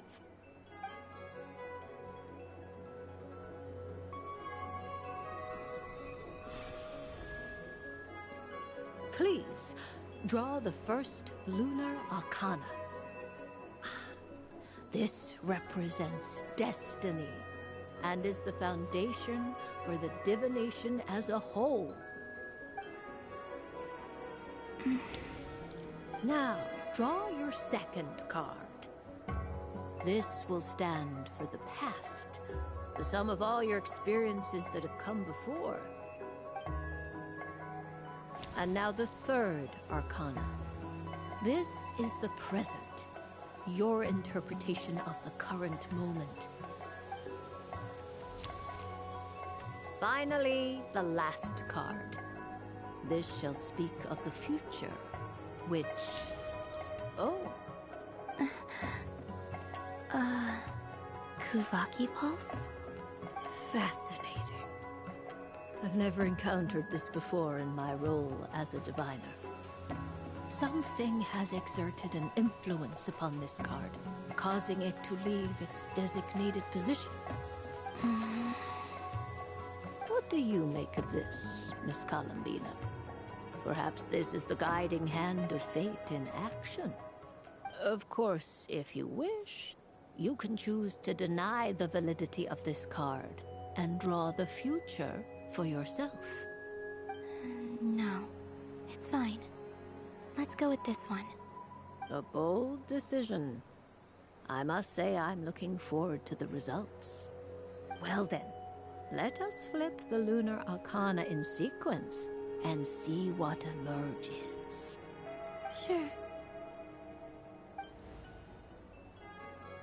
First, Destiny. No surprises here. The card that represents yours is the moon. The moon. Indeed.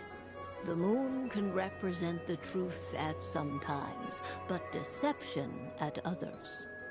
False peace, destructive calamity, and the world-changing power that lies within.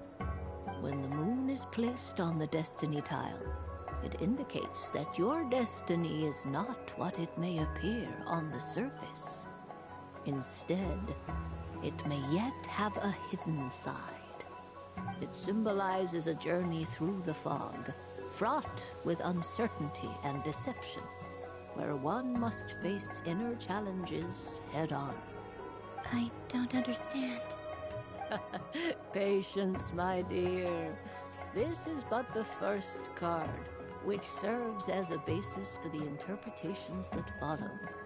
Our divination will only grow clearer from here on out. Now then, flip the second card, the one that speaks for the past.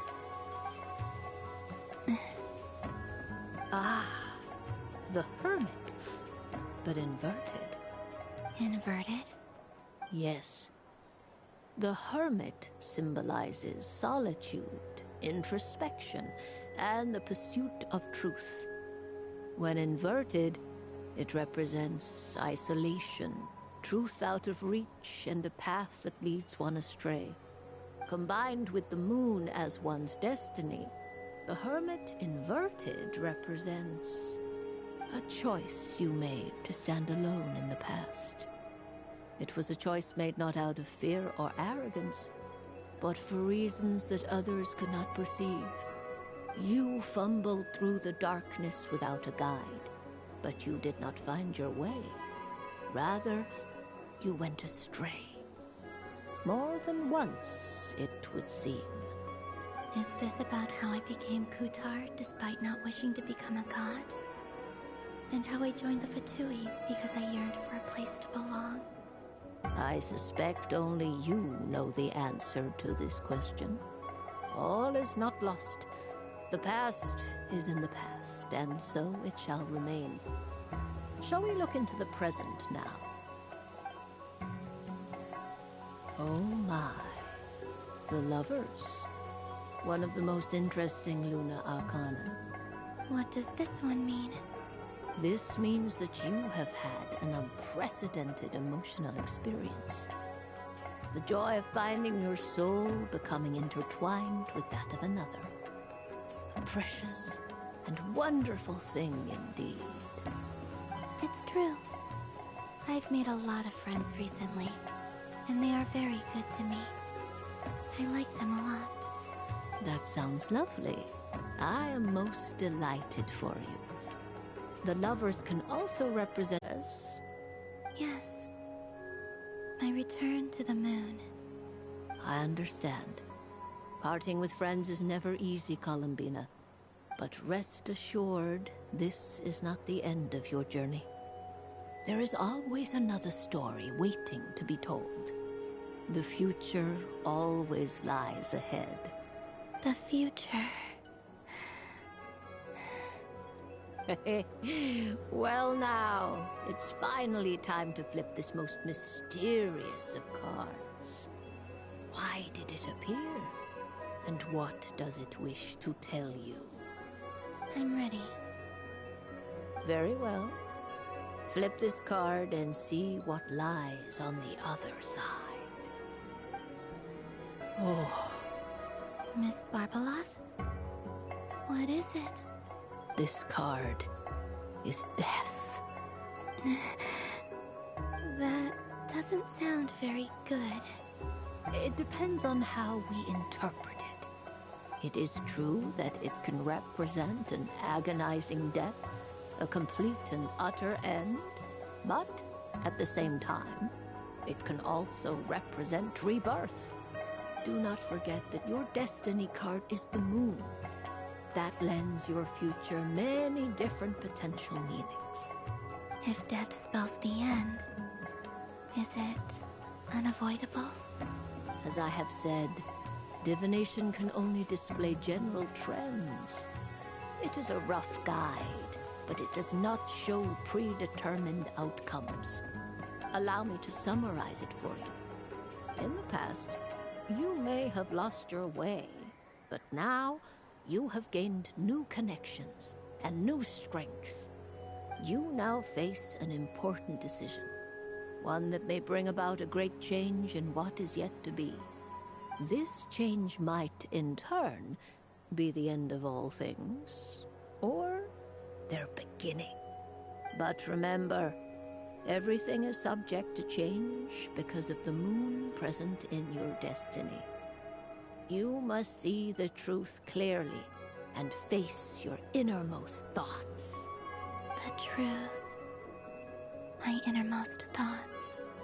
Thank you, Miss Barbalot. Don't mention it. Some people dislike divinations, the fear of glimpsing an ending to their story that they wish was not so. But I can see that you're different. The result of this divination will not sway your decision. This is a rare quality, and one that diviners always hope to see in the seeker. We are here merely to guide, not to exert undue influence. I understand. Go then and illuminate your future, Miss Columbina. The moonlight that shines from you now is most captivating.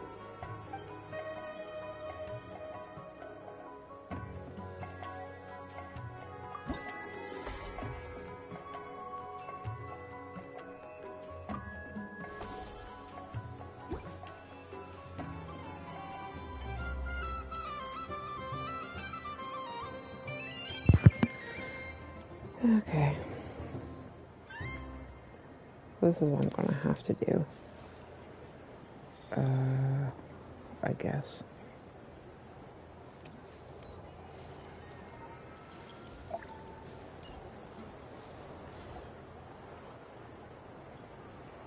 Dodoco's Whirligig! Come check out Dodoco's Whirligig! They're all dressed like her. Ah, welcome home, Moon Goddess. Might I ask what this is? Ah, it's a very special amusement sponsored by the Great Mage herself. ride on a soft and furry Dodoko and embark on an unforgettable adventure. I say that, but I'm just following a script here. Who is this mage, anyway? And what the heck is a Dodoko? I'd like to ride. No problem. But, are you by yourself? Is that not okay? Oh, no, it's fine. It's just that each Dodoko can accommodate 2 passengers. Would you like to bring a friend along? My friends... That should do it. Now, we just need to get everyone else to draw something on it too. But we gotta keep it a secret from Columbina. Traveler.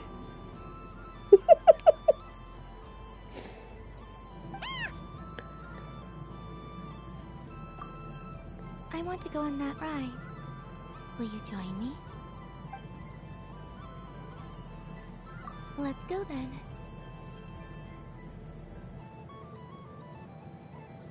Don't worry. Paimon will do the rounds. You go have fun.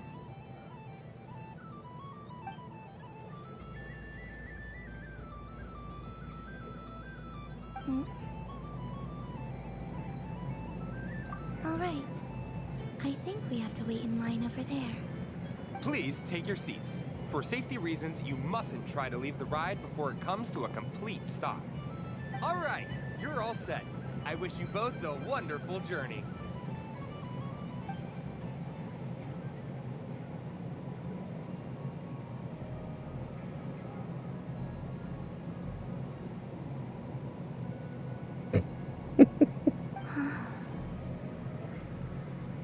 Not bad. It reminds me of riding a moon lane. Sometimes, the Kuhenki circle around me like this, playing their beautiful melodies. Yeah, I'm going to miss them.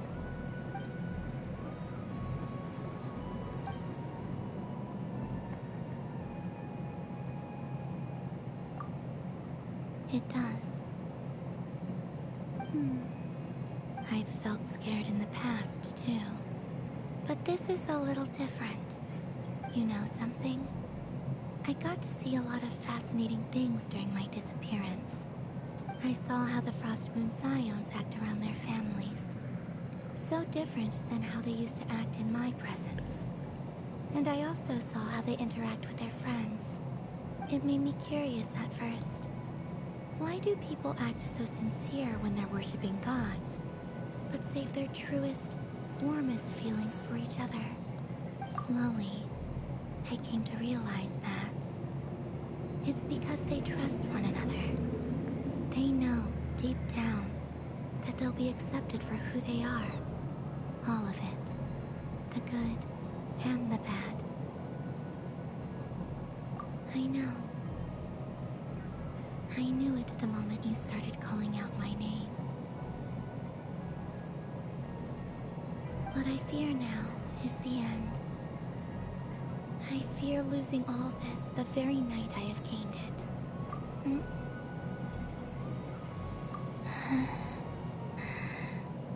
Thank you for this conversation. Thank you for listening to me. Don't worry. This fear I have, and the unknown that awaits me, they cannot hurt me. Not when I possess a treasure far greater. I just want you to remember this version of me, the real me, on this final night together. Dear passengers, Dodoko's awesome adventure has come to a close. Please leave in an orderly fashion, and we look forward to seeing you again in the future. Don't want the journey to end, huh? Don't worry, you two. There's always another adventure waiting just around the corner.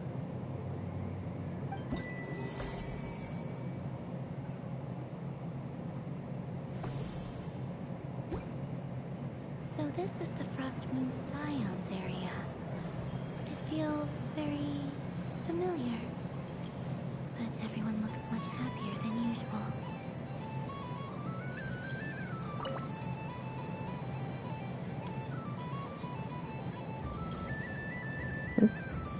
Sunny days! I prefer sunny days.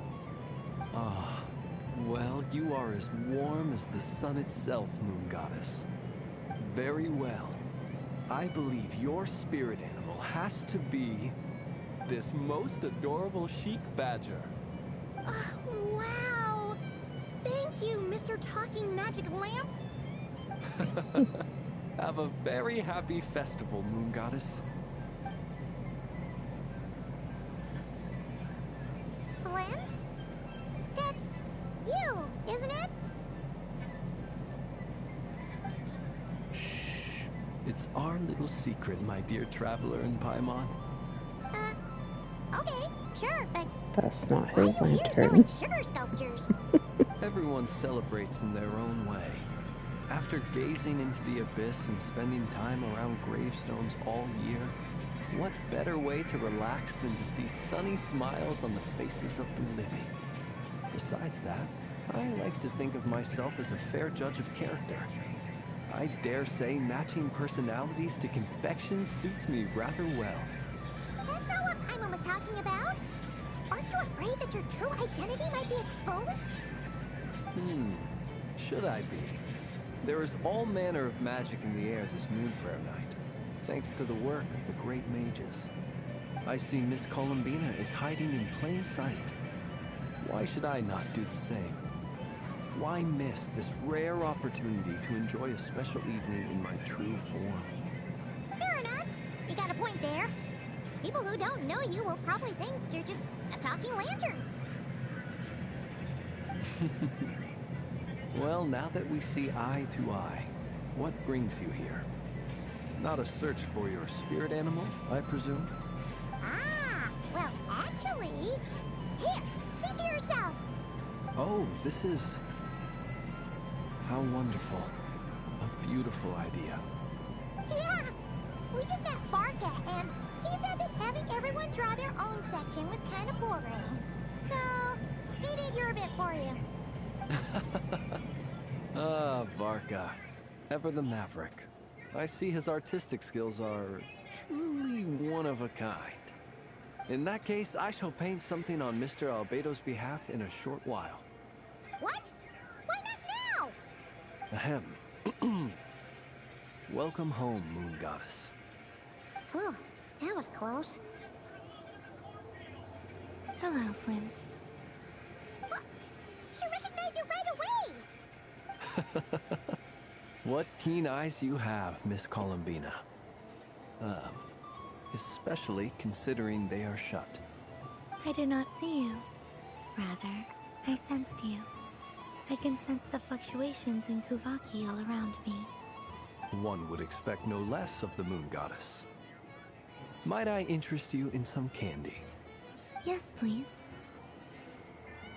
Excellent. I shall make some for you right away. Hmm? Something the matter, Miss Columbina? What about my spirit animal? All the other children carrying sugar sculptures are talking about it. Wait, is she taking the test seriously? Ah, my apologies. How could I neglect that? You are quite right, Miss Columbina. Every one of us has a magical creature living in their heart. Would you permit me to help you find yours? Yes, please. Do you prefer the day or the night? Night. Which of the 4 seasons is your favorite? Winter. Think of a perfect day. What is the weather like? Sunny, rainy, or perhaps cloudy? Rainy in the morning, sunny at night. What kind of answer is that? Forests, lakes, and open seas. Which do you prefer of these? I like them all.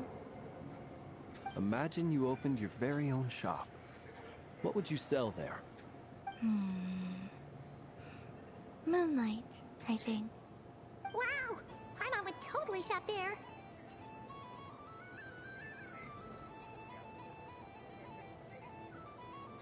It wouldn't cost anything. You'd just need to visit. Aha! I believe I know what your spirit animal is. Here, for you. Oh, it's a Kohenki! Indeed. A free-spirited being with a deep love for all things here in Nodcry, who selflessly lends her aid to as many people as she can reach. It is the perfect fit for you, Miss Columbina. Thank you. It would be my honor. But you shall have to forgive me. We have known each other for quite some time. I doubt there is any answer I could give that would come as a surprise to you. So instead, would you accept this sugar sculpture as a token of our friendship? It's a lantern. Hey, why don't you two go enjoy your candy over there? Paimon wants to try out this spirit animal thing too. Right, Blitz? Come on, play ball. I get this drawing done. But I want to hear Paimon's answers. But it'll probably take ages. Paimon's a complex soul. And we don't want your candy to melt while you wait, huh? Oh. Okay then.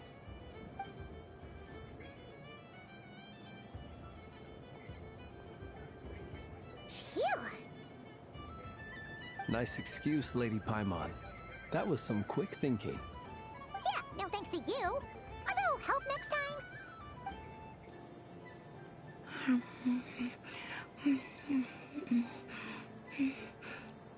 It's sweet. Is that Lockaberry? I wonder what flavor the Traveler got.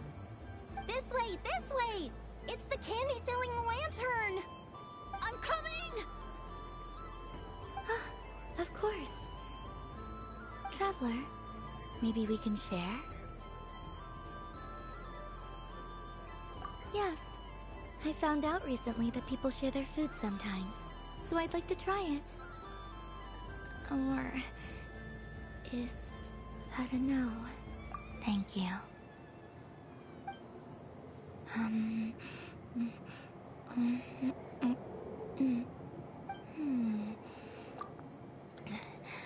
Yours is a little more sour than mine. Here, you try it. Are you sure?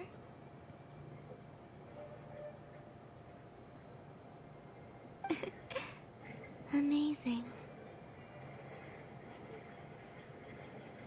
My sugar sculpture has shrunk, yet my heart is filled with feelings of sweetness. I will remember this feeling. Sure.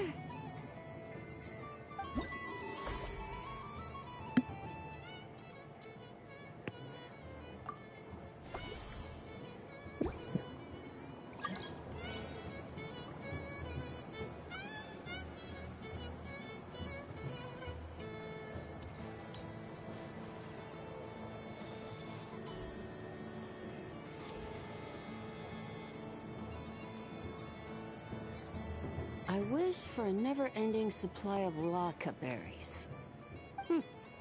What a humble wish. Probably written by a child.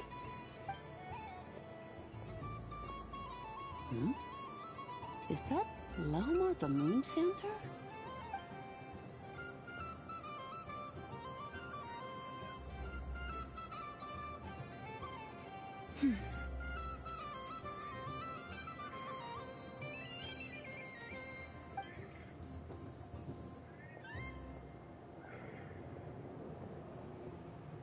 I wish that the long plume ibises would stop biting me.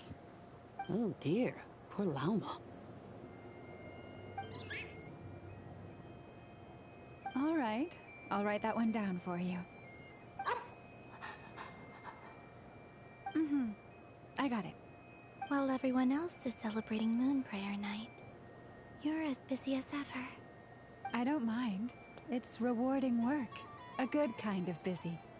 My antlers are at their heaviest tonight, and the Kuvaki waves are especially strong. But as I help these dear friends hang their wishes up, I feel a great peace within myself that is hard to describe. You see, they are all such beautiful wishes, and they are ones that we can fulfill by our own strength. Do you blame me, Lauma?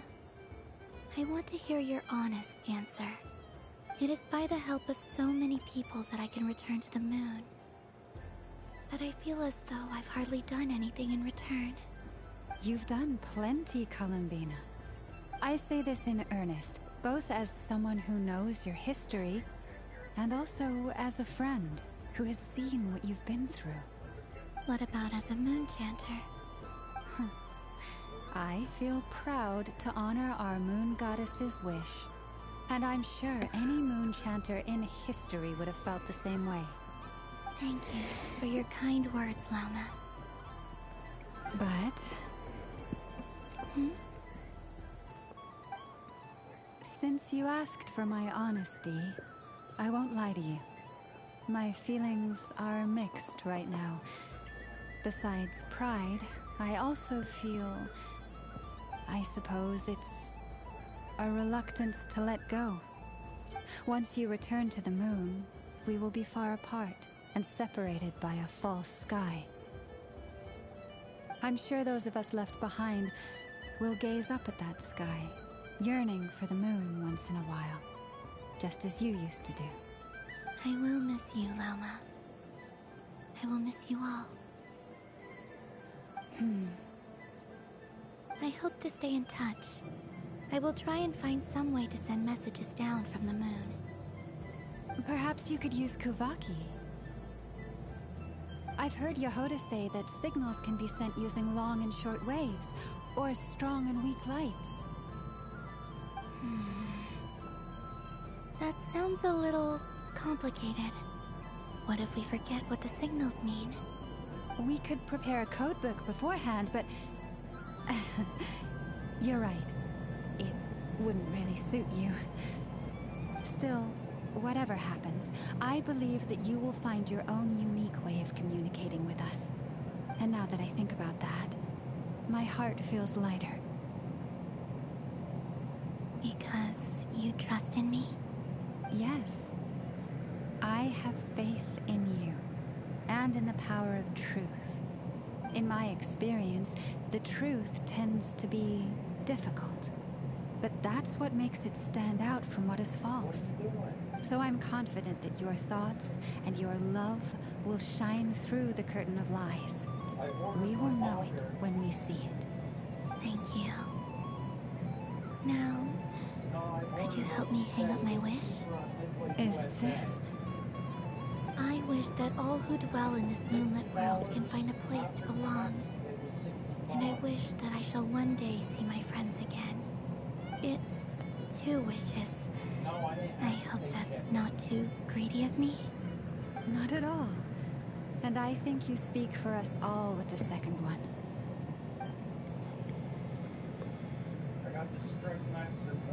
I shall continue to pray until the day that all of these wishes come true.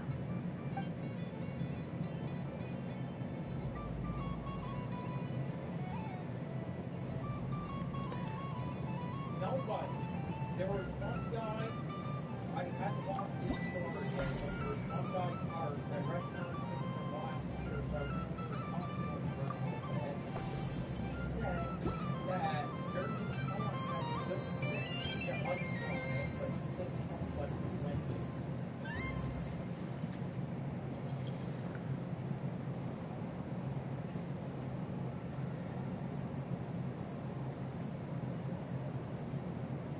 No, I said thick sheet of ice. No, thick. Thick. Thick.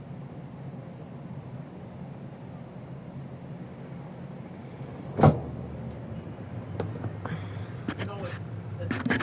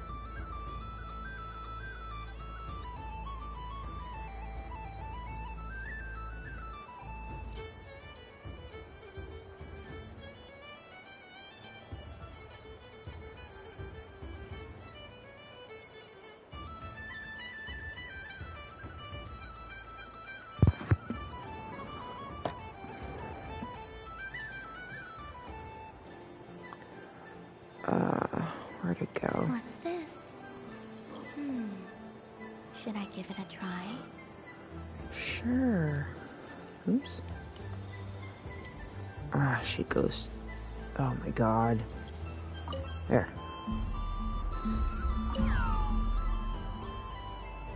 Huh?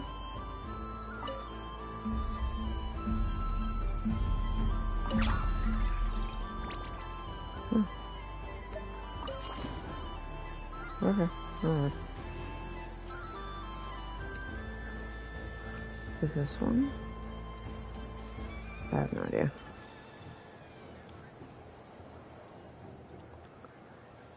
Wow, the Frost Moon Scion stall looks kind of plain, but it's pretty cool once you get into it. I don't go to Hisi Island much, but it's got that, like, old world cultural feel. And if culture means we get more festivals, I'm all for it! Hello, Yehuda. Columbine... hello, Moon Goddess? That was too close. I almost gave the game away in front of the staff. Oh, wait, what's the deal with her shoes? They don't make a sound when she walks. I could do with a pair of those. Do you like balloons too? Balloons? Oh, you mean those? What's so fun about balloons? I'm not a kid anymore. They're probably more up Aino's alley. Yes. The animals seem very curious about these strange flying objects. I was drawn here by their voices. I recently learned a fun new game you can play with balloons, so I decided to come and give it a try. A new game?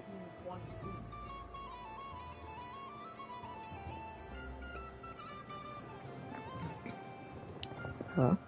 Hello. Oh, welcome home, Moon Goddess. Here to buy some balloons? Yes.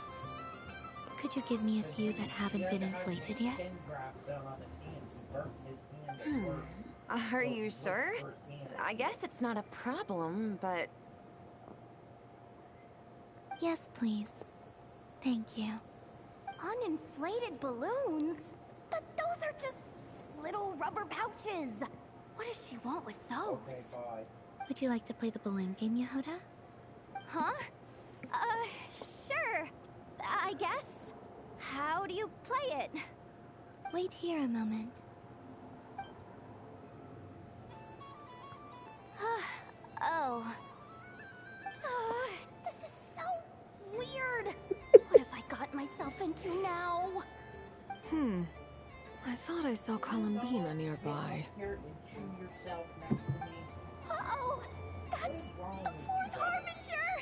Although she's helped us out quite a bit, she's good people, right? Is she looking for Columbina?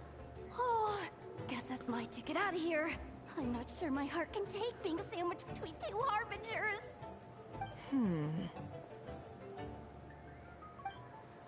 Which stall is she checking out? Oh, it's that other Frost Moon Scion's one.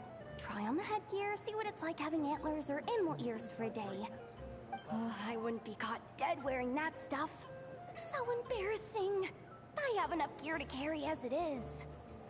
Wait, what? She put it on? How peculiar. This would take some getting used to. I wonder if this is what it's like for Lynette. It really suits you, ma'am. What is this? She was so intimidating a moment ago, but now, dang, she's really rocking those ears. How does she make them look so cool? I suppose I may as well keep them on for now. All part of the festive experience. She's coming this way. How do you do, Miss Yehuda? Oh, jeez. Don't talk to me while wearing that thing. Where am I supposed to look? Oh, hey there. I'm looking for Columbina. Have you seen her? She just... Huh?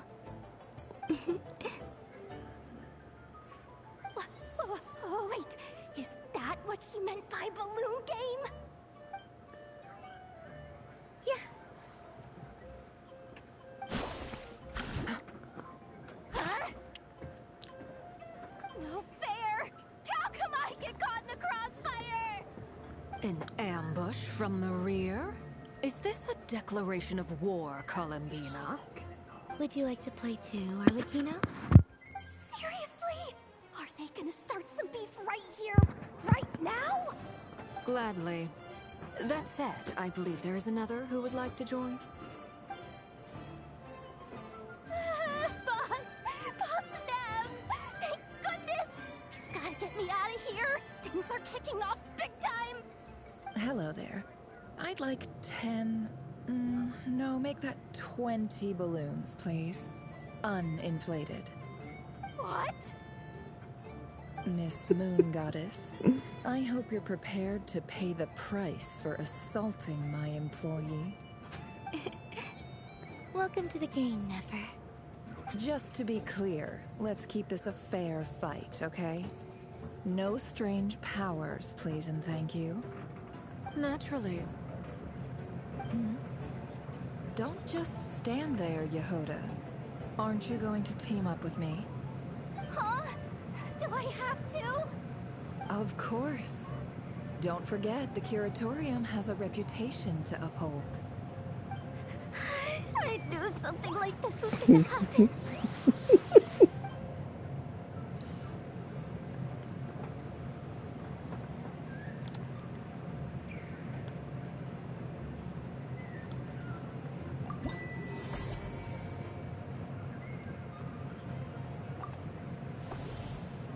Okay.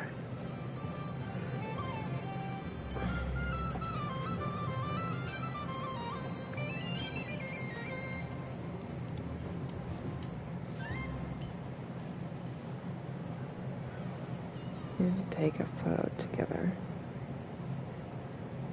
Huh. Okay. And done! Here, take a look! I think it looks quite funny. Well, Paimon thinks it's super cute. It looks like a silly sheik badger and a rhyme-horned deer that's about to fall asleep. Maybe I'll stand on the sheik badger's side instead. It looks like we've attracted the attention of quite a few animals. Let's make room for them.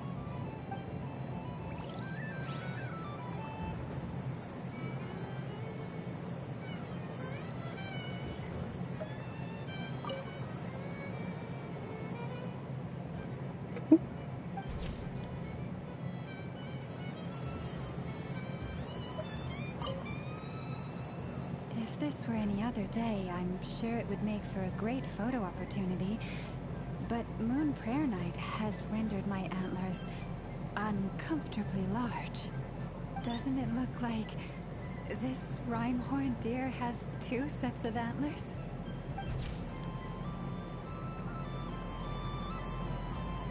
Okay.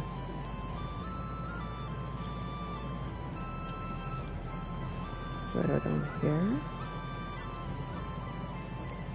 There are so many attractions here. Since I rarely get out, I might as well make the most of it. It's over here.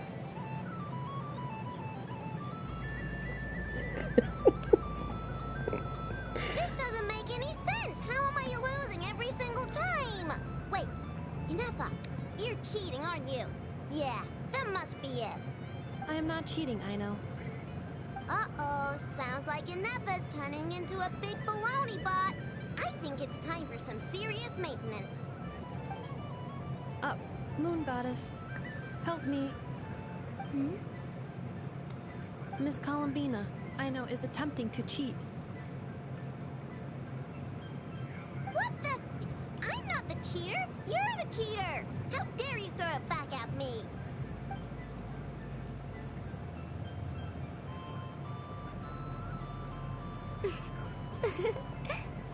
Alright, fine.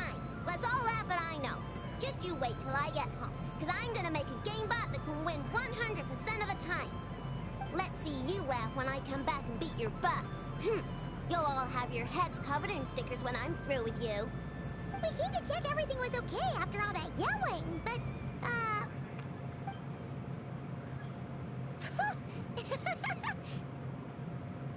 Whatever it is, it sounds like cheating is allowed. Kuhenki concentration. Each player starts with differently colored Kuhenki. Each round, they draw one Kuhenki from their opponent. When a player has two Kuhenki of the same color, they make a pair and can be discarded. Any that can't form a pair must be kept. The round ends when a player can't form any more Kuhenki pairs, and that player gets a sticker.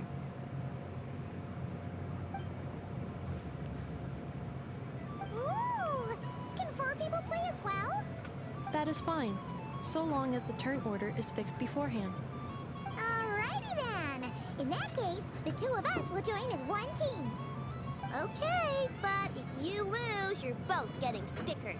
I don't want to hear any excuses. Sure. And if we win? If you win, only one of you gets to sticker someone else. I have taken to calling this. I know logic. Hey, lay off me, alright? Okay, so we're starting the game from scratch again, which means all my stickers so far don't count. Looks like Luanatar is the Kuhenki of honor for this game. Anyway, let's go clockwise, starting from Inapha.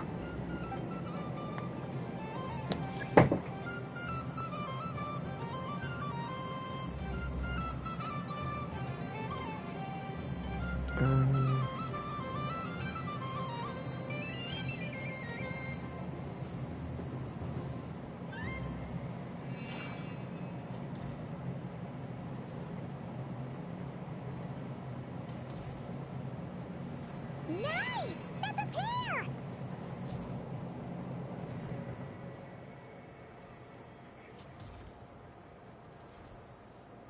Go, go, fly!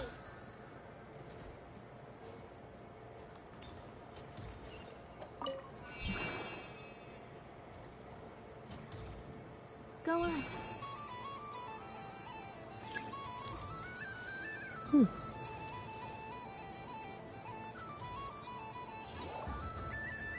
I have a pair.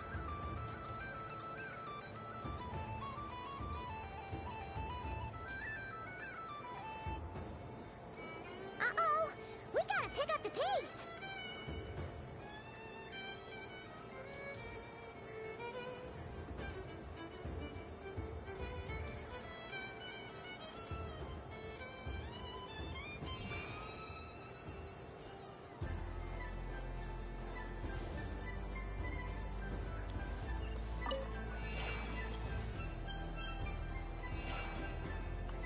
I win.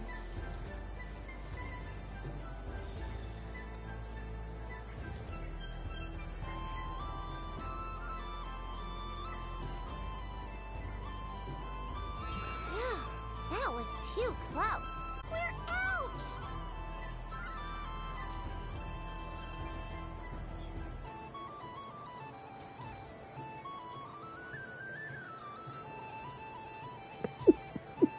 Let me pick a good one. What's it gonna be? You're not looking very pleased with yourself there. What happened to being a huge Grumposaurus? I won. Duh.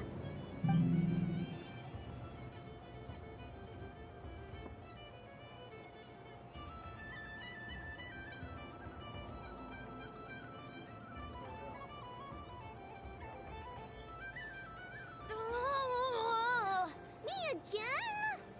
Don't fidget too much, Aino, or the sticker's going to fall off. I don't care. If it falls off, it falls off. If a pair of Kuhenki get discarded, why not a pair of stickers? Huh? Huh?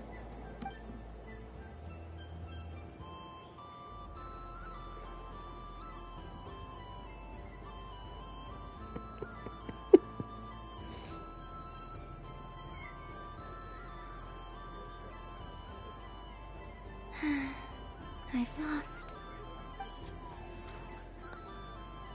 Sticker, sticker, sticker!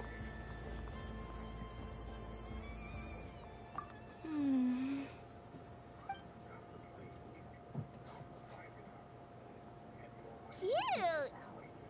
You think so? Shame. I can't see it for myself. What did Luanatar say? She said it looks so cute that she wants me to lose a few more rounds.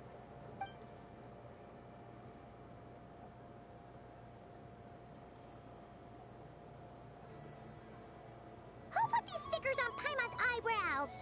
Ugh, she can barely see! Alright, now, I think we got enough evidence to prove that there's a serious problem here.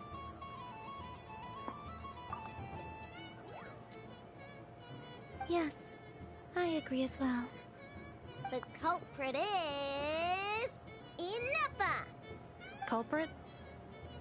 What did I do? Quit acting dumb, Ineppa! You're not wriggling your way out of this one.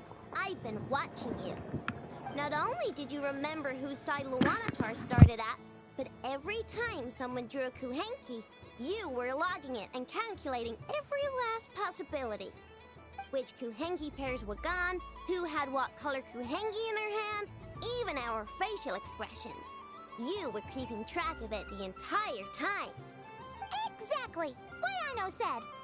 Putting aside the fact that running calculations is not against the game rules, do you have any evidence to support your allegations?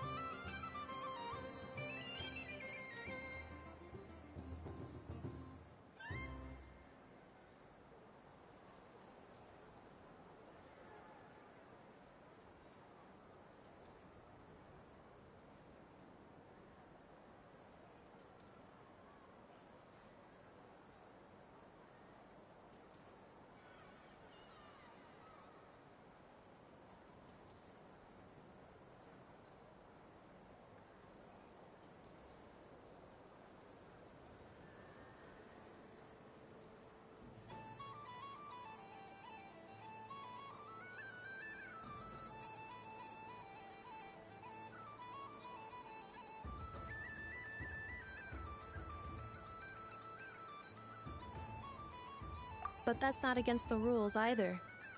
So she admits it. She certainly does. Alright, everyone grab a sticker. It's time to get Ineppa back. But... Take that!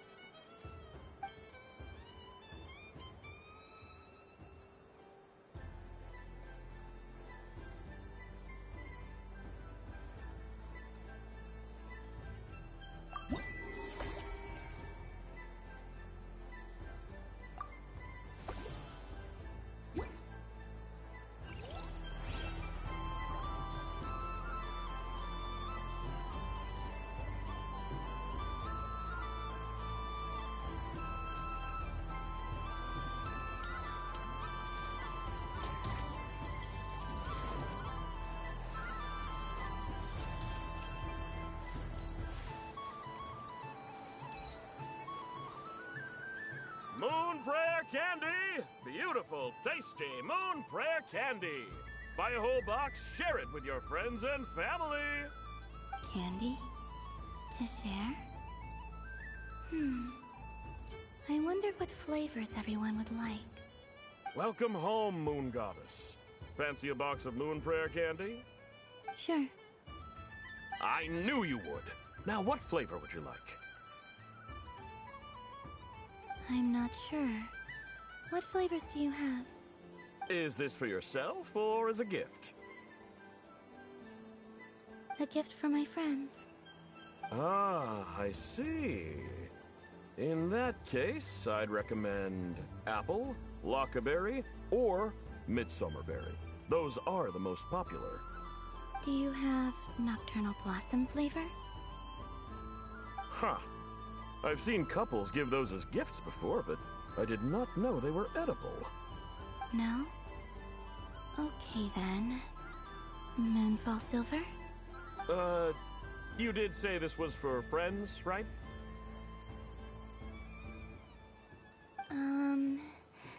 Maybe Smetana then. Hey, now that's a creative idea! I've never tried it before, but if you're happy to wait, I can see about whipping up a batch on the spot. While we're at it, You got any other ideas?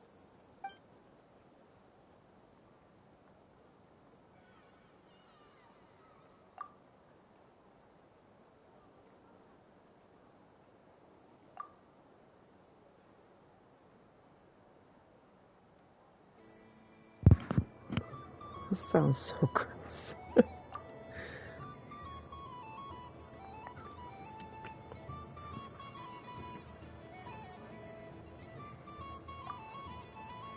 Here you go.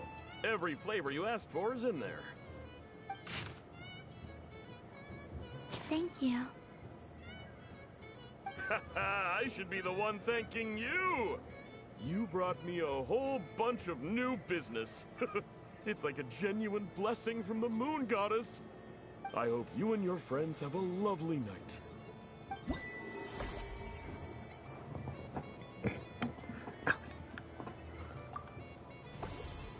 Alright, 2 more.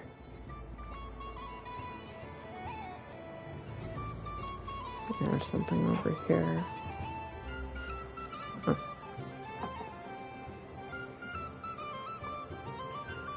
What is going on over here? It looks like fun. Hold it right there! You can't run away from me, Moon Goddess. Hmm? Are you talking to me? Of course. Do you see anyone else here dressed up as the Moon Goddess besides me and you? Hey, come on! Call me by my title. Happy Moon Prayer Night, Moon Goddess. And the same to you. Anyway, there's no time to waste. Get ready for the duel of a lifetime. Duel?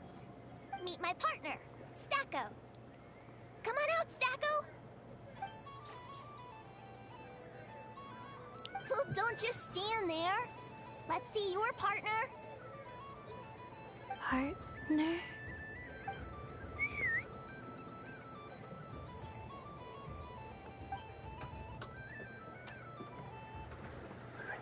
Hmm? So I need to select a partner and command them in battle. Partner. I need a partner.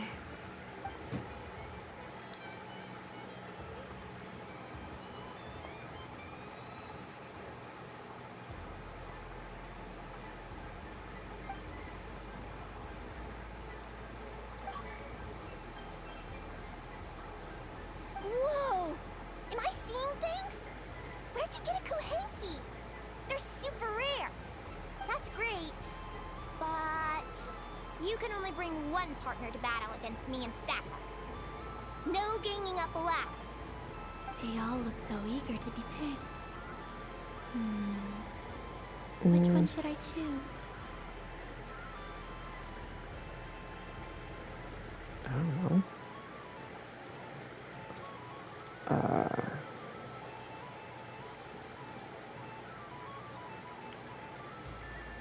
I guess the Kuhenki. This one usually lives in Nasha Town. She likes falling asleep to the sound of striking hammers. And I bet she's quite familiar with robots' weak spots.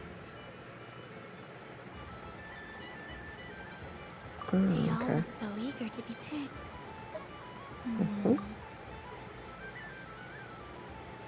This deer came to celebrate the festival with the Frost Moon Scions.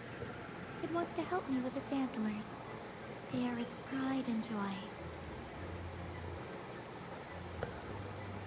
They all look so eager to be picked.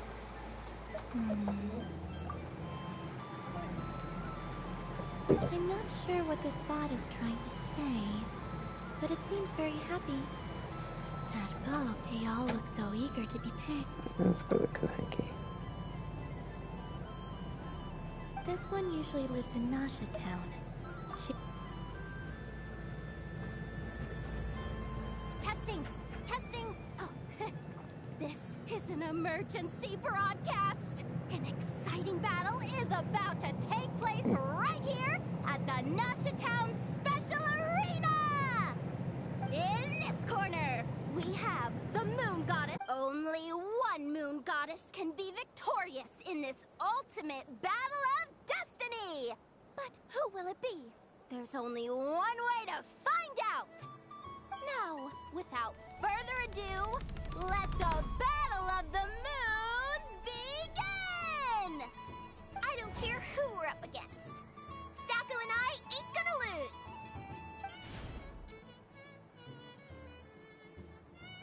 Let's strike first! Stacko, formation shift!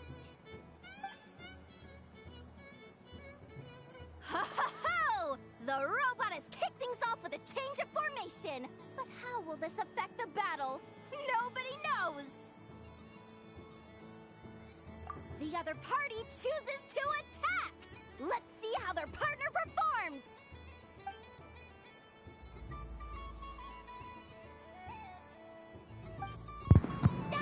Reminds me of a Pokemon battle. The attack lands! And if those sizzling sounds are anything to go by, it was very effective!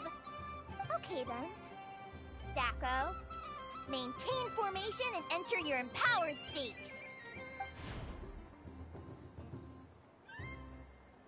Empowered state!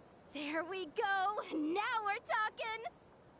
Absorbing the immense Kuvaki present on Moon Prayer Night, this lean, mean machine has greatly increased its offensive power! Oh, they chose defense! But Stacko's about to attack with full force! Is it too little too late? The battle is heating up fast!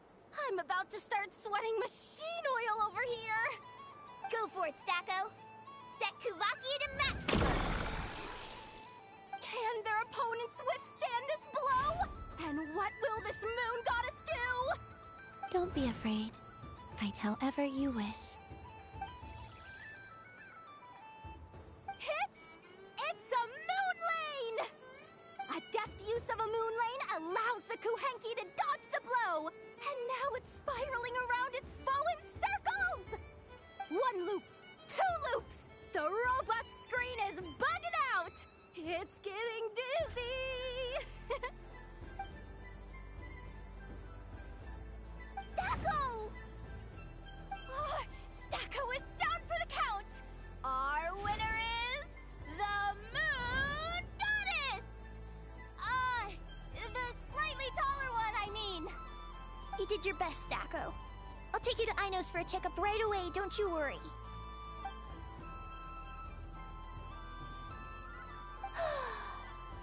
Well, you beat me fair and square, I guess.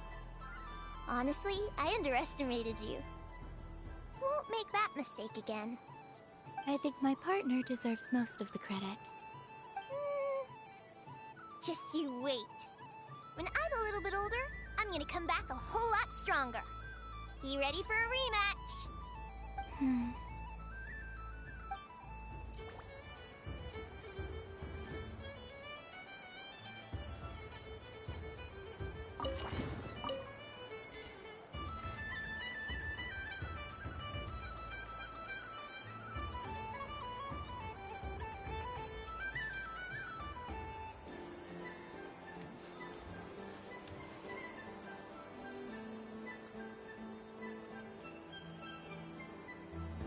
Well, look who it is. I heard someone went and disappeared on us the moment we let her out of our sight. They looked all over for you. Frankly, I didn't think you'd be back for Moon Prayer Night. Were you worried about me, Sandrone? You would like that, wouldn't you? Do you even hear what you're saying?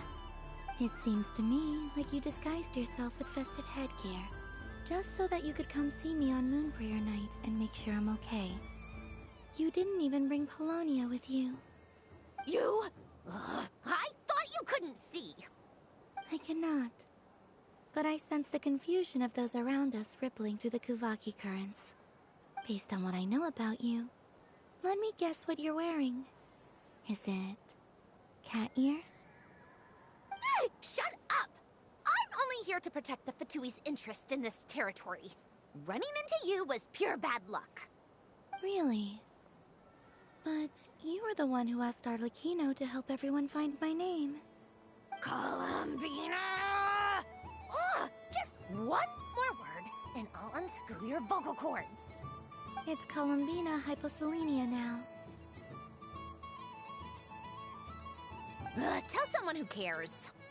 I've missed you, Sandrone. The whole time I was gone, I was thinking.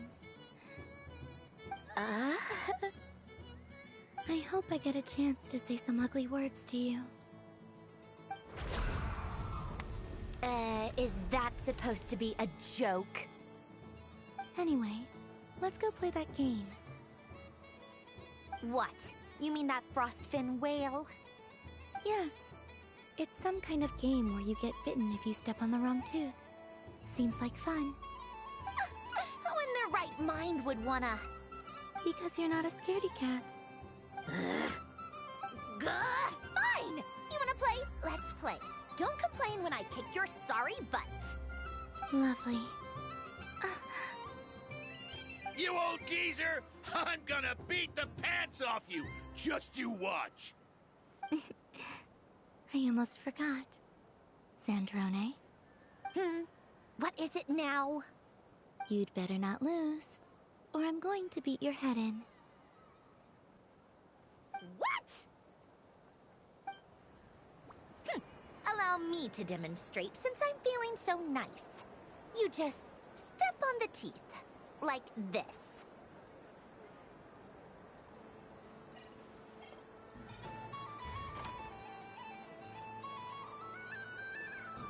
Which should I pick?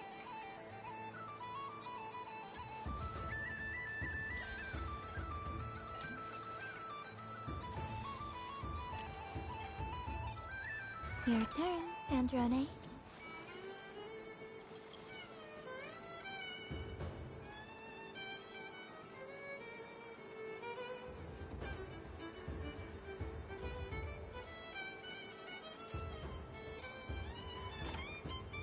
Don't come crying to me if you get bitten.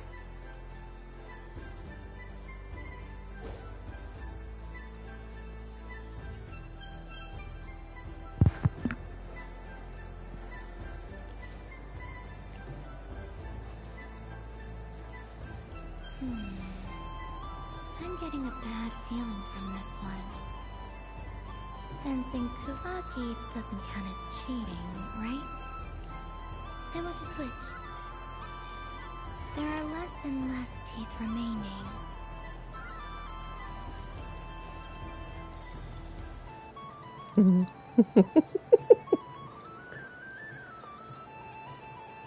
Huh?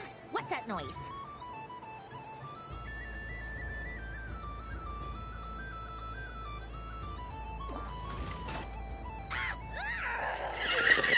I think you might have picked a bad tooth, Sandrone. Shut it! Do you need any help? It seems like you're stuck. No!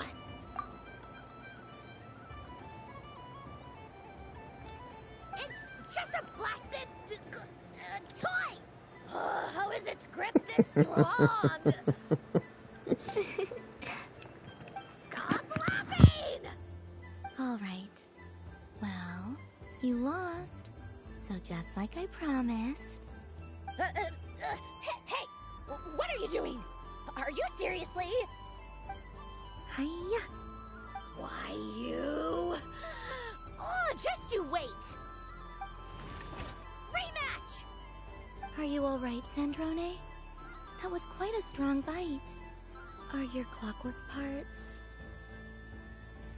Quit your fussing! I don't need it! All right. I'll go first this time.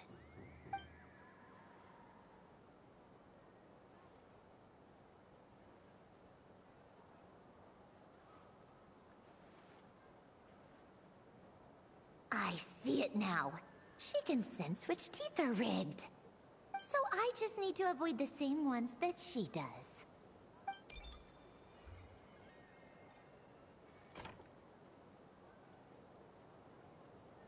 This one... Seems fine. She avoided that one then? Now I've got you. All right, my turn.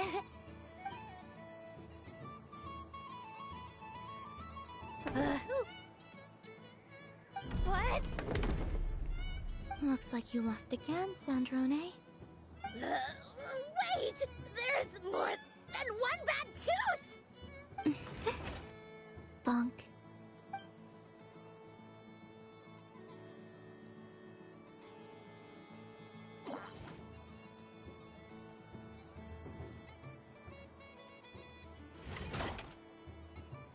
Stupid game! What idiot came up with this? Are you alright, Sandrone? You said some nasty things just now. Oh, I'm peachy. Should I let you bonk me on the head as well? Ah, forget it! Come on, bonk away. It can be your consolation prize for losing so badly.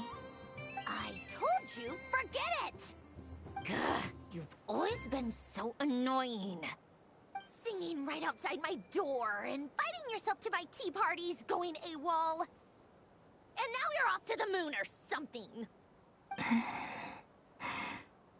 Of all my days with the Fatui, the times I spent with you, Arlecchino, and Rosaline, they were my favorite. I will not forget them. Just as I shall not forget this moment.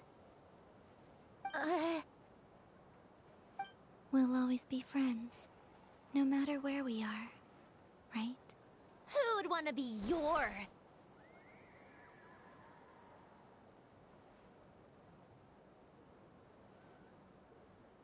I'll miss you, Sandrone.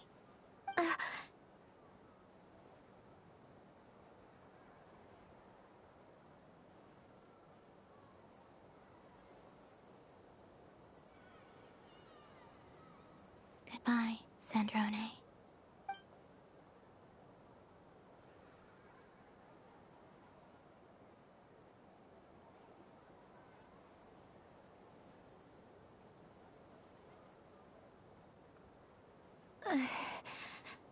I'll miss you too, Columbina. Sorry, what was that? Yeesh! No need to freak out. What's wrong? We've been looking everywhere for you. What do you want? Oh, nice ears.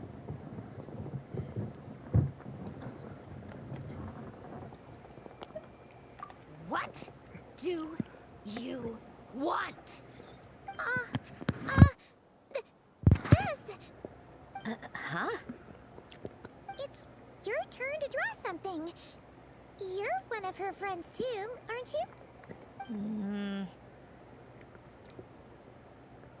you? Doesn't know how lucky she is. Sorry? Nothing. I'm done. Take it.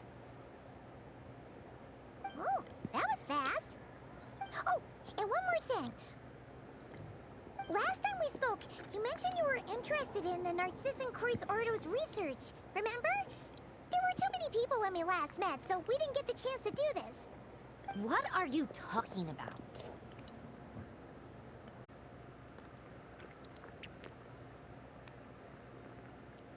Cute picture. Hey, and Marianne. Huh. The Holy Blade. A savior's plaything.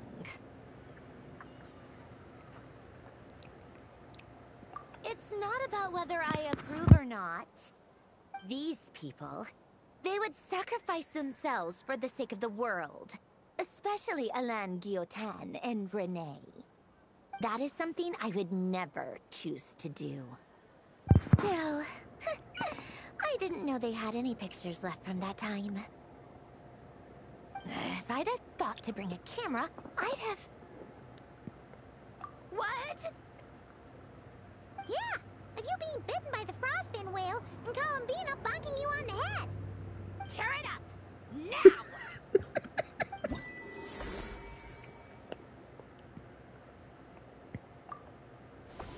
Okay, one more.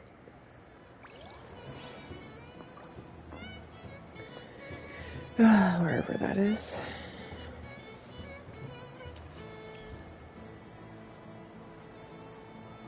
Oh, maybe it's over here.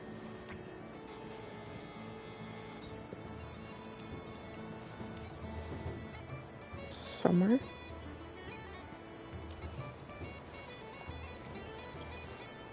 Aha. I hope. But I was aiming right at it. Aw, what a pity. I saw it with my own eyes. You were so close. So very close. That's not true. It dodged out of the way right as I was about to snag it. I'm sorry? You heard me. This paper frog can move. I swear. Dear, oh dear, what are you saying? How could a paper frog move? Unless you believe there really is magic in this world. But even if I, the mere humble merchant that I am, knew such magic, surely I would not use it on a paper frog. I'd sooner give Mora legs, so it could walk right into my purse. My dear, dear customer, why not have one more try? This time I'll give you 12% off. A very generous discount for one of my most regular customers. Just think about how much experience you have under your belt now. You're sure to win the next one. Darn, I used up all my coins. I'll be right back. Just gonna fetch some more from my house. Take your time, but don't take too long. This event is Moon Prayer Night only. Miss it, and you'll have to wait a whole year before I'm back. Next customer, please. Welcome.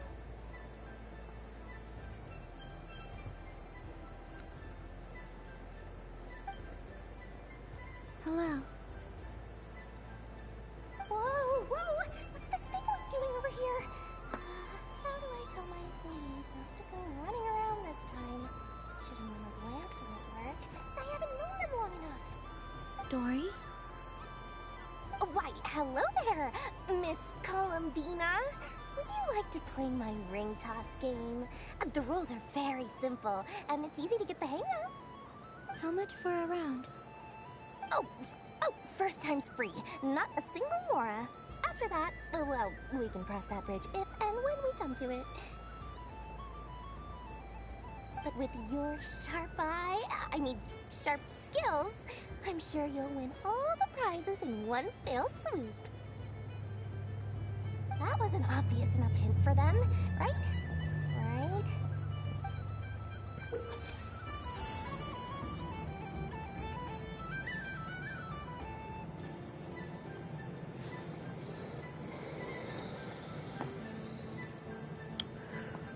Okay.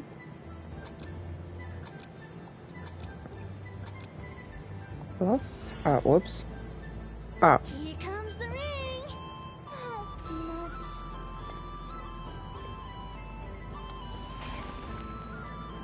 Change tracks. Roselle, should we move or not? Just a tiny bit. All right, then I'll... Oh, sugar plums, not the clock hands. How do I move the legs again?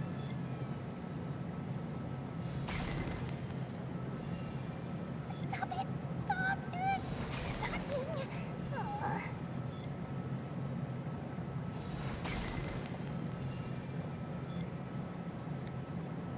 Oh, come on. Oh, thank you.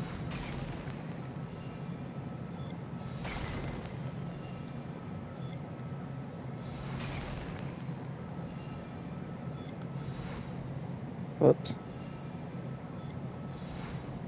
No, I can't get that one. Oh, okay.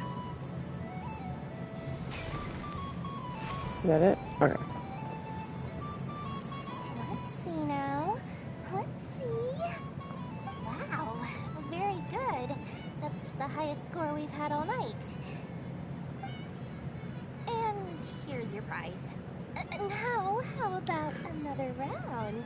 As for the cost... Happy Moon Prayer Night, Miss Columbina. Happy Moon Prayer Night, Durin and Hat Guy. Are you here to play the game? Yes.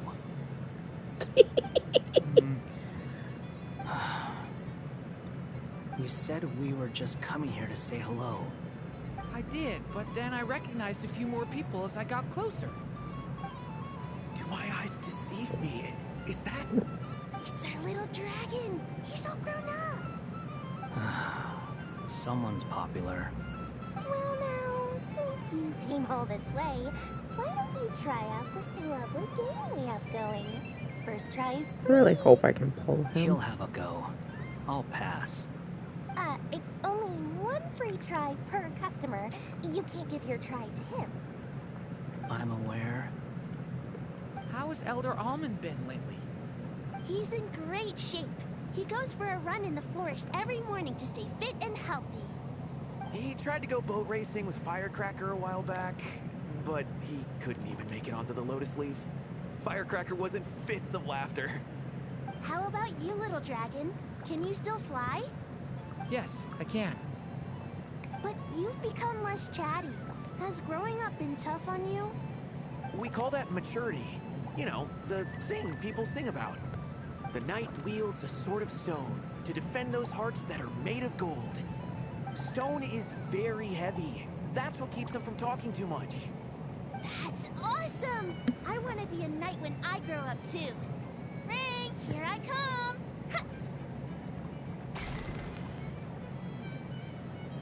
Oh, the hat-wearing man. I never thought I'd see you again. You seem more determined than when I saw you last on the train. If you say so. Oh, I do say so. The people you once helped see it clearly. It's because you are once again on the right track. May the engine in our hearts propel us to the station of our dreams. I can move! I can move now, Roselle! What are you doing, running into the rings like that? You got them all so quickly! I've never seen anything like this in all my travels! Is this guy actually an old friend of theirs? But how? They're origami animals and clockwork people from a fairy tale. Getting to know them would be quite an arduous task, unless they share a hometown? I have to get to the bottom of this. Next time I see the Great Mage Alice, I shall demand answers. Thank you, Dory. I had a lot of fun. Now for your prize. Where did I put it? Give me a moment to dig it out. Oh, sweet grand prize. How I wish I didn't have to let you go. Good thing I've already turned a profit from the customers earlier in the night. Otherwise, I'd have wasted all my hard work. Okay, I'm back. What? I leave for 2 seconds and someone's already claimed the grand prize? Oh, well, these things happen, you know? Perhaps you'd be interested in one of the other prizes instead. We've got all kinds of wonderful goodies here. Is this the thing you wanted? Here, you can have it. Huh? But... Don't worry about it. It will be happier with you. Oh, thanks so much, Miss. Moon Goddess. Oh, goodness gracious, Columbina. Give me strength. How am I supposed to make any more money from this child at this rate? Daddy, look! That's the game I was telling you about! Forget it. She is the Moon Goddess after all. I'll think of some other way to swing this. Maybe I can try to hook this new kid. Huh? Oh, someone already won the grand prize.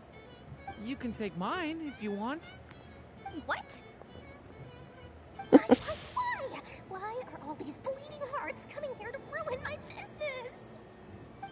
Happy Moon Prayer Night, everyone. Happy Moon Prayer Night.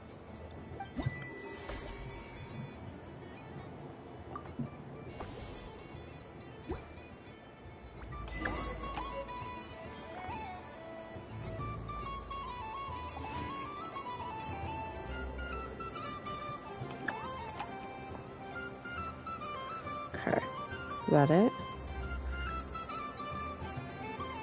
Or talk to Paimon. Where is she? Over here somewhere? There she is.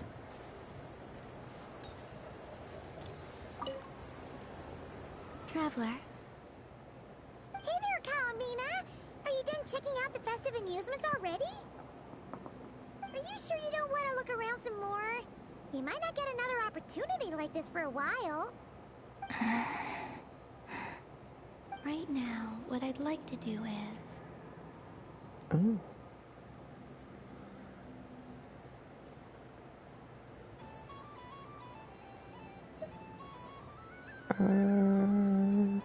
Thank you. Let's continue. But I think I've had enough fun for one night. I've made plenty of precious memories. Really? You're sure you don't want to have a little more fun out there? I know Yeah, I'm sure. Yes, I am sure.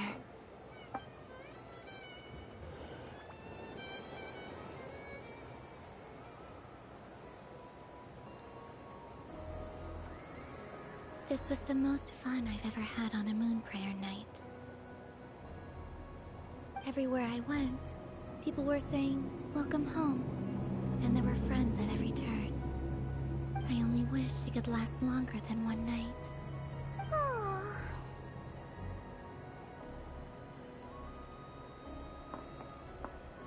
Yes, you're right. The moon prayer blossoms. Ooh, look! Look! Moon prayer night has come.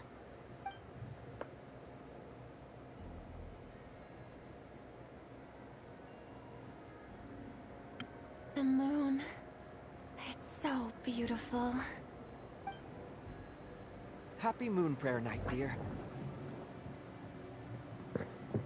Happy Moon Prayer Night.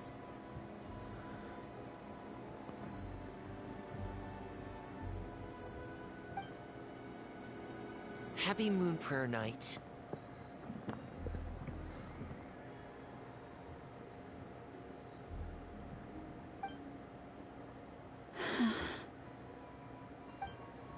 Aww. Huh.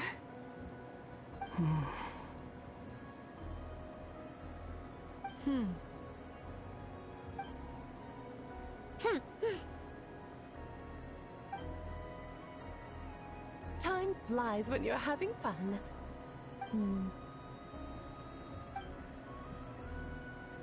Oh. Looks like the time has come. Columbina. You're heading off, then? Yes, to the ruins you mentioned. And from there, back home to the moon. Wait! I know? At least... Take one of our craft shop's crumb cookies up to the moon with you. You know, for a snack.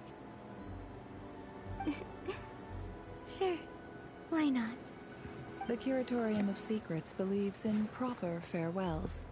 No story should be left without a satisfactory endnote. Never. Farewells are an important affair for the Ratniki, too. We never know when we might meet again.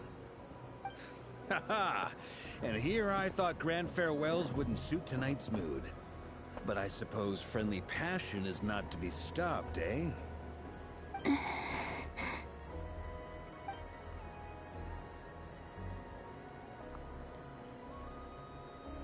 We made a little something for you, Columbina. Ta-da! What is it? A Moon Prayer Night greeting card with drawings by all of your friends. You did mention that you'd like a portrait done, so I took the liberty of creating one for you. I, meanwhile, did the portrait of Mr. Albedo. And Mr. Varka did the same for me. I mean, I think my work was pretty true to life, don't you think? The picture of Ashru was my doing. The two of you seem to get along rather well. Wait, was I the only one who did a full-body picture? That's so embarrassing. I did pictures of me and Anefa.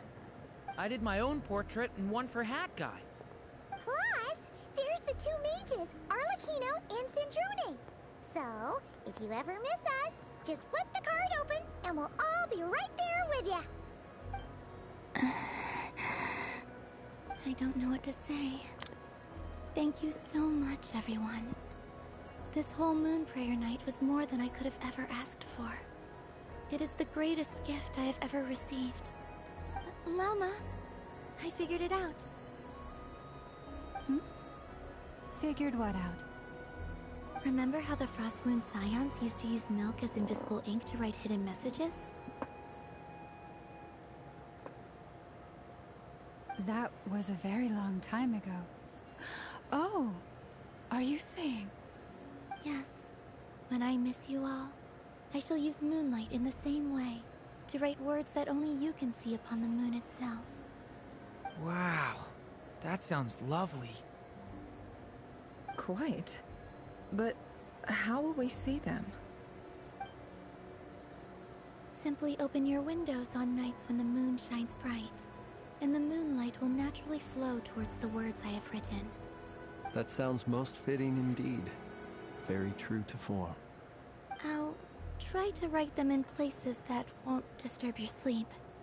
I, for one, would sleep all the better for having read one of your messages before settling down for the night.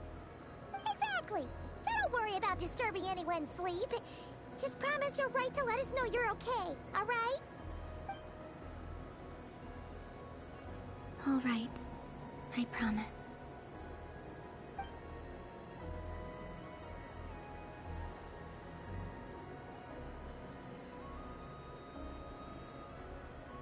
In that case, Columbina.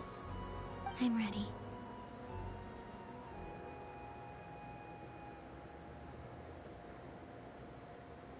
Very well.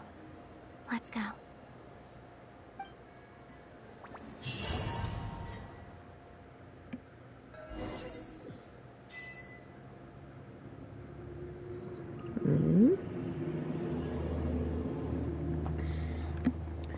Set on the path back to the moon.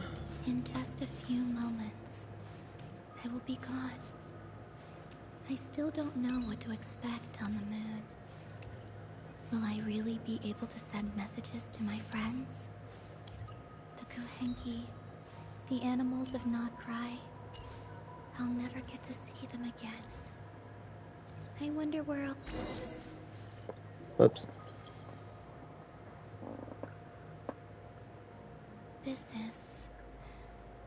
This is where the people of Hyperborea used to communicate with the moons.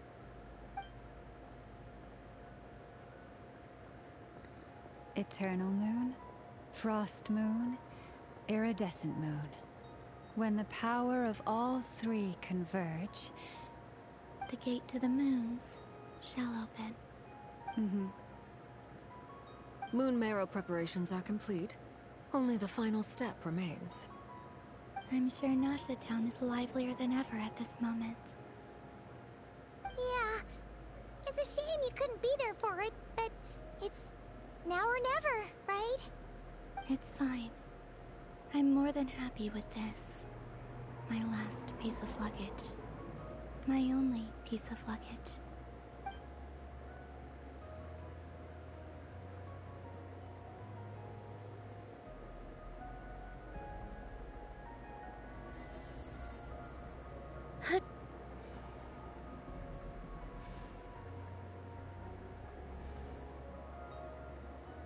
I can already feel the moon calling to me.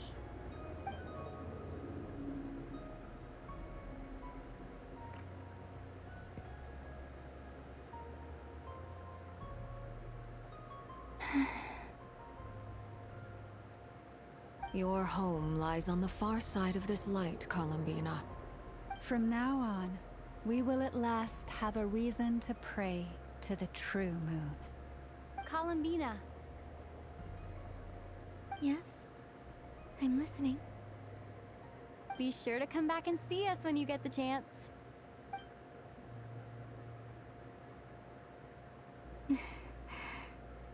Of course. But if that chance doesn't come, then remember that you have friends on this planet. People who will miss Columbina. Yes, I will. Thank you for everything you've done for me.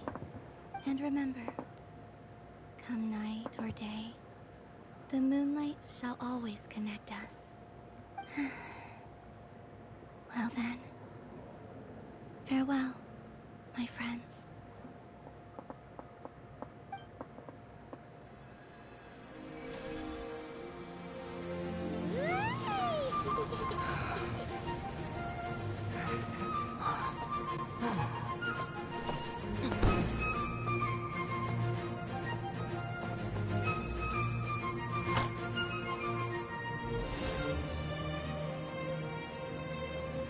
Thank you.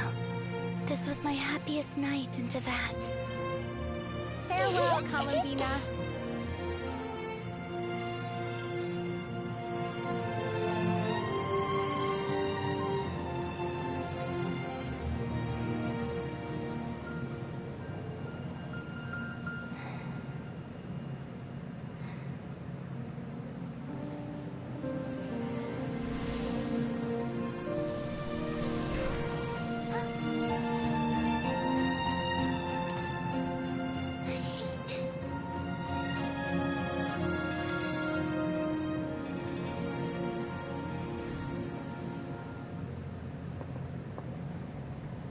The moon really is closer than ever tonight.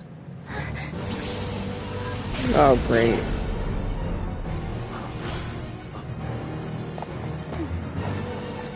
Columbina. All 3 moons in one place. Time for one final experiment. Reason, life, death, time, and Dickhead. space. They all believed I would fail.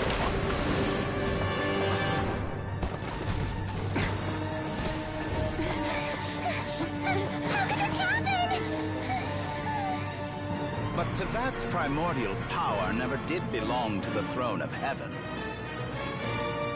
And now, they are mine.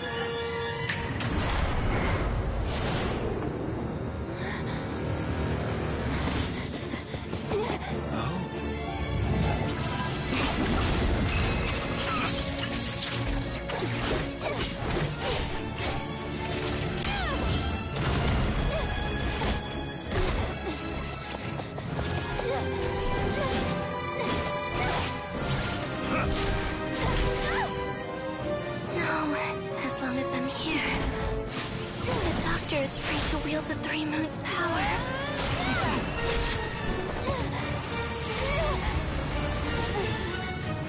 It's the only way.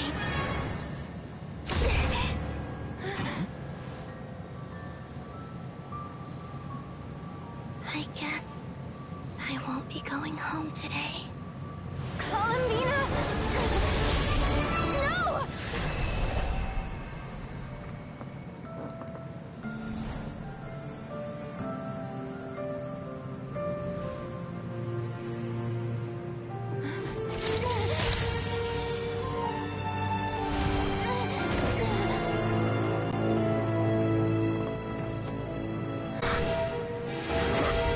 Stubborn world, do not try to control me.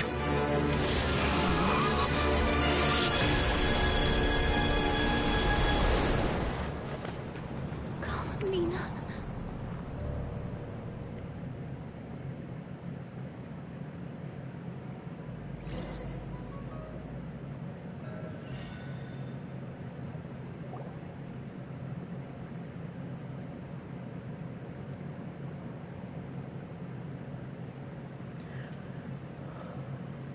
Wonder if this means she'll be trapped with like river or something. Are you alright? Do your wounds still hurt? I had someone prepare a little medicine that could prove effective. Take it if you need to. In that case, let me relate the contents of the call we made to Alice after the incident occurred. Or could Dane bring her back? Ah, that Dottore is a crafty one. He distracted the Hexenzirkel by creating a huge fuss at Tevat's borders. I'd assumed that the cause was an abyssal intrusion from the outside world, which in fairness is a rather common occurrence. But after learning that you managed to influence the phantoms in Nordcry, I realized that perhaps this interference could have come from within Tevat instead.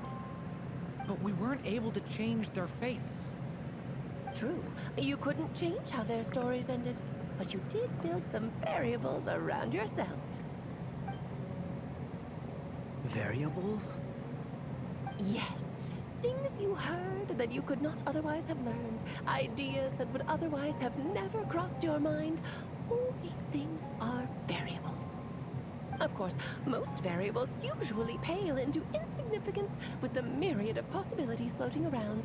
But the moment you start treating them as building blocks and intentionally stacking them, that changes things. That's what Dottore did, and it's how he created the necessary conditions so that when you activated the portal tonight, it played right into his plan. However, we have no way of knowing exactly what he did. Yeah, we also need to ascertain Columbina's status. And that about sums it up. As I suspected, Dottore has disappeared completely. If it's any consolation, he wasn't able to control Columbina as he might have wished to. Oh no!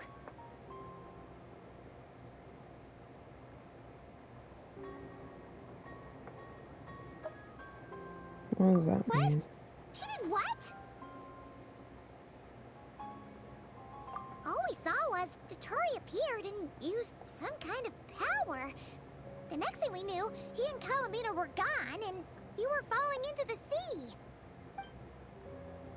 Right, because they were kind of like frozen.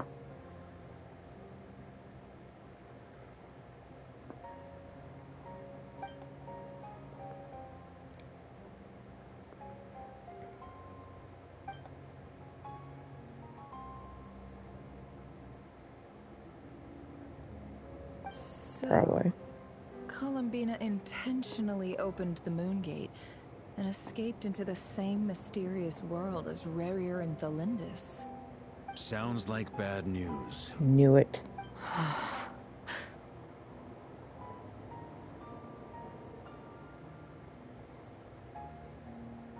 Seen in that way, the Trilunar Syzygy and Rerir's emergence, Dottore might have been pulling the strings in both cases. According to Miss Alice, he is attempting to transcend his destiny and finish an experiment that only a god might complete. An utter lunatic. Wait a sec. Where's Hat Guy? Seems like he'd want to be here for this.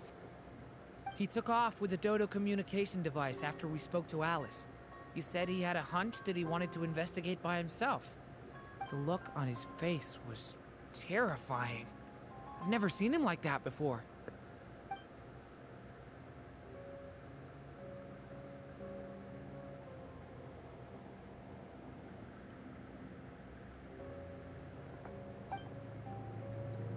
I'm back.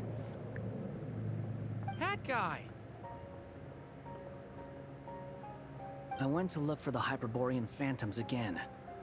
I think I've gotten to the bottom of it. I got them to talk to Nicole on the other end of the communications line. Turns out, the history they describe is different from how Nicole remembers it. Really? But how? Surely Nicole can't have been wrong. Because the phantoms are the ones who are deceived. They speak of a savior who appeared in their history. One who never should have existed. This savior promised to create a new moon within the false sky, and even bring back their moon goddesses. Foolishly, they believed in him, and told him everything he wanted to know about the moons. It's obvious that this was Dottore's doing. Now you mention it, the first time we entered the Hyperborean ruins, we heard the phantoms discussing their history, and I remember Nicole commenting that something sounded a little strange. But Dottore shouldn't have been able to get in there in the first place. He didn't. Nicole said that this was an anomalous state triggered by disruptions in the causal connections between phantoms from the same era. The variables that Dottore put in place were substantial enough that they even affected phantoms that he never met. So it's not that their memories were unclear. They'd been tampered with. That's exactly the possibility Dottore was trying to manufacture. He turned these variables into knowledge and engineered the situation so all that knowledge would fall into his hands. Then, he harnessed that knowledge on Moonprayer Night to truly create a false moon. How is that even possible? To be precise, he exploited a weakness in the way the spell works. The spell senses Kuvaki to detect the moon's location. So, as long as the false moon more strongly resembled a moon than the frost moon beyond the skies, the gate would teleport Columbina to the false moon's location. In other words, to Dottore's side. Once he had her under control, the teleportation spell remained active, and he manipulated her power to seize both moon marrows. At that moment, the moon marrows disappeared right before our eyes. It was already too late, even as we were leaving the ruins. By then, Dottore had already amassed the power of all 3 moons. So, where does that leave us? What do we do now? I'd certainly like to know what Her Majesty thinks, now that the concerns I expressed to her have come to pass. But we cannot simply sit and wait for her to decide the matter. And in any case, it is not the Fatui Harbinger Damselette who sees us as her friends, but rather Columbina Hyposelenia. If, even in such extreme circumstances, Her Majesty will not lift the prohibition on Harbingers drawing steel against one another, then I will do as my heart demands. I will fight as Peruware instead. Oh, Arlecchino! Time is short, so I'll make the first move.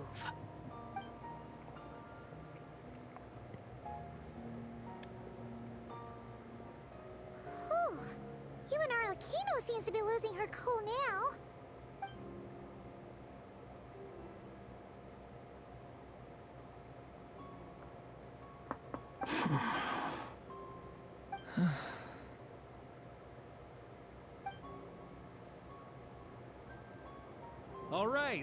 All right.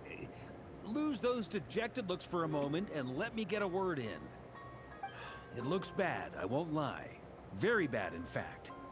So Dottore's pulled some real dirty tricks to gain the upper hand. For now. And yeah, it's to the point where even the mages say that his variables have affected destiny. I'm not so sure, though. Many have told me that Tevat's destiny is fixed, and that does appear to be the case. Well, what makes Dottore so sure he'll be the exception? And since he was able to stack these variables up, who's to say we can't do the same? You of all people should not be discouraged, traveler from afar. This isn't over yet.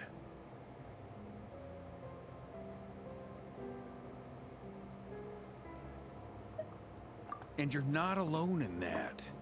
Everyone here does, whether they've spoken thus far or not. But none of us are the type to sit back and wait for the sun to shine again. It's exactly how a knight should roll. If they knock you down, you get back up and get back in it. Don't forget, Honorary Knight, you're a legitimate member of Mondstadt too. Mark is right. This is far from over. Dottore's already way overdue a butt-kicking given his past shenanigans. And after this, he's earned himself a double dose. So he's gonna be like a boss. Most likely. How's everyone else feeling? I'll Throw him use into the Kuvaki abyss. to investigate Columbina's whereabouts. I am not ready to give up either. Leave the intel gathering to me. Whatever happens within Nodkrai's borders, when the Curatorium of Secrets wants to be in the know, we always find a way. Aino and I will do all we can to support you. We will attempt to reverse engineer Dottore's actions and seek a breakthrough that way. Alice and Nicole are busy dealing with an emergency at Tevat's borders, so they can't return just yet. But they're both very angry about this. They've asked Albedo and me to act on the Hex and Zirkel's behalf and do everything in our power to fight back against Dottore. Are you ready then? We're going to have to conduct a lot of research, even in the early stages. I'll do my best. As for me, I'm pretty familiar with Dottore's way of doing things, so I can try to predict his next move. I'll help with your investigation. Nice! Looks like we have our basic division of labor. I'll get in touch with Flints and Itlua, get them to have a chat with their Starshiner. It couldn't hurt to bring the Lightkeepers on board as well. At the same time, I'll pass on instructions to the Knights present in Nodcry to assist the Lightkeepers and other organizations in ensuring the safety of those living here. Yeah! We'll show him!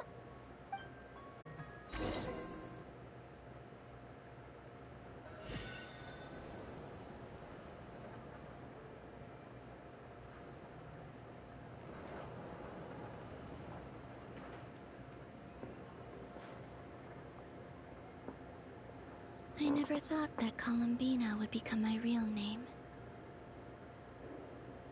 It went from being a Fatui code name to something my friends call me. And remember, come night or day, the moonlight shall always connect us.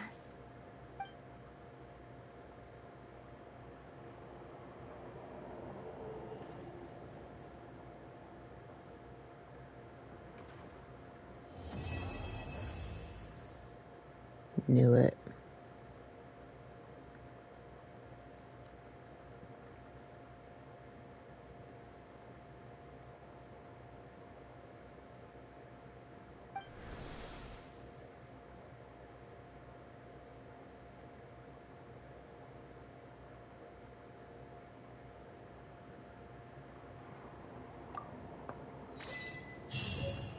Wow, what an ending.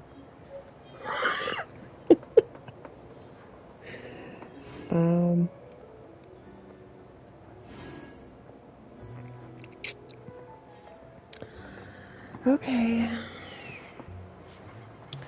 So I guess we're not done with Nodcry quite yet.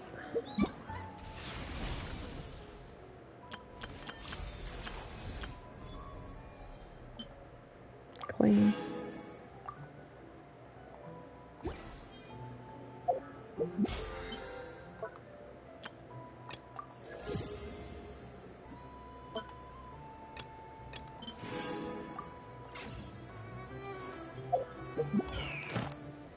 Yeah, now I can go claim this. I mean, I could have before, but whatever. Ad Astra Abyssosk. Thank you for completing. Ad Astra Abyss.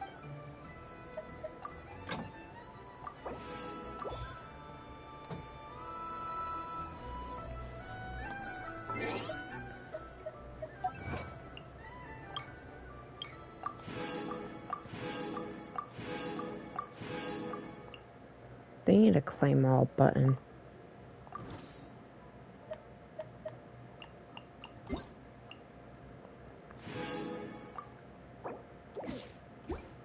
I still have a lot to do with the guild. How about you could rest while I go back? Oh, it's just the guy thing. Oh, wait. Oh. Good. Nice.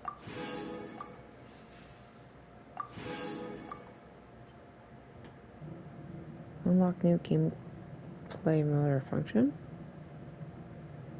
Huh? I'll check that out a little bit. Oh, that, yep. Okay. So I'm assuming just these.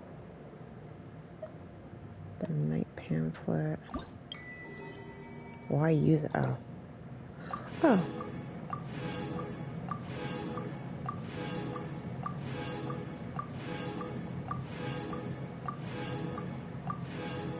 Nice. Okay. Then there's just this. Okay.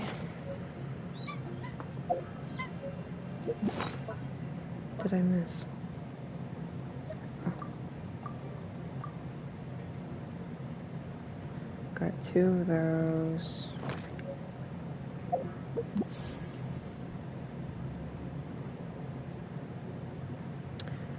Well, I ain't gonna get nothing good. Well, my pay's not high enough yet.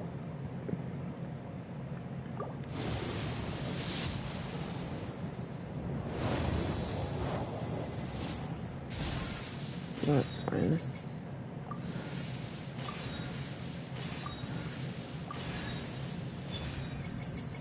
Really? Like I really needed that. Lame. So lame.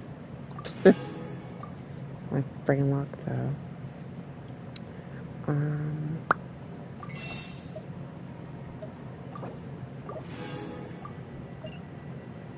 Oh, yay.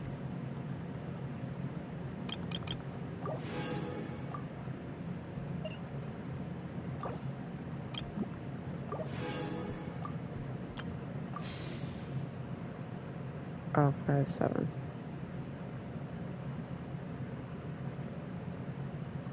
Whatever. I've gotta be getting close somehow.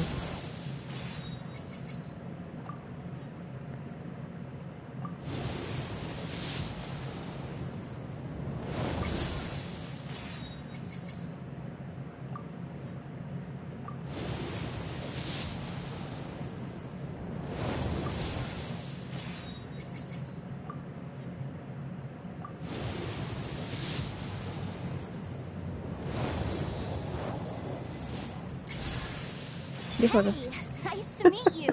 If you've got a commission, spit it out. As long as the pay's right, I can help you with anything. Most things. I can...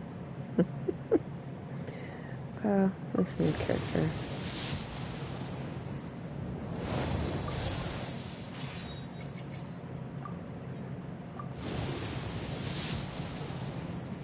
Oh.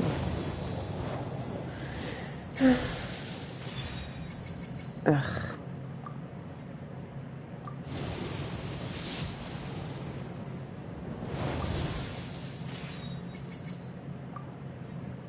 Okay.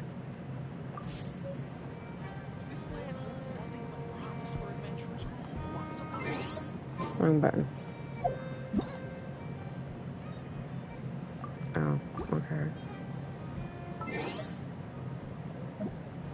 Oh, just this.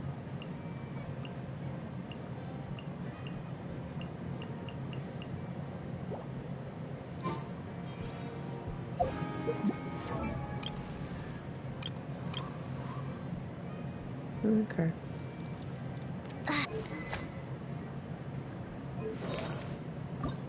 What do they, oops, what do they want her to have? Okay. Oh.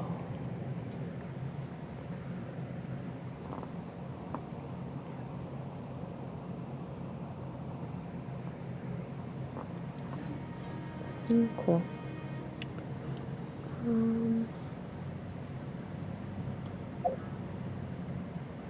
Well, I guess I can do the test runs.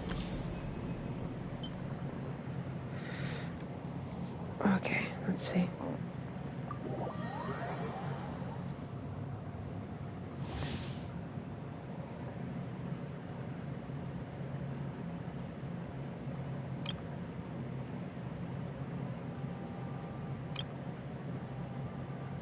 No, I don't typically read any of this.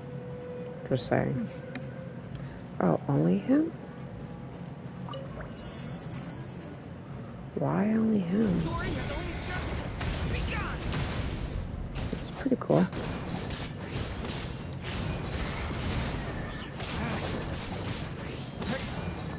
Oh.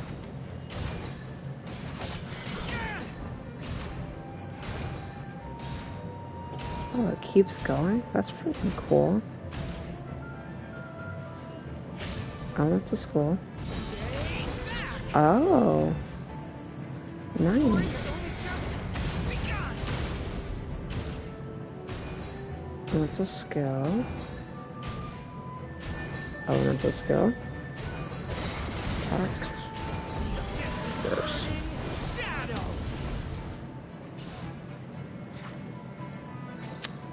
Oh, I see. Okay. Really hope I get him.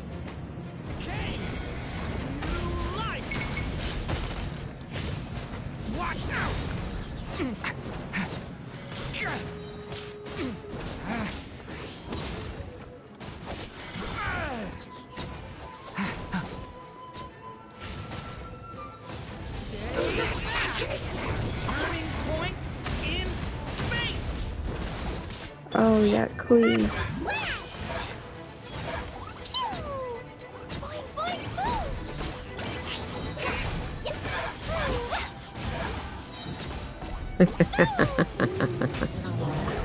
What the fudge?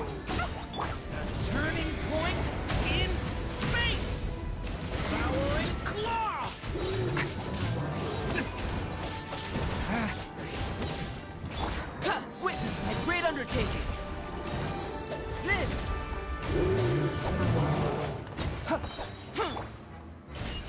Everybody stand back! Let's light it up! Stay away from me.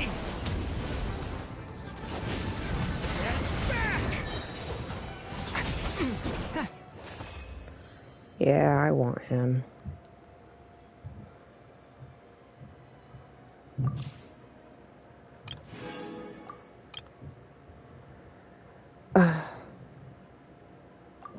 Not good with Venti at all. But that's because I'm just not good with bows. They're not my favorite. Alright, what do you want me to do? Hello? No. Use elemental burst. Think you can get away? Poof. Hit points with Wen's thunder arrows.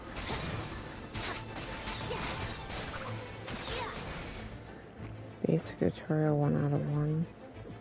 Oh. Okay. Time for takeoff. Brace yourselves. Oh geez, maybe I should get Venti. Well, him too, you know. Here we go.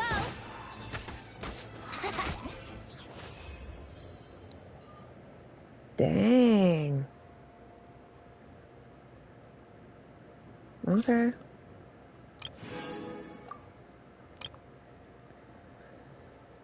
I don't know if I'll be able to get him.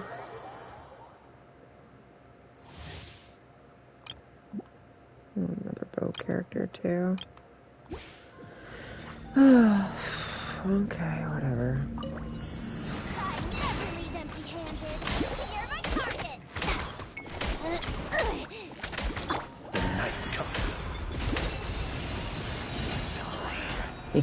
I already know what he can do.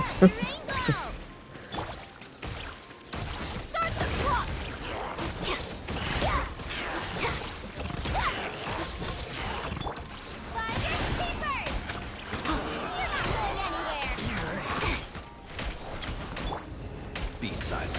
The long sleep beckons.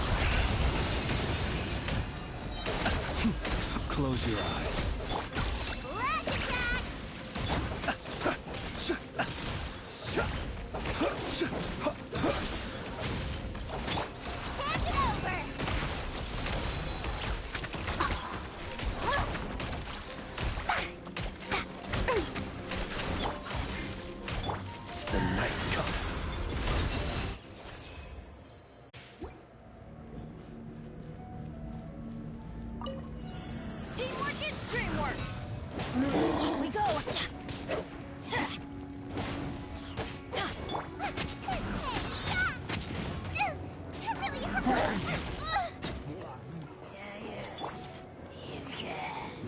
Let me read you a verse.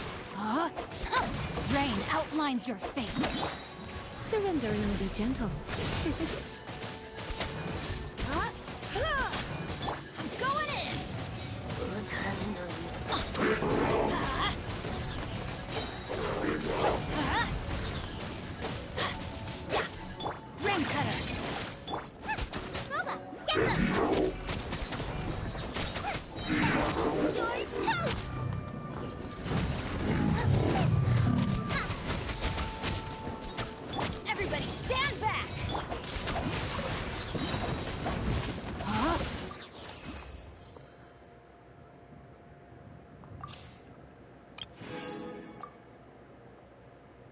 Oops.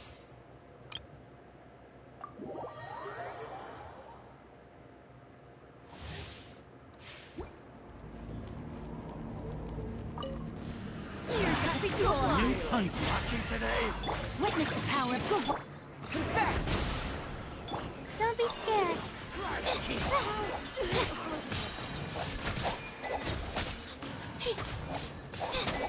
I wouldn't mind having her, honestly.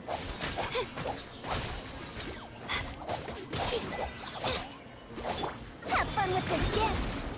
Rain cutter. Stars, shine for me.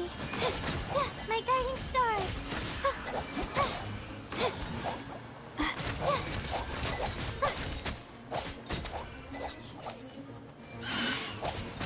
Don't be scared. Ears of the storm. Witness the power of Guwa. Confess!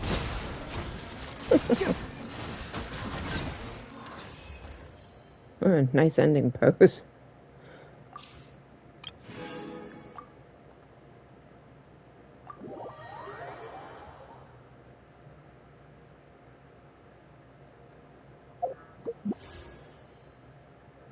Ugh. Alright, so what is this other thing? No, not that. Okay, no. Wrong thing again.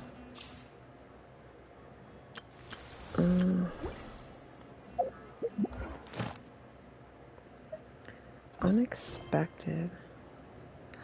Oh, it's this. Okay. You only get 20? Oh, you have a whole chance to get a whole bunch, don't you?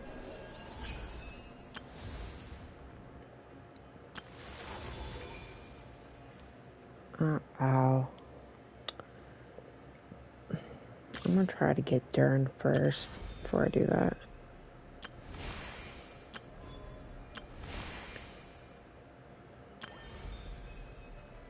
Yeah, I don't know. Okay.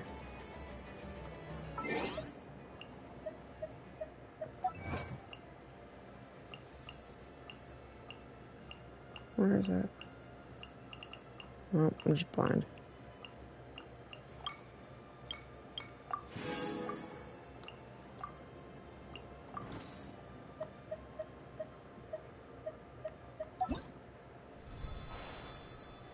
Oh.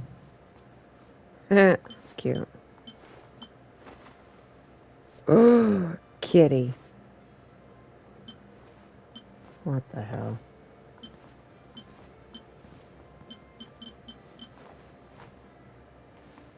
Oh, okay. It's cute.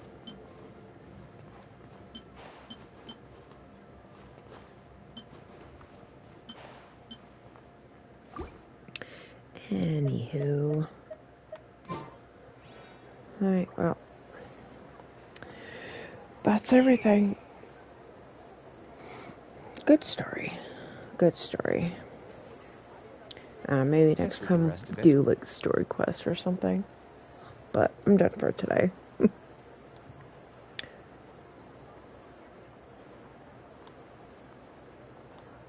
Thanks for viewing for those who did. Hope you like it.